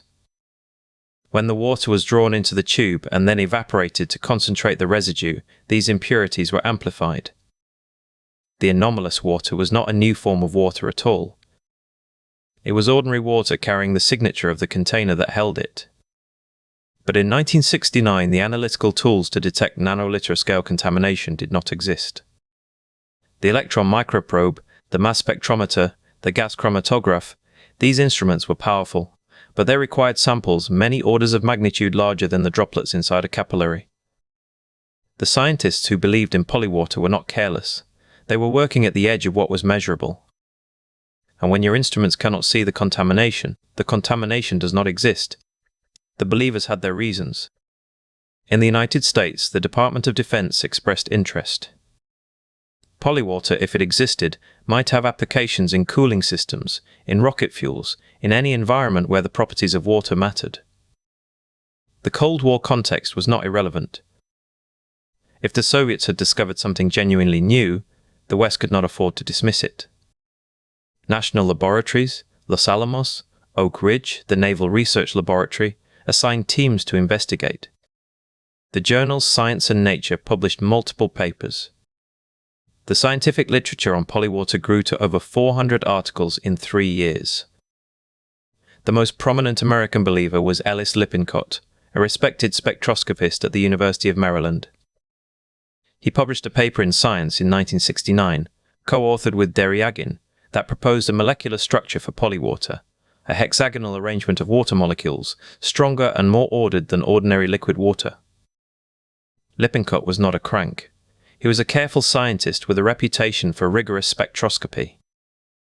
His belief in Polywater was based on data that he and his colleagues had collected, data that showed clear differences between ordinary water and the anomalous substance. The differences were real. The interpretation was wrong. The turning point came from a quiet laboratory in New Jersey. Denis Rousseau, a young physical chemist at Bell Labs, had been assigned to investigate Polywater as part of the company's fundamental research program.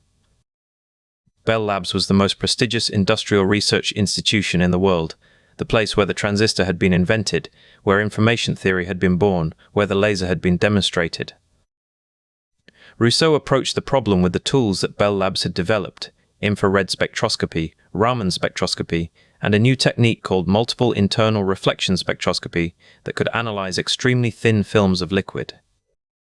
Rousseau's experiment was elegant in its simplicity. Instead of using glass capillaries, he used capillaries made of various materials, quartz, Teflon, metal, to see whether the anomalous properties depended on the container. He also took extraordinary care to eliminate contamination. He cleaned his capillaries with acid, with organic solvents, with distilled water that had been tested for purity. And when he produced the anomalous water in these clean systems, he found that its properties changed. The viscosity dropped. The boiling point fell. The freezing point rose. The anomaly was not in the water. The anomaly was in the dirt. The second experiment was even more devastating. Rousseau and his colleague Stanley Porto analyzed the infrared spectrum of the anomalous water and compared it to the spectrum of a known contaminant, human sweat. The match was almost perfect. The anomalous water contained the same organic compounds, lactic acid, urea, amino acids, that are present in sweat. The polywater was not a new form of water. It was ordinary water that had been contaminated by the experimenters themselves. The paper was published in Science in 1971. The title was restrained: Polywater, a study of the anomalous properties of water in capillaries. The conclusion was devastating. The anomalous properties were caused by dissolved silica and organic impurities. There was no polywater. There never had been. The scientific community absorbed the news with the quiet dignity of a profession that had been wrong. The papers stopped appearing. The conferences cancelled their sessions. The Department of Defense moved on to other projects. Polywater became a cautionary tale, a footnote in the history of chemistry. Boris Deryagan did not concede easily.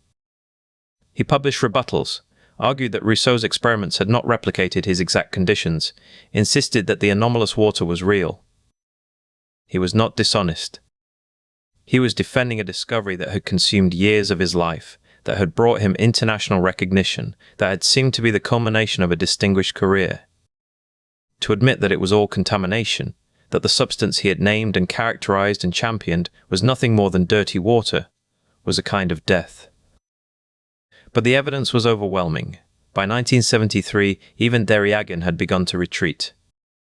He published a paper acknowledging that the anomalous properties might be caused by impurities, though he continued to maintain that a small fraction of the observed effects might be real. The scientific community, with the generosity that sometimes follows a settled debate, allowed him to withdraw without humiliation. He continued to work on surface chemistry, continued to publish, continued to be respected. The Polywater episode was not a scandal. It was a mistake, but the mistake was not random. It was shaped by the same forces that had produced Nrays and the Beringer stones and the Tasaday. The hunger for anomaly, the difficulty of replication, the institutional pressure to find something new. The Cold War competition that made it unwise to dismiss a Soviet discovery too quickly. The believers were not stupid. They were working at the edge of what could be measured, with tools that were not quite adequate to the question they were asking. And the conditions that made their belief possible, the same conditions, are still present in every laboratory where a faint signal appears in the noise.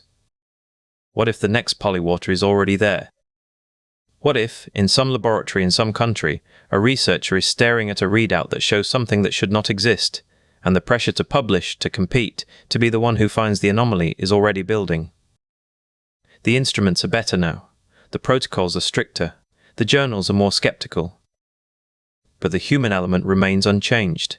And the question that Polywater left behind is not a question about chemistry. It is a question about the limits of self-correction in a system that rewards discovery more than it rewards caution. How many polywaters are we still holding in our hands, waiting for someone to ask whether the glass itself is speaking? The instruments are better now. The protocols are stricter. The journals are more skeptical. But the human element remains unchanged. And the question that Polywater left behind is not a question about chemistry. It is a question about the limits of self-correction in a system that rewards discovery more than it rewards caution. How many Polywaters are we still holding in our hands, waiting for someone to ask whether the glass itself is speaking? The most prominent American believer was Linus Pauling. He had won 2 Nobel Prizes, one for chemistry and one for peace, and he was the most famous chemist in the world.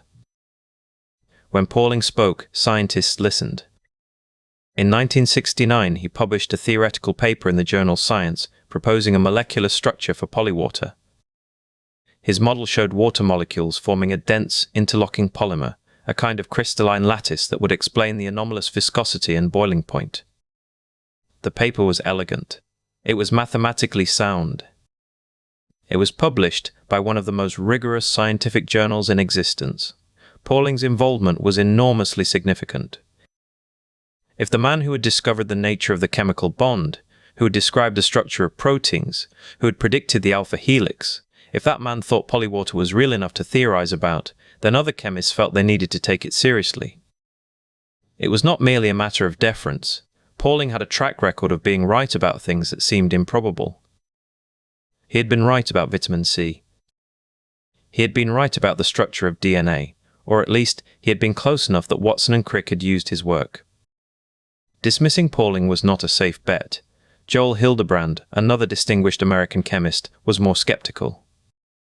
He had spent his career studying the properties of liquids, and he found the polywater claims troubling. But he engaged seriously with the literature. He did not dismiss the Soviet work out of hand. He wrote papers analyzing the thermodynamics, pointing out inconsistencies, suggesting alternative explanations.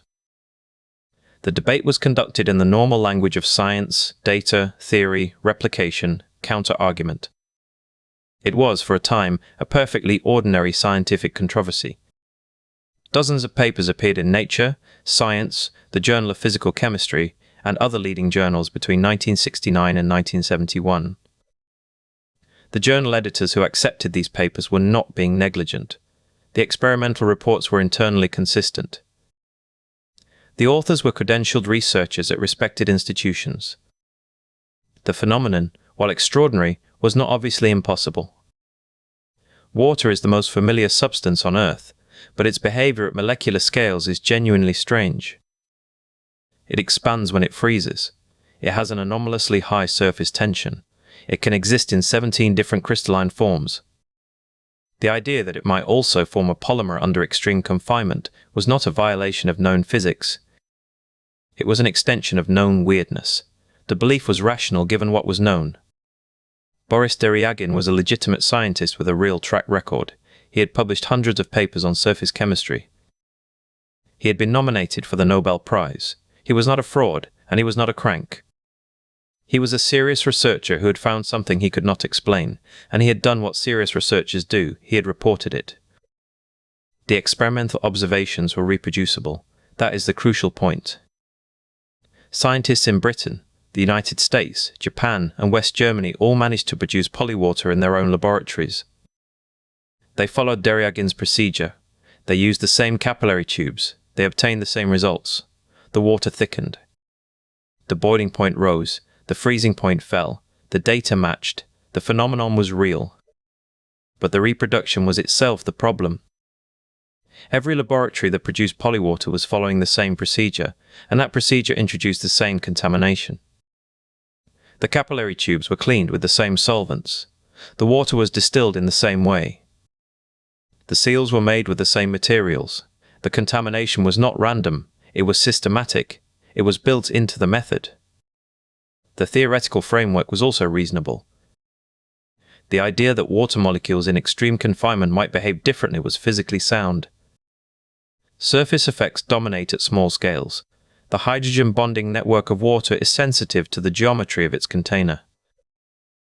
A narrow capillary tube is not a neutral environment. It imposes structure. The question was whether that structure could produce a new phase of water, or whether it was simply concentrating impurities. The error was not in the theory. The error was in the failure to identify the contaminant. That failure required analytical sensitivity. That was at the edge of what was technically feasible. The impurities were present in parts per million. The instruments of the late 1960s could detect them, but only if you knew to look. And no one knew to look, because no one had any reason to suspect that the contamination was the entire phenomenon. The contaminant was a mixture of organic compounds, silicones from the vacuum grease used to seal the tubes, oils from the glass blowing process, salts leached from the glass itself. When the water evaporated, these impurities remained, and they formed a viscous residue that looked and behaved like a new substance. The polywater was not water at all, it was the ghost of the container. Denis Rousseau at Bell Laboratories was the one who cracked it. He had been working on polywater for months, trying to replicate the Soviet results, and he had succeeded. He had made polywater. He had measured its properties, they matched, and then he had done something that Deryagin had not done. He had asked what was in the residue. Rousseau used infrared spectroscopy and mass spectrometry. He analyzed the residue from his capillary tubes. He found silicones, hydrocarbons, and inorganic salts. He then prepared a control sample. He dissolved the same impurities in ordinary water and evaporated it. The residue was identical. The polywater was a mixture of contaminants, not a new phase of water. He published his results in Science in 1971. The paper was devastating. It was not a theoretical refutation. It was an experimental demonstration that the phenomenon could be reproduced entirely from known contaminants. No new chemistry was required, no new physics, just ordinary dirt. The Soviet response was muted. Deryagin continued to defend his work for a time, but the evidence was overwhelming. Other laboratories stopped producing polywater. The papers stopped being submitted. The conference sessions grew smaller. The field, which had been so vibrant, simply evaporated, but the question of why the field had existed at all remained. The believers were not stupid. They were working at the edge of what could be measured, with tools that were not quite adequate to the question they were asking. The conditions that made their belief possible, the pressure to publish, the competition between nations, the hunger for anomaly, the difficulty of replication, the institutional reward for discovery, those conditions are still present in every laboratory where a faint signal appears in the noise. What if the next polywater is already there? What if, in some laboratory in some country, a researcher is staring at a readout that shows something that should not exist, and the pressure to publish, to compete, to be the one who finds the anomaly, is already building? The instruments are better now, the protocols are stricter, the journals are more skeptical. But the human element remains unchanged. And the question that polywater left behind is not a question about chemistry. It is a question about the limits of self-correction in a system that rewards discovery more than it rewards caution. How many polywaters are we still holding in our hands, waiting for someone to ask whether the glass itself is speaking? The question was not whether Soviet science could be trusted. The question was whether American science could afford to ignore it. In 1969, the Cold War had turned every laboratory into a potential battlefield. When Boris Deryagin published his second major paper on polywater in the journal Nature, the response from Western scientists was not skepticism but urgency. Laboratories in the United States, Britain and Japan began their own attempts to reproduce the Soviet results. The race was on. The first Western teams reported success. At the Naval Research Laboratory in Washington, at the University of Maryland, at the University of Illinois, chemists filled narrow capillary tubes with distilled water, sealed them, and waited. When the water evaporated, a residue remained. That residue was viscous. It had a higher boiling point. It looked, to the eye and to the instruments, like something new. The journals filled with papers. Conferences dedicated whole sessions to polywater. A substance that had been discovered in a provincial Soviet laboratory was now the most discussed topic in physical chemistry.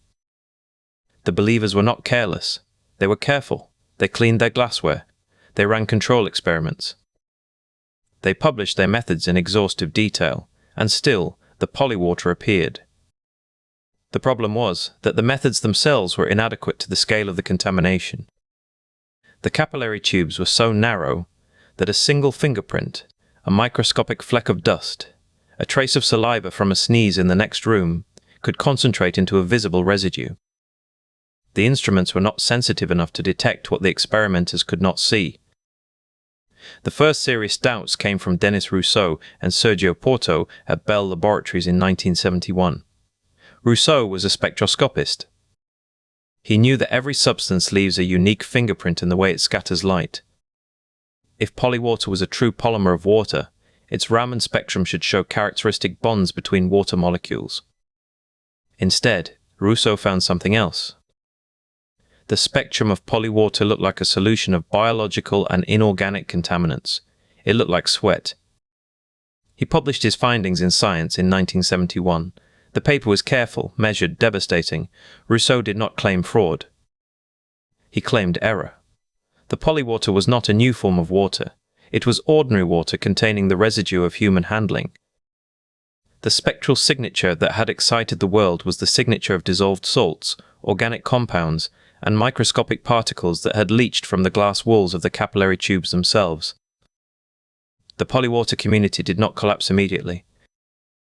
Some researchers argued that contamination could not explain all the anomalous properties. Others proposed that polywater was real, but unstable, that it decomposed before it could be properly characterized. The debate continued for another 2 years, but the balance had shifted.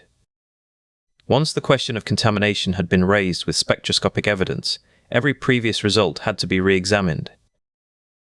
The decisive evidence came from infrared spectroscopy studies by multiple groups. When contamination was rigorously controlled, when the capillary tubes were baked at high temperatures, when the water was distilled multiple times, when the experiments were conducted in clean rooms, the anomalous properties disappeared. The polywater was not there. It had never been there. What had been measured was the accumulated residue of the very act of measurement. Rousseau performed what became the definitive experiment. He produced his own sweat. He dried it. He dissolved it in distilled water. He ran the solution through the spectrometer. The resulting spectrum was nearly identical to polywater. The substance that had been published in Nature, that had been discussed at international conferences, that had been proposed as a new state of matter, was human perspiration in water, concentrated by evaporation from the capillary walls.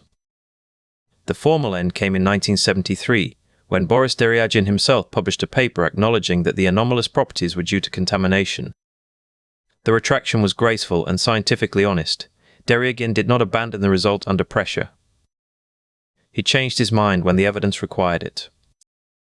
He wrote that his team had been unable to reproduce the earlier results under rigorously controlled conditions, and that the most likely explanation was contamination from the glass walls and from the handling of the samples. The man who had given polywater its name and its credibility was the man who formally ended it. By 1974, polywater had disappeared from the scientific literature. The episode lasted approximately 12 years, from Fedyakin's first observations to the final consensus. 12 years of papers, conferences, careers, and funding. 12 years in which an entire subfield of chemistry existed, flourished, and then vanished.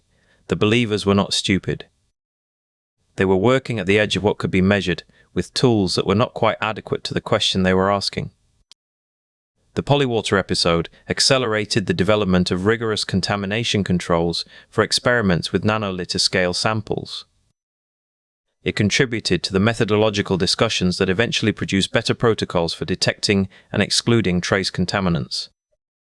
It is now a standard case study in the sociology of science, specifically in how a result can propagate through a community faster than it can be checked, especially when the experimental threshold is high and the prestige of the original discoverer is significant. The psychological insight is about the sociology of scientific prestige and the Cold War context of knowledge. American scientists who might otherwise have been more skeptical were partly motivated by the fear that if polywater was real, and the Soviets had found it first, the strategic and technological implications were significant. A new form of water that could withstand high temperatures, that could lubricate machinery in extreme conditions, that could be used in cooling systems for nuclear reactors. The potential applications were not trivial. The geopolitical pressure to take Soviet science seriously, or to fear it, was not irrational. But it shortened the critical distance that might have caught the contamination earlier. The question polywater leaves behind is not a question about chemistry. It is a question about the limits of self-correction in a system that rewards discovery more than it rewards caution. Polywater was eventually corrected by the normal processes of science, replication, spectroscopy, contamination controls. But it took 5 years from the first serious publications to the consensus rejection. In a world where scientific results are immediately communicated, immediately applied, and immediately funded, is 5 years fast enough? The English countryside in the late 1970s held its mysteries close, in the chalk downs of Wiltshire and the long barrows of the West Country. A landscape shaped by millennia of human hands had become a map of the invisible, ley lines connecting ancient sites, the zodiac of Glastonbury, the Arthurian legends that clung to every hill and hollow. The New Age movement had breathed new life into old stones, and the air itself seemed charged with the possibility that the land remembered things that modern people had forgotten. UFO sightings had become a quiet industry in rural Britain. The journal Flying Saucer Review, founded in 1954, treated each report with the gravity of a scientific paper, complete with diagrams, witness testimony, and spectral analysis of light patterns. Arthur C. Clarke's Mysterious World, broadcast in 1980, presented anomalous phenomena not as tabloid fodder, but as legitimate puzzles, asking its audience to keep an open mind. The culture was ready for something that could not be easily explained. The specific hunger was for evidence of non-human intelligence. The Drake equation had made the statistical case for extraterrestrial life a matter of sober calculation rather than science fiction. Carl Sagan was a household name, and the question of whether we were alone in the universe was felt not just as a scientific problem, but as an existential one. A pattern in a field, too precise to be accidental, too large to be easily dismissed, arrived in a landscape already primed to receive it as a message. In the summer of 1980, a farmer named John Scull discovered a circle of flattened wheat in his field near Cheesefoot Head in Wiltshire. The circle was approximately 60 feet in diameter, the stalks pressed flat in a perfect spiral, not broken but bent at the base as if some force had laid them down with careful precision. Scull reported it to the local newspaper. The Hampshire Chronicle ran a small item, buried on page 6, a curiosity for local readers. A retired meteorologist named Terence Meaden read the item with professional interest. Meaden had spent years studying atmospheric vortices, small tornadoes, dust devils, plasma formations that could leave circular marks on the ground. He had a theory that these vortices might explain certain anomalous phenomena reported in the countryside. He drove to Wiltshire to investigate, camera in hand, notebook ready. He did not consider the possibility that someone had made it by hand. Why would he? The circle was too large, too precise, too clean. No human agency could produce such a pattern without leaving tracks, without breaking the stalks, without betraying itself. The circles began to multiply. In 1981, a second circle appeared near the same location. Then a third, now with a smaller circle beside it. The formations grew more complex, rings, satellites, patterns that seemed to follow geometric rules. By 1983, the phenomenon had a name: crop circles. The press had discovered them, and the coverage was not skeptical but fascinated. The BBC ran segments. The tabloids ran front-page spreads. The question was never whether they were real. They were obviously real, physically present in the fields, but what caused them? Terence Meaden published his theory in 1983. The circles were caused by plasma vortices, spinning columns of ionized air that flattened crops in a circular pattern. He called them plasma whirlwinds, and presented his evidence at meteorological conferences. The theory was not ridiculous. Atmospheric electricity was poorly understood, and the idea that some unknown natural phenomenon could produce these patterns was scientifically plausible. Meaden was a serious researcher with a legitimate hypothesis. He was not the first scientist to see patterns in nature and attribute them to forces that turned out to be human. The believers were not credulous. They were farmers, pilots, meteorologists, physicists, and UFO researchers who had spent years studying anomalous phenomena with the tools of their trades. They measured the circles, photographed them from the air, analyzed the soil, took samples of the bent stalks. They found no evidence of hoaxing, no footprints, no tire tracks, no broken stems, no instrument marks. The circles seemed to appear overnight, in remote fields, without any human intervention. The evidence pointed to something extraordinary. In 1989, a pair of men from Southampton made a decision that would change everything. Dud Bauer and Dave Chorley were retired men in their 60s, friends who had spent years sharing a pint at the local pub and discussing the crop circle phenomenon with amusement. They had watched the media coverage grow, watched the theories multiply, watched the true believers accumulate like autumn leaves. They had also watched the farmers who owned the fields, and they knew something the theorists did not: how easy it was to make a circle by hand. Bauer and Chorley had been making crop circles since 1978. They had started with simple circles near their home in Hampshire, using a plank of wood and a length of rope, a device Bauer called the stomper. One man stood at the center holding the rope, while the other walked in a circle, pressing the wheat flat with the plank. It took about 20 minutes to make a circle 60 feet across. They worked at night, in darkness, using the stars for navigation. They left no footprints because they walked backwards, erasing their tracks with the same plank that flattened the crop.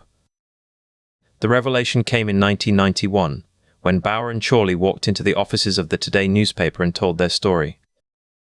They demonstrated the technique in a field near London, producing a perfect circle in under half an hour. They showed the newspaper their tools, a plank, a rope, a length of wire.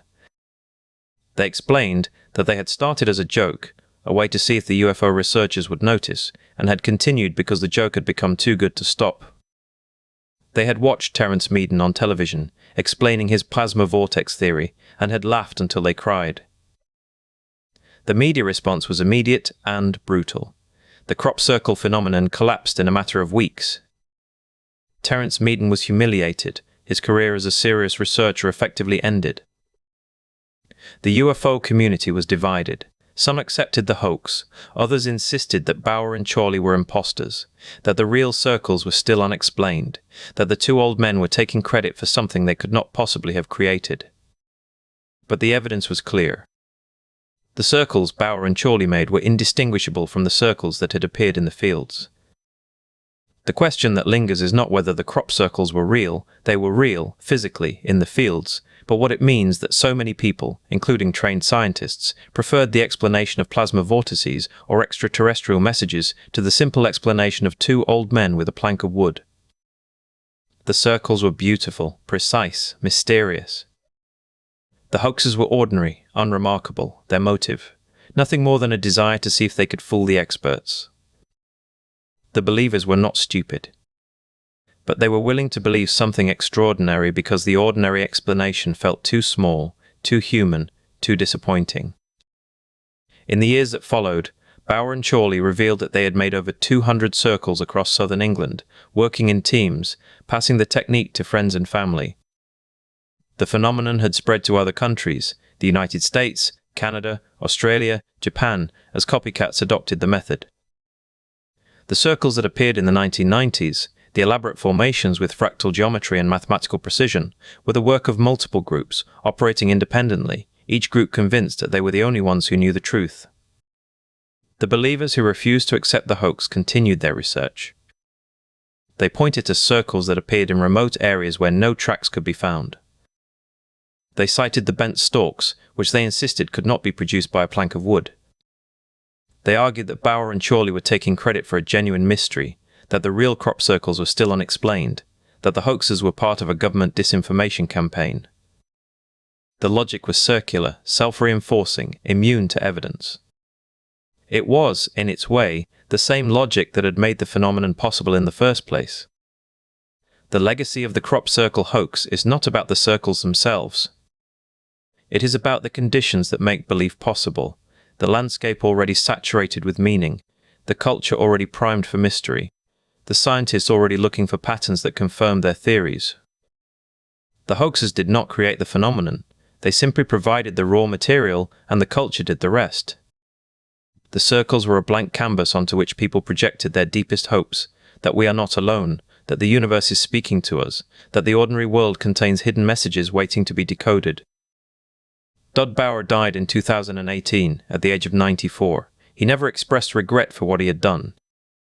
In interviews, he described the crop circle phenomenon as the greatest art project of the 20th century, a work of performance art that had fooled the world. He was proud of the precision of his circles, proud of the geometry, proud of the fact that he had outsmarted scientists, journalists, and UFO researchers who had spent years trying to solve a mystery that he had created in his spare time. Dave Chorley died in 1996, before the full scope of the hoax had been documented. He had kept a notebook, which his family later made public, containing the dates and locations of every circle he had made. The notebook confirmed that the first circles, the ones that had launched the phenomenon, were his work. The notebook also showed that he had continued making circles long after the hoax was revealed, not for publicity but for the pleasure of the act itself, the satisfaction of walking into a field at night and leaving behind a pattern that would be studied, photographed, and debated for years to come. The question at the end of the crop circle story is not whether the circles were real or fake. It is not whether the believers were foolish or the hoaxers were clever. The question is what it means to live in a world where the most extraordinary explanations are often the most compelling, where the simplest truth is the hardest to accept, and where two old men with a plank of wood could create a mystery that captured the imagination of the entire world. What does it say about us that we would rather believe in plasma vortices and extraterrestrial messages than in the ordinary, unremarkable, deeply human capacity for mischief? The notebook contained a record of 50 years of deception, but it also contained something else. The dates of the very first circles, made in 1978, which meant that Bauer and Chorley had been at work for a full 2 years before John Scull discovered that circle near Cheesefoot Head. Those first circles were not the elaborate pictograms that would later appear on the cover of national newspapers. They were simple rings, perhaps 30 feet across, made with a single plank and a length of rope. The men would walk into a field at night, drive a stake into the ground, attach the rope, and walk in a circle while dragging the plank behind them, flattening the wheat in a perfect ring. The wheat bent at the base of the stem, which meant it continued to grow horizontally rather than standing upright again. This was later cited by believers as evidence that the circles could not have been made by human hands. The plants appear to have been gently laid down by some kind of non-mechanical force. In fact, the wheat was simply growing sideways. The method was elegant in its simplicity. Bauer, who had worked as a signwriter and understood the geometry of circles, designed a sighting device, a wire loop attached to the peak of a baseball cap, which he used to align the circles with distant landmarks. This allowed him to create circles that were perfectly round, with diameters that matched precisely, and eventually to arrange multiple circles in geometric relationships that appeared to have been laid out with surveying equipment. The researchers who studied the circles from the air, using photographs taken from light aircraft, were impressed by the precision of the alignments. They did not consider the possibility that a man with a wire on his hat and a plank of wood could achieve the same result. The first circles were made in the summer of 1978, near the village of Cheesefoot Head in Hampshire, not far from the ancient monument of Stonehenge. Bauer and Chorley chose this location deliberately, knowing that the area was already associated with mystical significance and that any unexplained phenomenon in the vicinity would attract attention. They were not disappointed. The local newspaper reported the circle as a curiosity, and within weeks the first UFO researchers had arrived, measuring the flattened wheat, taking soil samples, and interviewing the farmer. Bauer and Chorley read the newspaper reports with amusement and a growing sense of astonishment. Their private joke was becoming public. As the phenomenon grew, so did the complexity of the designs. The simple circles of 1978 gave way to circles with rings around them, then to circles with satellite circles, then to the elaborate pictograms that appeared in the late 1980s, patterns that included multiple circles connected by straight lines, forming shapes that resembled insect mandibles, astronomical diagrams, or the plans for a landing strip. Each new design was a response to the previous season's analysis. When researchers claimed that the circles were too simple to be the work of extraterrestrials, Bauer and Chorley added rings. When researchers claimed that the rings were too irregular to be intentional, Bauer and Chorley added satellite circles with precise measurements. When researchers began to use night vision equipment and motion sensors, Bauer and Chorley learned to work in the dark, using the wire on the baseball cap to maintain their bearings. The relationship between the hoaxers and the investigators became a kind of dance, with each side responding to the other's moves. The investigators published books and papers analyzing the circles, identifying patterns that they believed were evidence of non-human intelligence. Bauer and Chorley read these publications and used them as instruction manuals for their next designs. The researchers were, in effect, telling the hoaxers what to do next. And the hoaxers, who had no formal training in geometry or surveying, were learning on the job, improving their craft with each season. By 1989, the crop circle phenomenon had become an international sensation. Colin Andrews and Pat Delgado published Circular Evidence, which sold 100,000 copies and was translated into multiple languages. The book presented the circles as a genuine mystery, possibly caused by atmospheric plasma vortices, possibly by extraterrestrial intelligence, possibly by some unknown natural force. It did not consider the possibility that two retired men from Southampton were making them in their spare time. The book was reviewed seriously in newspapers and magazines. The BBC produced a documentary. The Japanese television crews arrived, filming the circles from helicopters and interviewing the farmers who had discovered them. Bauer and Chorley watched all of this from their living rooms, and they began to feel a strange kind of pressure. The hoax had grown beyond their control.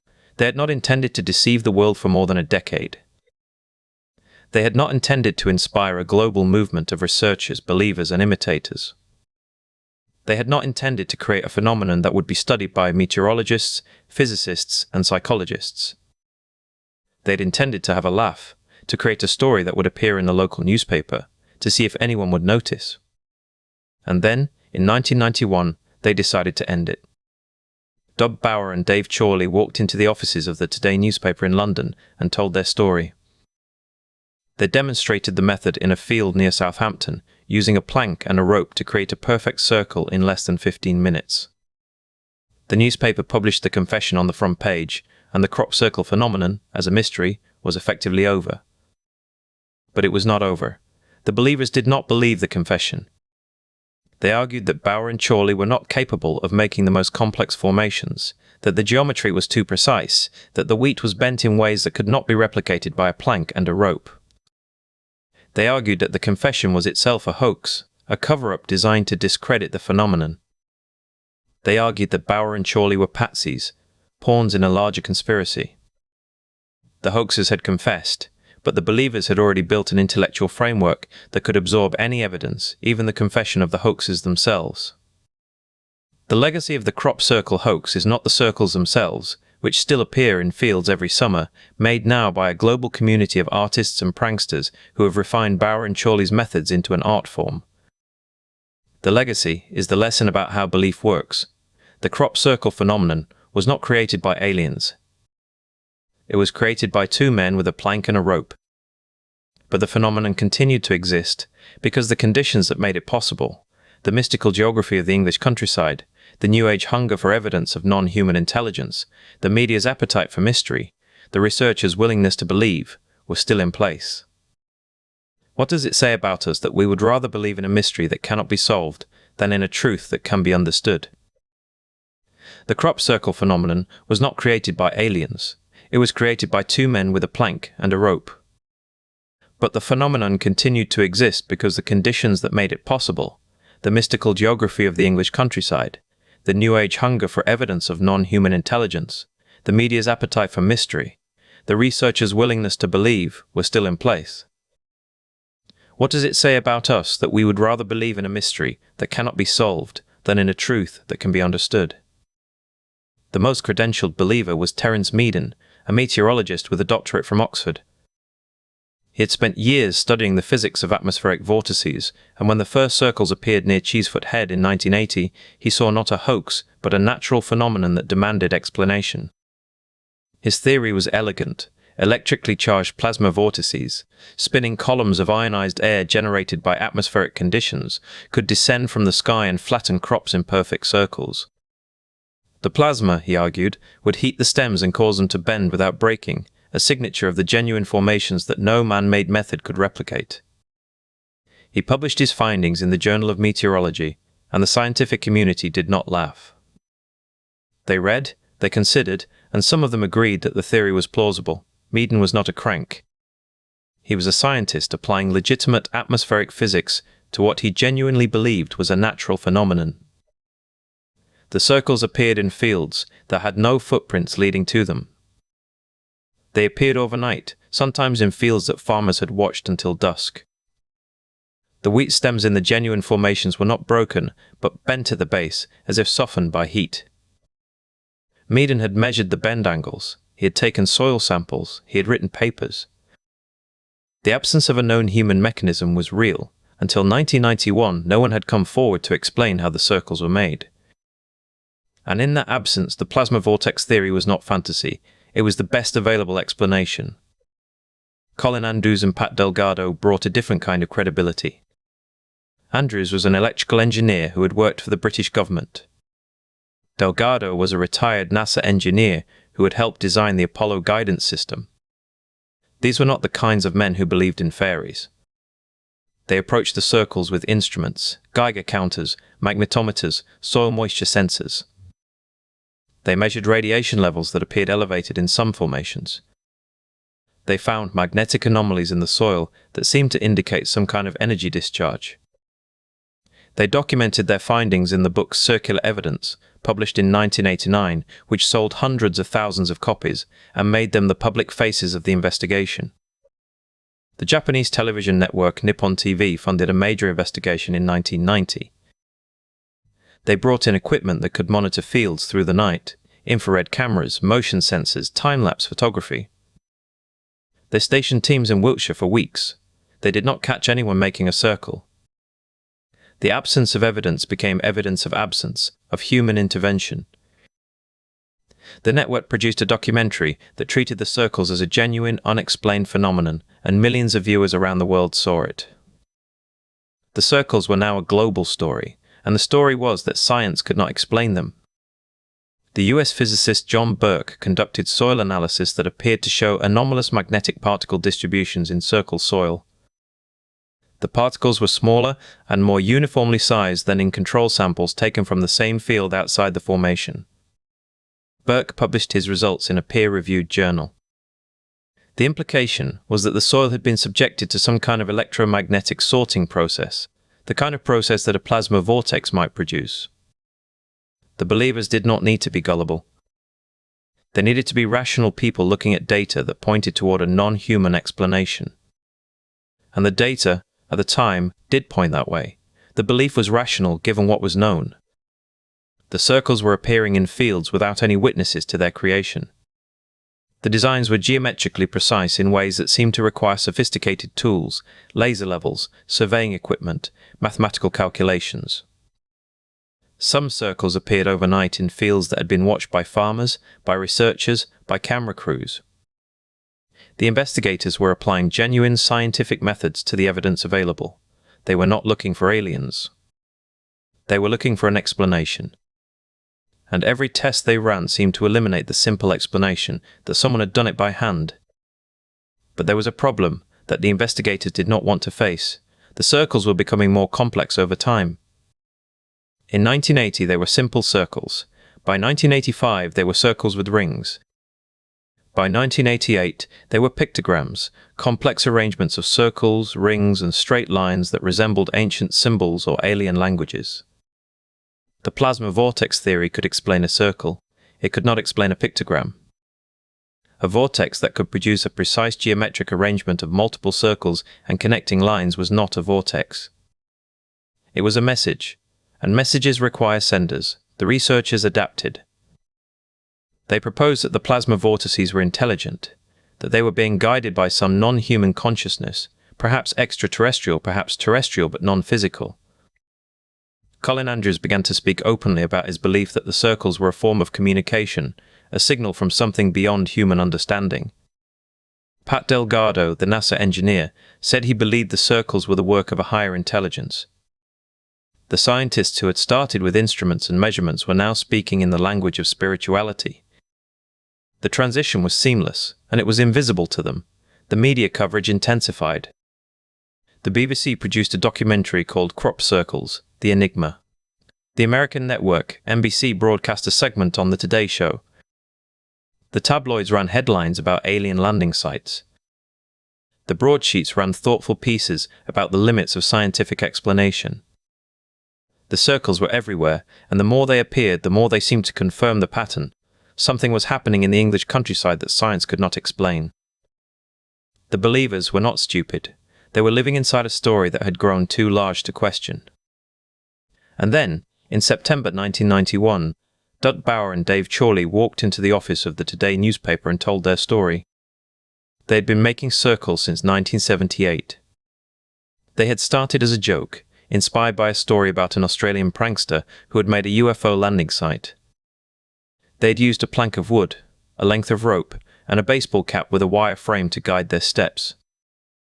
The simplest circles took them about an hour. The complex pictograms took a night. They had never been caught because they worked at night in remote fields, and they never told anyone. They had watched the researchers on television, reading their theories, measuring their soil samples, and they had laughed. The confession should have ended it. The believers had been given what they claimed they wanted, an explanation. But the explanation was too ordinary. Two men with a plank and a rope were not worthy of the mystery. The circles were too beautiful, too precise, too meaningful to be the work of a pair of pranksters. The believers did not accept the confession. They argued that Bauer and Chorley were not capable of making the most complex formations. They argued that the geometry was too precise, that the wheat was bent in ways that could not be replicated by a plank and a rope. They argued that the confession was itself a hoax, a cover-up designed to discredit the phenomenon. They argued that Bauer and Chorley were patsies, pawns in a larger conspiracy. The government, they said, had orchestrated the confession to discredit the real phenomenon. The military had been involved from the beginning. The circles were real, and the confession was a lie. The believers had built an intellectual framework that could absorb any evidence, even the confession of the hoaxes themselves. The framework was not about evidence, it was about identity. To accept the confession was to accept that they had been fooled. And that was a truth they could not bear. The legacy of the crop circle hoax is not the circles themselves, which still appear in fields every summer, made now by a global community of artists and pranksters who have refined Bauer and Chorley's methods into an art form. The legacy is the lesson about how belief works. The crop circle phenomenon was not created by aliens. It was created by two men with a plank and a rope. But the phenomenon continued to exist because the conditions that made it possible were still in place. The mystical geography of the English countryside, the New Age hunger for evidence of non-human intelligence, the media's appetite for mystery, the researchers' willingness to believe. The hoaxes had confessed, but the believers had already built a world in which the confession did not matter. The circles were real because they needed them to be real, and when the truth arrived, they simply refused to see it. The question that lingers is not about the circles. It is about the shape of belief itself, and whether any of us can recognize the moment when what we want to be true becomes indistinguishable from what is. The believers had built an intellectual framework that could absorb any evidence, even the confession of the hoaxers themselves. The framework was not about evidence, it was about identity. To accept the confession was to accept that they had been fooled. And that was a truth they could not bear. The legacy of the crop circle hoax is not the circles themselves, which still appear in fields every summer, made now by a global community of artists and pranksters who have refined Bauer and Chorley's methods into an art form. The legacy is the lesson about how belief works. The crop circle phenomenon was not created by aliens. It was created by two men with a plank and a rope. But the phenomenon continued to exist because the conditions that made it possible were still in place. The mystical geography of the English countryside, the New Age hunger for evidence of non-human intelligence, the media's appetite for mystery, the researchers' willingness to believe. The hoaxers had confessed, but the believers had already built a world in which the confession did not matter. The circles were real because they needed them to be real, and when the truth arrived, they simply refused to see it. The question that lingers is not about the circles. It is about the shape of belief itself, and whether any of us can recognize the moment when what we want to be true becomes indistinguishable from what is. In September 1991, Dud Bauer and Dave Chorley gave an interview to the Today newspaper. Bauer was 72. Chorley was 62. They sat in a pub near Southampton and told a reporter that they had started the crop circle phenomenon 13 years earlier, in 1978, with a plank of wood, a length of rope, and a simple idea. Bauer's wife had become suspicious of the mileage on his car and had accused him of having an affair. He had decided, in the face of that accusation, to reveal the truth. The affair was not with another woman. It was with a field in Wiltshire. They drove with the journalist to a field near Cheesefoot Head, the same area where the first major circles had appeared. Bauer produced a plank of wood, a length of rope, and a baseball cap with a wire loop attached to the brim. He tied the rope to the plank, placed the wire loop under his chin, and began to walk in a straight line, pressing the wheat flat with the plank. Chorley guided the rope from the center. In a few hours they produced a circle that was indistinguishable from the formations that had been studied, photographed, and analyzed for over a decade. Pat Delgado was called to examine the circle. He walked the perimeter, knelt to inspect the flattened stalks, and declared it genuine. Then he was told who had made it. The silence that followed was the sound of a world collapsing. Delgado did not recant his belief in the non-human origin of other circles. He simply said that this one was a hoax. The distinction was subtle, but crucial. It allowed him to preserve the category of the genuine while conceding the existence of the fake. Bauer produced a photograph taken in 1978, showing himself and Chorley standing beside one of their early circles. He showed the mileage records of his car, which documented hundreds of journeys to Wiltshire over 13 years. The evidence was not circumstantial. It was direct, documented, and demonstrated. The men who had created the phenomenon were standing in front of, the confession was complete, the hoax was over. But the phenomenon did not end. The crop circle community responded not with acceptance but with reclassification. Some researchers acknowledged that Bauer and Chorley had made some circles, but argued that the more elaborate formations must still be of non-human origin. The circles that appeared after 1991 were more complex, more geometric, more beautiful than anything Bauer and Chorley had produced. This was taken as proof that the genuine phenomenon continued. It was, in fact, proof that Bauer and Chorley had inspired a generation of imitators. By the mid-1990s, hundreds of people had begun making circles. Some were inspired by Bauer and Chorley, some were independent. The circles became more elaborate after the confession than before it, because a community of skilled artists had taken over from the two elderly originators. The phenomenon transformed from a hoax into a form of land art. The circles that appear in English fields every summer are now made by artists who are open about their work, who produce formations of genuine geometric beauty and who have refined the techniques that Bauer and Chorley invented. The crop circle phenomenon is unusual among hoaxes because it did not end with the exposure, it transformed. The circles are now openly made by teams of artists and enthusiasts, some of them extraordinarily skilled, who produce formations that are indistinguishable from the early circles in appearance but are far more intricate. The belief in non-human origin persists in a subculture that has simply reclassified the human-made circles as imitations and maintained the category of the genuine formation. The category is empty, but the category persists. The psychological insight is about the need for a category of the inexplicable. The crop circle phenomenon survived its exposure because it met a need that the exposure could not address, the need for evidence that the universe contains intelligence beyond our own. This need is not irrational, it is a response to the loneliness of being human in a vast and silent cosmos. The desire to believe that something is out there, that we are not alone, that the patterns in the wheat are a message from a mind greater than ours, this desire is not a pathology. It is a longing.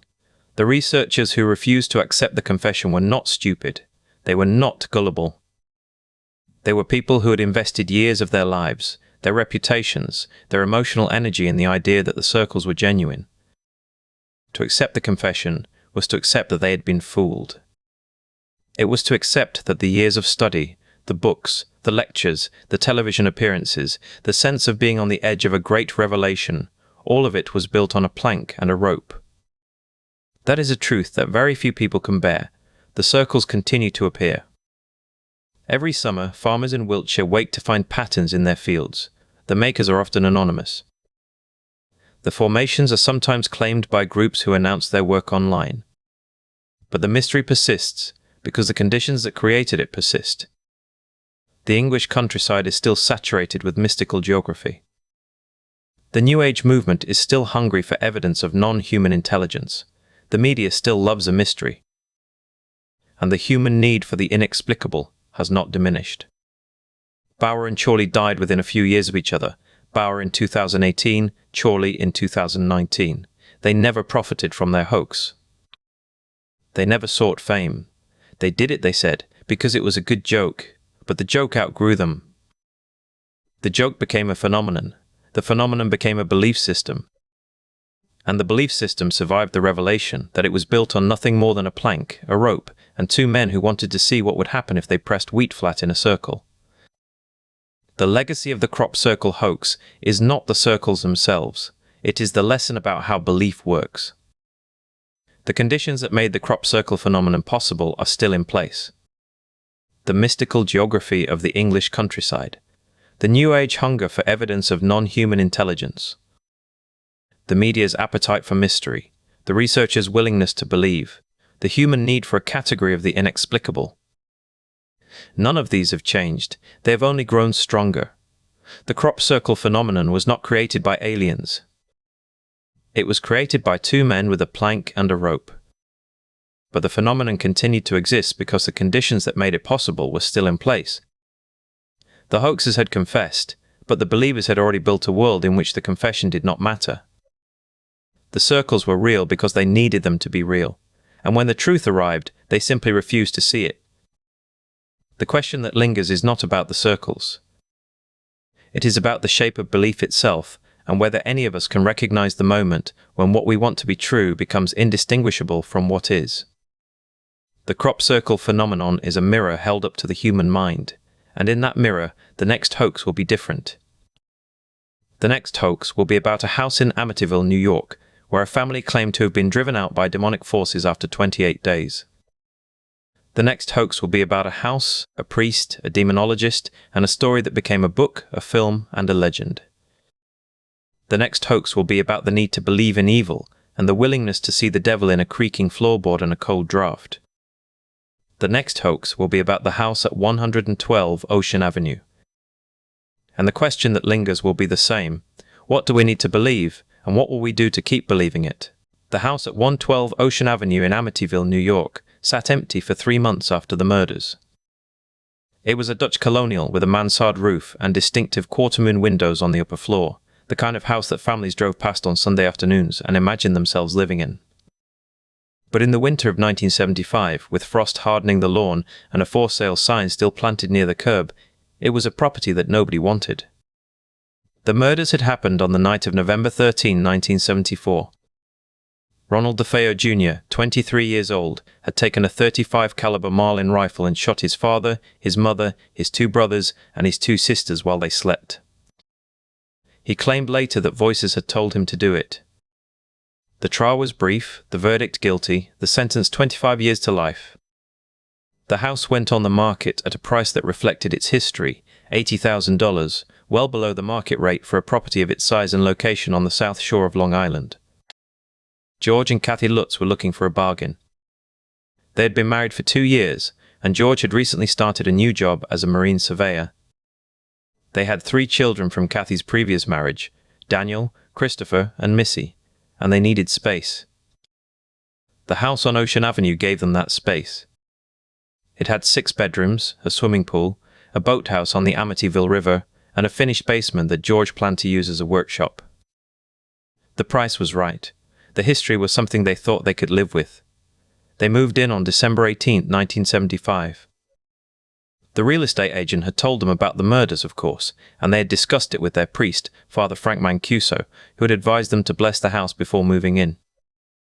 They did. Father Mancuso came to the house, sprinkled holy water in every room, and said prayers for the DeFeo family. Then the Lutzes unpacked their boxes and tried to make the house their home. The first night, nothing happened. The second night, nothing happened.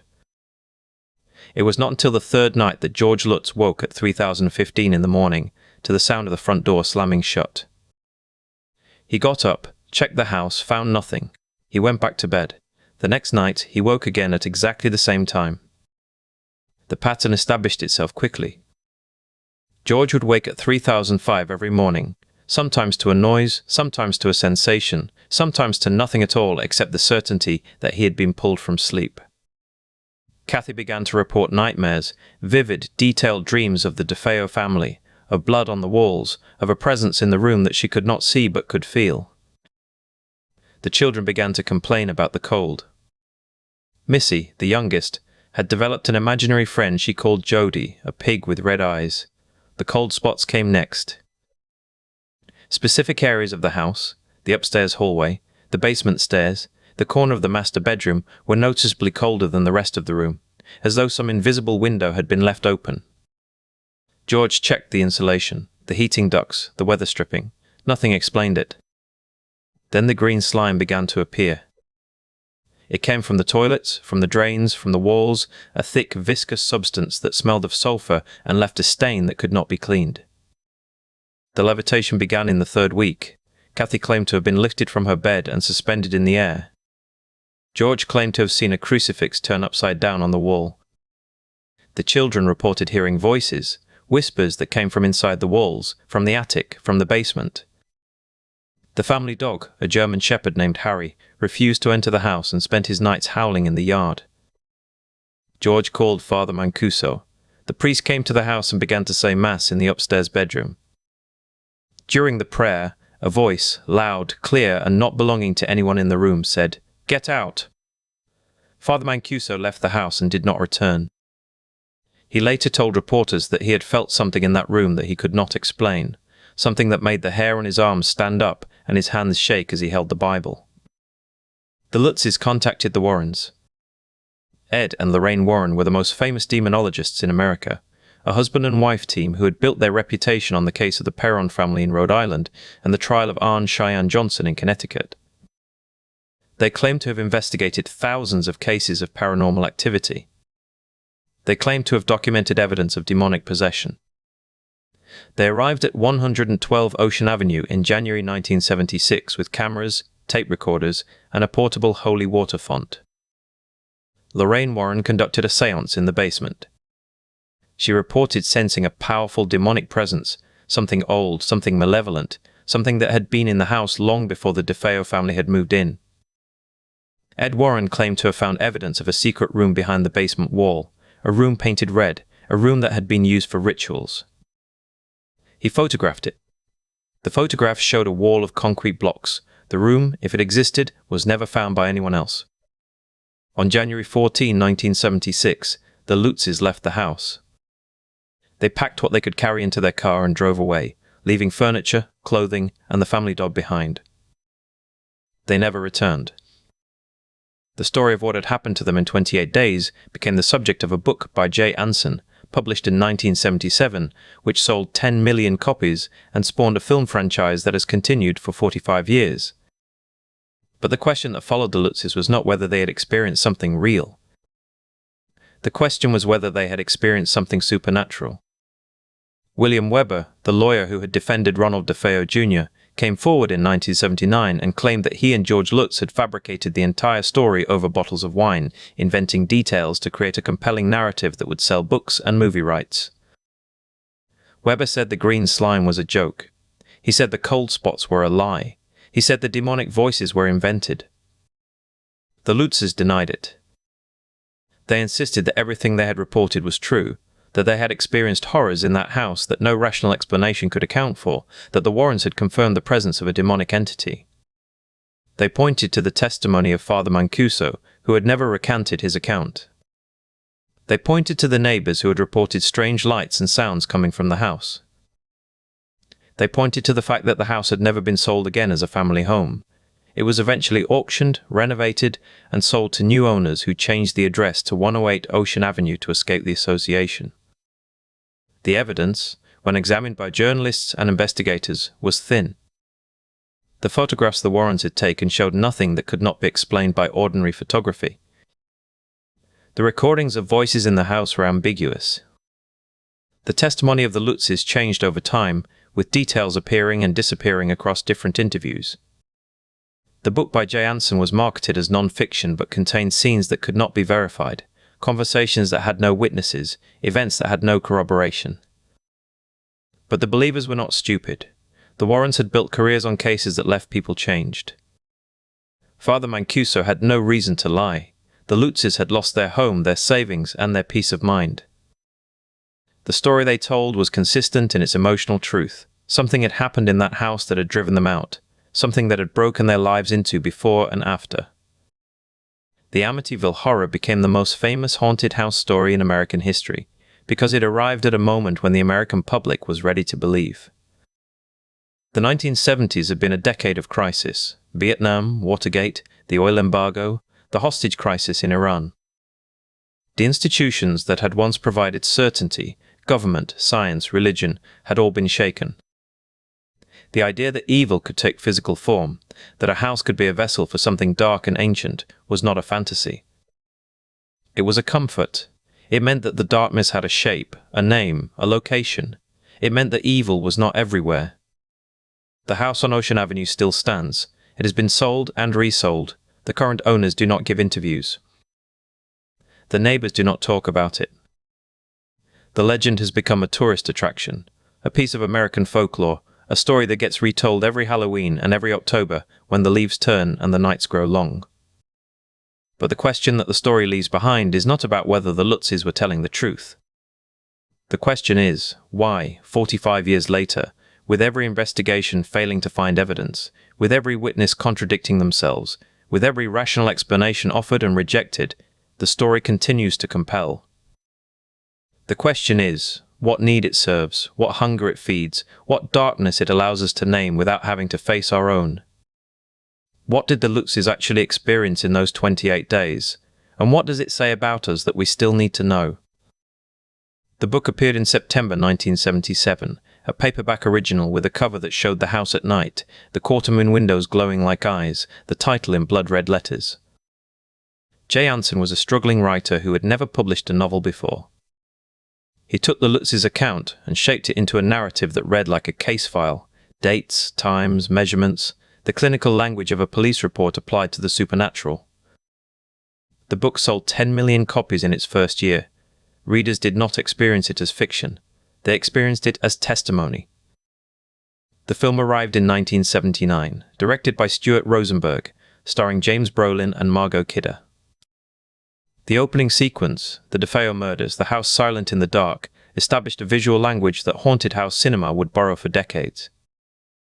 The film grossed $86 million on a budget of $4 million. It spawned 7 sequels, a remake, and an entire subgenre of suburban horror. The house on Ocean Avenue had become a property, in every sense of the word. But while the book climbed the bestseller lists and the film filled theaters, a different kind of investigation was underway. Rick Moran, a journalist for the Long Island newspaper Newsday, had been covering the story from the beginning. He was not a skeptic by temperament. He was a reporter who had learned to trust what he could verify. In the spring of 1977, before the book was published, he visited 112 Ocean Avenue with a photographer and a building inspector. They walked through every room. They measured the walls. They opened the closets. They went into the basement. The Lutzes had described a secret room in the basement, a small chamber painted red, hidden behind a bookcase, where they claimed to have found evidence of satanic worship.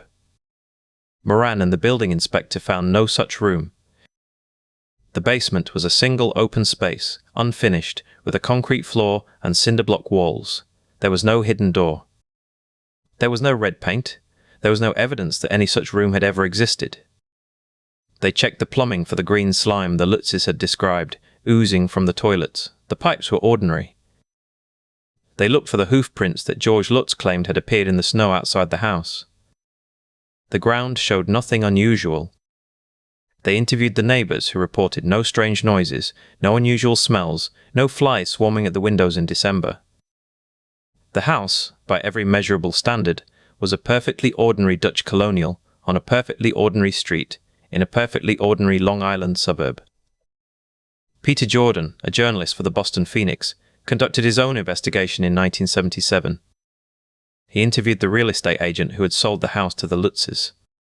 He interviewed the priest who had blessed the house and later refused to discuss it. He interviewed the Lutzes themselves separately and noticed inconsistencies in their accounts. George Lutz described waking at 3005 every morning. Kathy Lutz described the same thing. But when Jordan asked specific questions about what they saw when they woke, their answers did not match. The details shifted. The chronology blurred. The most damaging evidence came from a source the Lutzes had not anticipated. William Weber, the attorney who had represented Ronald DeFeo Jr.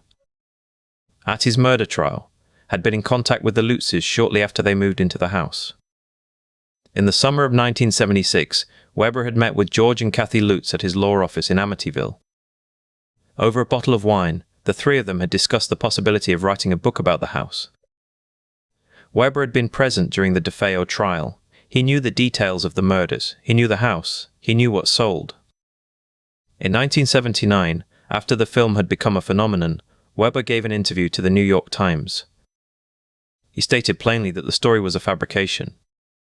He said that he and the Lutzes had created the narrative together, over several bottles of wine, intending to split the proceeds from a book deal. The relationship had collapsed when the Lutzes went ahead with Jay Anson without him. The story, Weber said, was invented. The demonic voices, the green slime, the levitation, the pig-eyed demons, all of it was a shared fiction, crafted in a lawyer's office on a summer evening. The Lutzes denied this. They continued to insist that the events had happened exactly as described.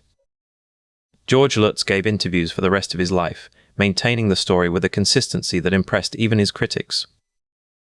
He died in 2006, still insisting that the house on Ocean Avenue had been possessed, that he had seen what he had seen, that the world could believe what it chose. The Warrens also maintained their account. Ed Warren died in 2006, Lorraine in 2009. Their museum in Monroe, Connecticut, still displays a small model of the Amityville house, labeled as a site of confirmed demonic activity. The museum attracts visitors from around the world. The Warrens' files on the case remain sealed, held by their estate, unavailable for independent examination. The investigation by Moran and Jordan was thorough, but it was not conclusive in the way a criminal investigation would be. There was no confession. There was no signed affidavit. There was only Weber's word against the Lutzes, and Weber was a convicted criminal defense attorney with his own motives. The hoax, if it was a hoax, was never legally proven. The story was never retracted. The book remained in print. The film remained in circulation. The house remained a tourist attraction. What is certain is that the Lutzes had financial incentive.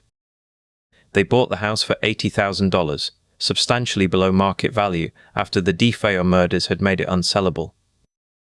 They sold the story to Jay Anson for a reported advance of $100,000, plus royalties. The book and film generated millions.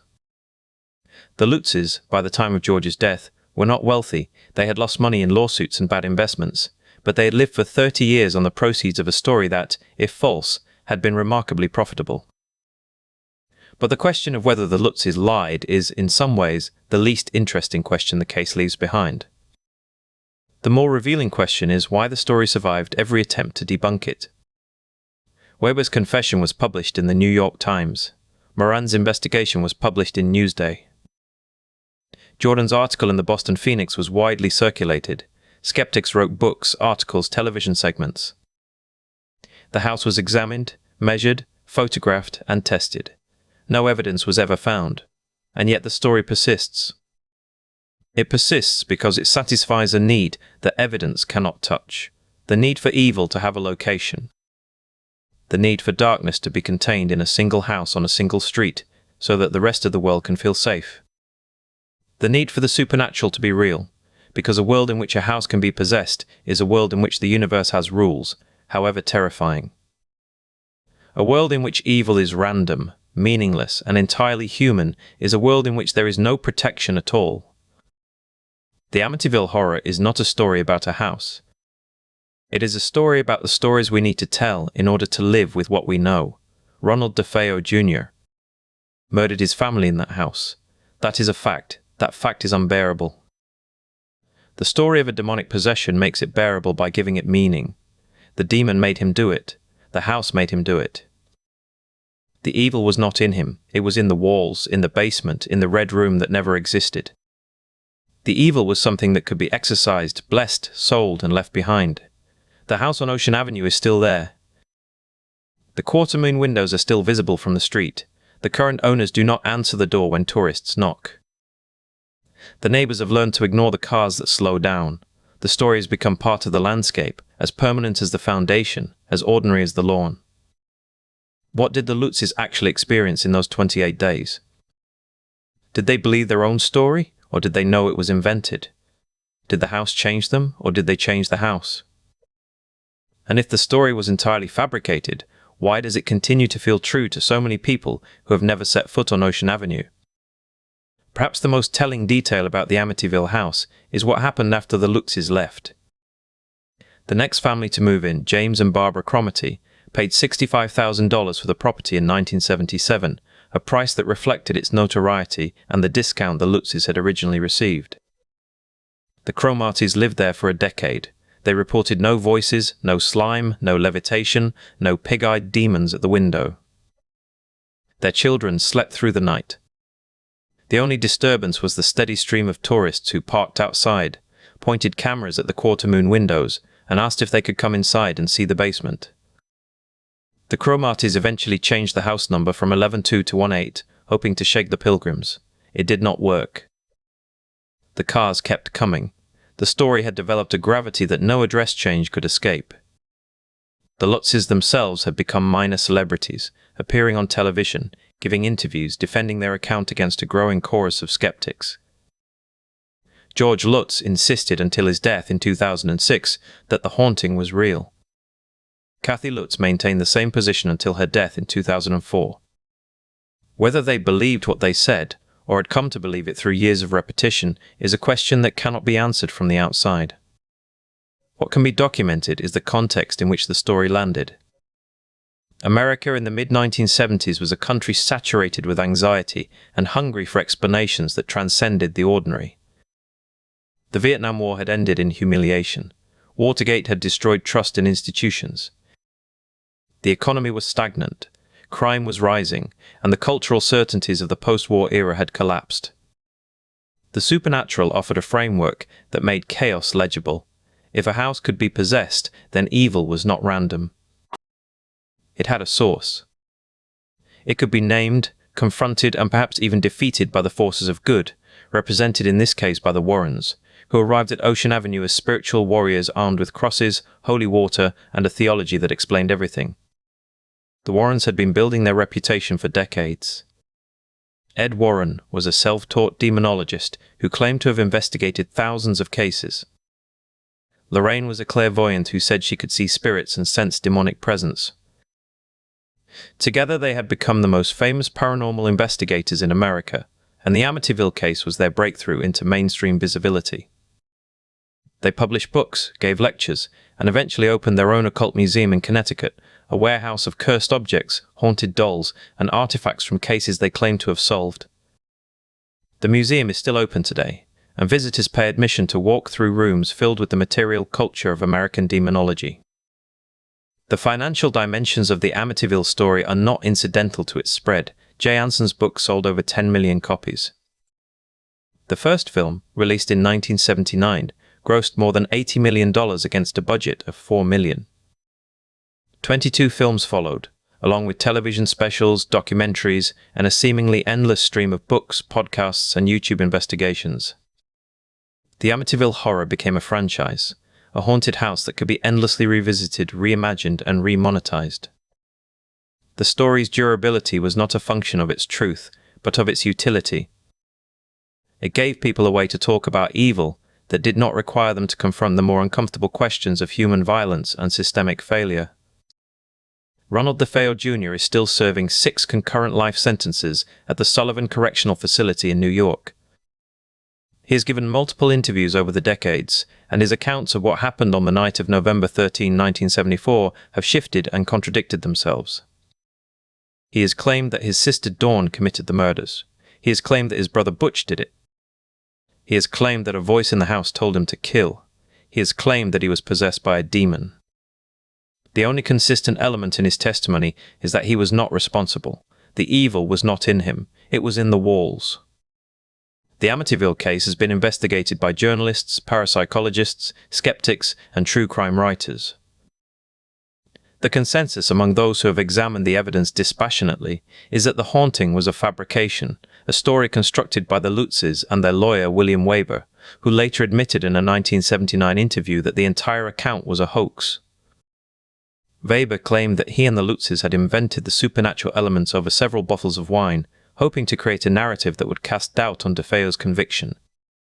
When the story proved more valuable as a book and film than as a legal strategy, they abandoned the legal angle and pursued the entertainment market instead. But the hoax explanation, however well documented, has never fully dislodged the story from the culture. The Amityville Horror continues to be treated as a genuinely open case by paranormal investigators, many of whom argue that Weber's confession was itself unreliable, or that something real happened in the house even if the Lutzes exaggerated or invented details.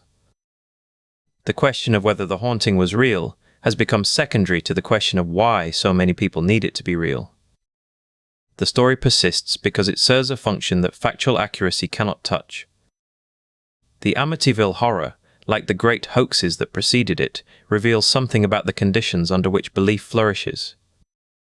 The moon hoax of 1835 succeeded because the public was ready to believe in lunar life.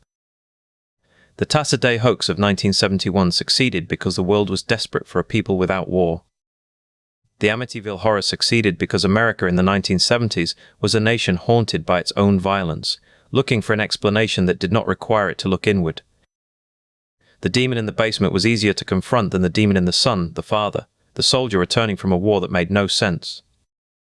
The legacy of the Amityville case is not the house on Ocean Avenue, which still stands, still ordinary, still unremarkable to anyone who does not know its story.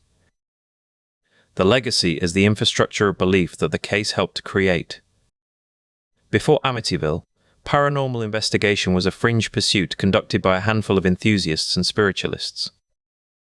After Amityville, it became an industry. The Warrens' methods, the seances, the blessings, the diagnosis of demonic infestation became templates replicated by hundreds of groups across the country. The Amityville case taught a generation that hauntings were not just possible but profitable, not just frightening but marketable, not just local but national.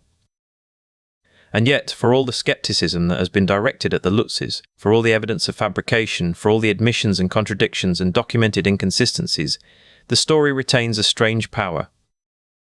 The quarter-moon windows still draw the eye. The silence of the house at night still feels like it might be holding something back. The story has become a kind of ghost itself, something that cannot be killed by facts because it was never alive in the first place. It lives in the space between what happened and what was believed to have happened, in the gap where grief meets narrative, where trauma meets the supernatural, where a family's need to make sense of the senseless found a story that fit. The Amityville Horror is not the story of a haunted house. It is the story of a haunted culture, a culture that had just lived through a decade of assassinations, riots, a lost war, and a betrayed presidency, and that needed to believe that evil could be contained in a single building on a quiet street in a small town on Long Island. The evil was not in the house. It never was. The evil was in the things that people do to each other, in the rage that builds in a young man's chest until he picks up a rifle, in the silence of a community that does not want to see what is happening in the house next door. The demon was never in the basement. The demon was always in the room. And so the question that lingers, the question that every hoax leaves behind, is not whether the story was true. The question is why we needed it to be. What does it mean that a fabricated haunting has become one of the most durable American stories of the 20th century? What does it say about us that we would rather believe in a demon in the basement than in the ordinary, unremarkable, unbearable fact that a young man killed his family with a rifle and that no demon made him do it? The house on Ocean Avenue is still there. The quarter-moon windows are still visible from the street. The story is still being told. And somewhere, in a living room in a suburb not unlike Amityville, a family is watching a documentary about a haunted house, and they are asking themselves, what if it was real? And the answer, as it always is with the great hoaxes, is that it was real, not as a fact, but as a need. And needs do not require evidence to survive. Psychologist Robert Baker, who spent decades studying the psychology of belief and deception, looked at the Lutz case and saw something he had seen many times before. He called it a textbook example of what happens when fantasy-prone personalities reinforce each other's beliefs in conditions of extreme stress and sleep deprivation. George Lutz had a history of interest in the occult. He had read books on demonology, had experimented with seances, had dabbled in what he later called the dark side. Kathy Lutz was suggestible and deeply religious, raised in a Catholic household where the supernatural was not a metaphor but a literal reality. Put two people like that in a house where a murder has happened, deprive them of sleep, surround them with the expectation of terror, and the mind will produce the terror that it expects. The 3005 a.m. waking was not evidence of a demonic presence. It was evidence of a conditioned response. George Lutz, having read about the DeFeo murders and the time they occurred, had planted the expectation in his own subconscious. The body, in its vulnerability, complied. The cold spots were drafts. The green slime was probably a combination of plumbing residue and the power of suggestion. The pig-eyed demon at the window was a hallucination born of exhaustion and fear. None of this required a supernatural explanation. It required only the ordinary machinery of the human mind under pressure. But the mind, once it has committed to a story, does not easily retreat. By the time the Lutzes fled the house on January 14, 1976, they had told their story to friends, to the Warrens, to the local press. The story had taken on a life of its own. It had become true, in the only sense that mattered. It was the story they were living inside. And when Jay Anson's book was published in September 1977, the story became a commodity. The book sold 10 million copies. The film, released in 1979, grossed over $80 million on a budget of $4 million. The Lutz family, who had been paid a share of the proceeds, were now locked into the story financially as well as psychologically. This is the moment the case marks a turning point. Before Amityville, the supernatural in America was largely a matter of private belief, church teachings, folk traditions, the occasional local legend whispered over a fence.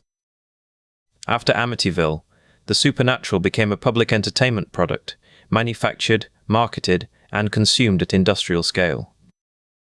The haunted house was no longer a place you avoided. It was a franchise.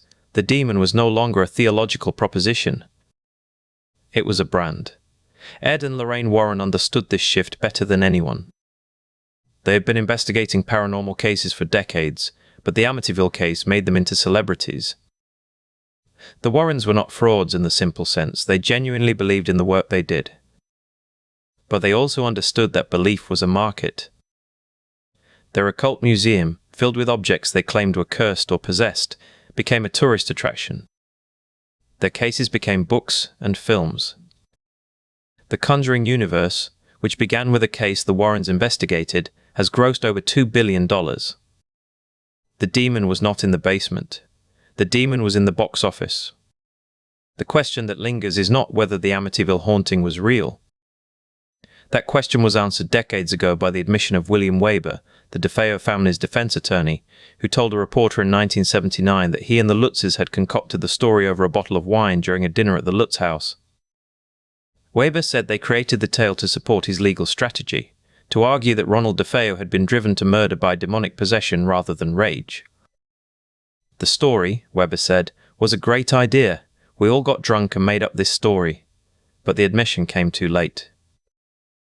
The book was already a bestseller. The film was already in production. The story had already entered the American imagination, where it would remain for the next 40 years, impervious to evidence, immune to debunking. Because the story was not about the house. It was not about the demon. It was about the need for evil to have a face, a name, a location, something you could point to and say, it came from there. The alternative was too terrible to accept, that evil comes from inside us, from the ordinary darkness of the human heart, and that no amount of holy water or exorcism or fleeing will ever put it to rest. The house on Ocean Avenue is still there. The Quartermain windows are still visible from the street. The tours still run. The story is still being told, in documentaries and podcasts and YouTube videos, each retelling adding a new layer, a new detail, a new claim that cannot be verified but cannot be disproven either. The Lutz family, who lived in the house for 28 days, have spent the rest of their lives defending a story that made them famous, wealthy, and trapped. George Lutz died in 2005, still insisting the haunting was real. Kathy Lutz died in 2019, still insisting the same. And so the central question remains. When a story about evil generates this much money, when it spawns books and films and sequels and reboots and a whole genre of paranormal entertainment, who benefits from the evil being real? The publishers, the filmmakers, the demonologists, the tour operators, the content creators. The believers who find in the story a confirmation of their worldview, the skeptics who find in it a confirmation of theirs. Everyone benefits. Everyone except the dead. Ronald DeFeo Jr. is serving 6 concurrent life sentences at the Sullivan Correctional Facility in New York. He has given multiple interviews over the decades, and his story has changed. Sometimes he says he heard voices. Sometimes he says he was on drugs. Sometimes he says he just snapped. He has never claimed demonic possession in court. He has never used the Amityville haunting as a defense. He has never asked for an exorcism. He sits in a cell year after year, and the story that made his family's house famous is not his story. It is a story about a demon that never existed, told by people who never lived in the house while the murders happened, and it has made everyone rich except the man who pulled the trigger. The evil was not in the house. It never was.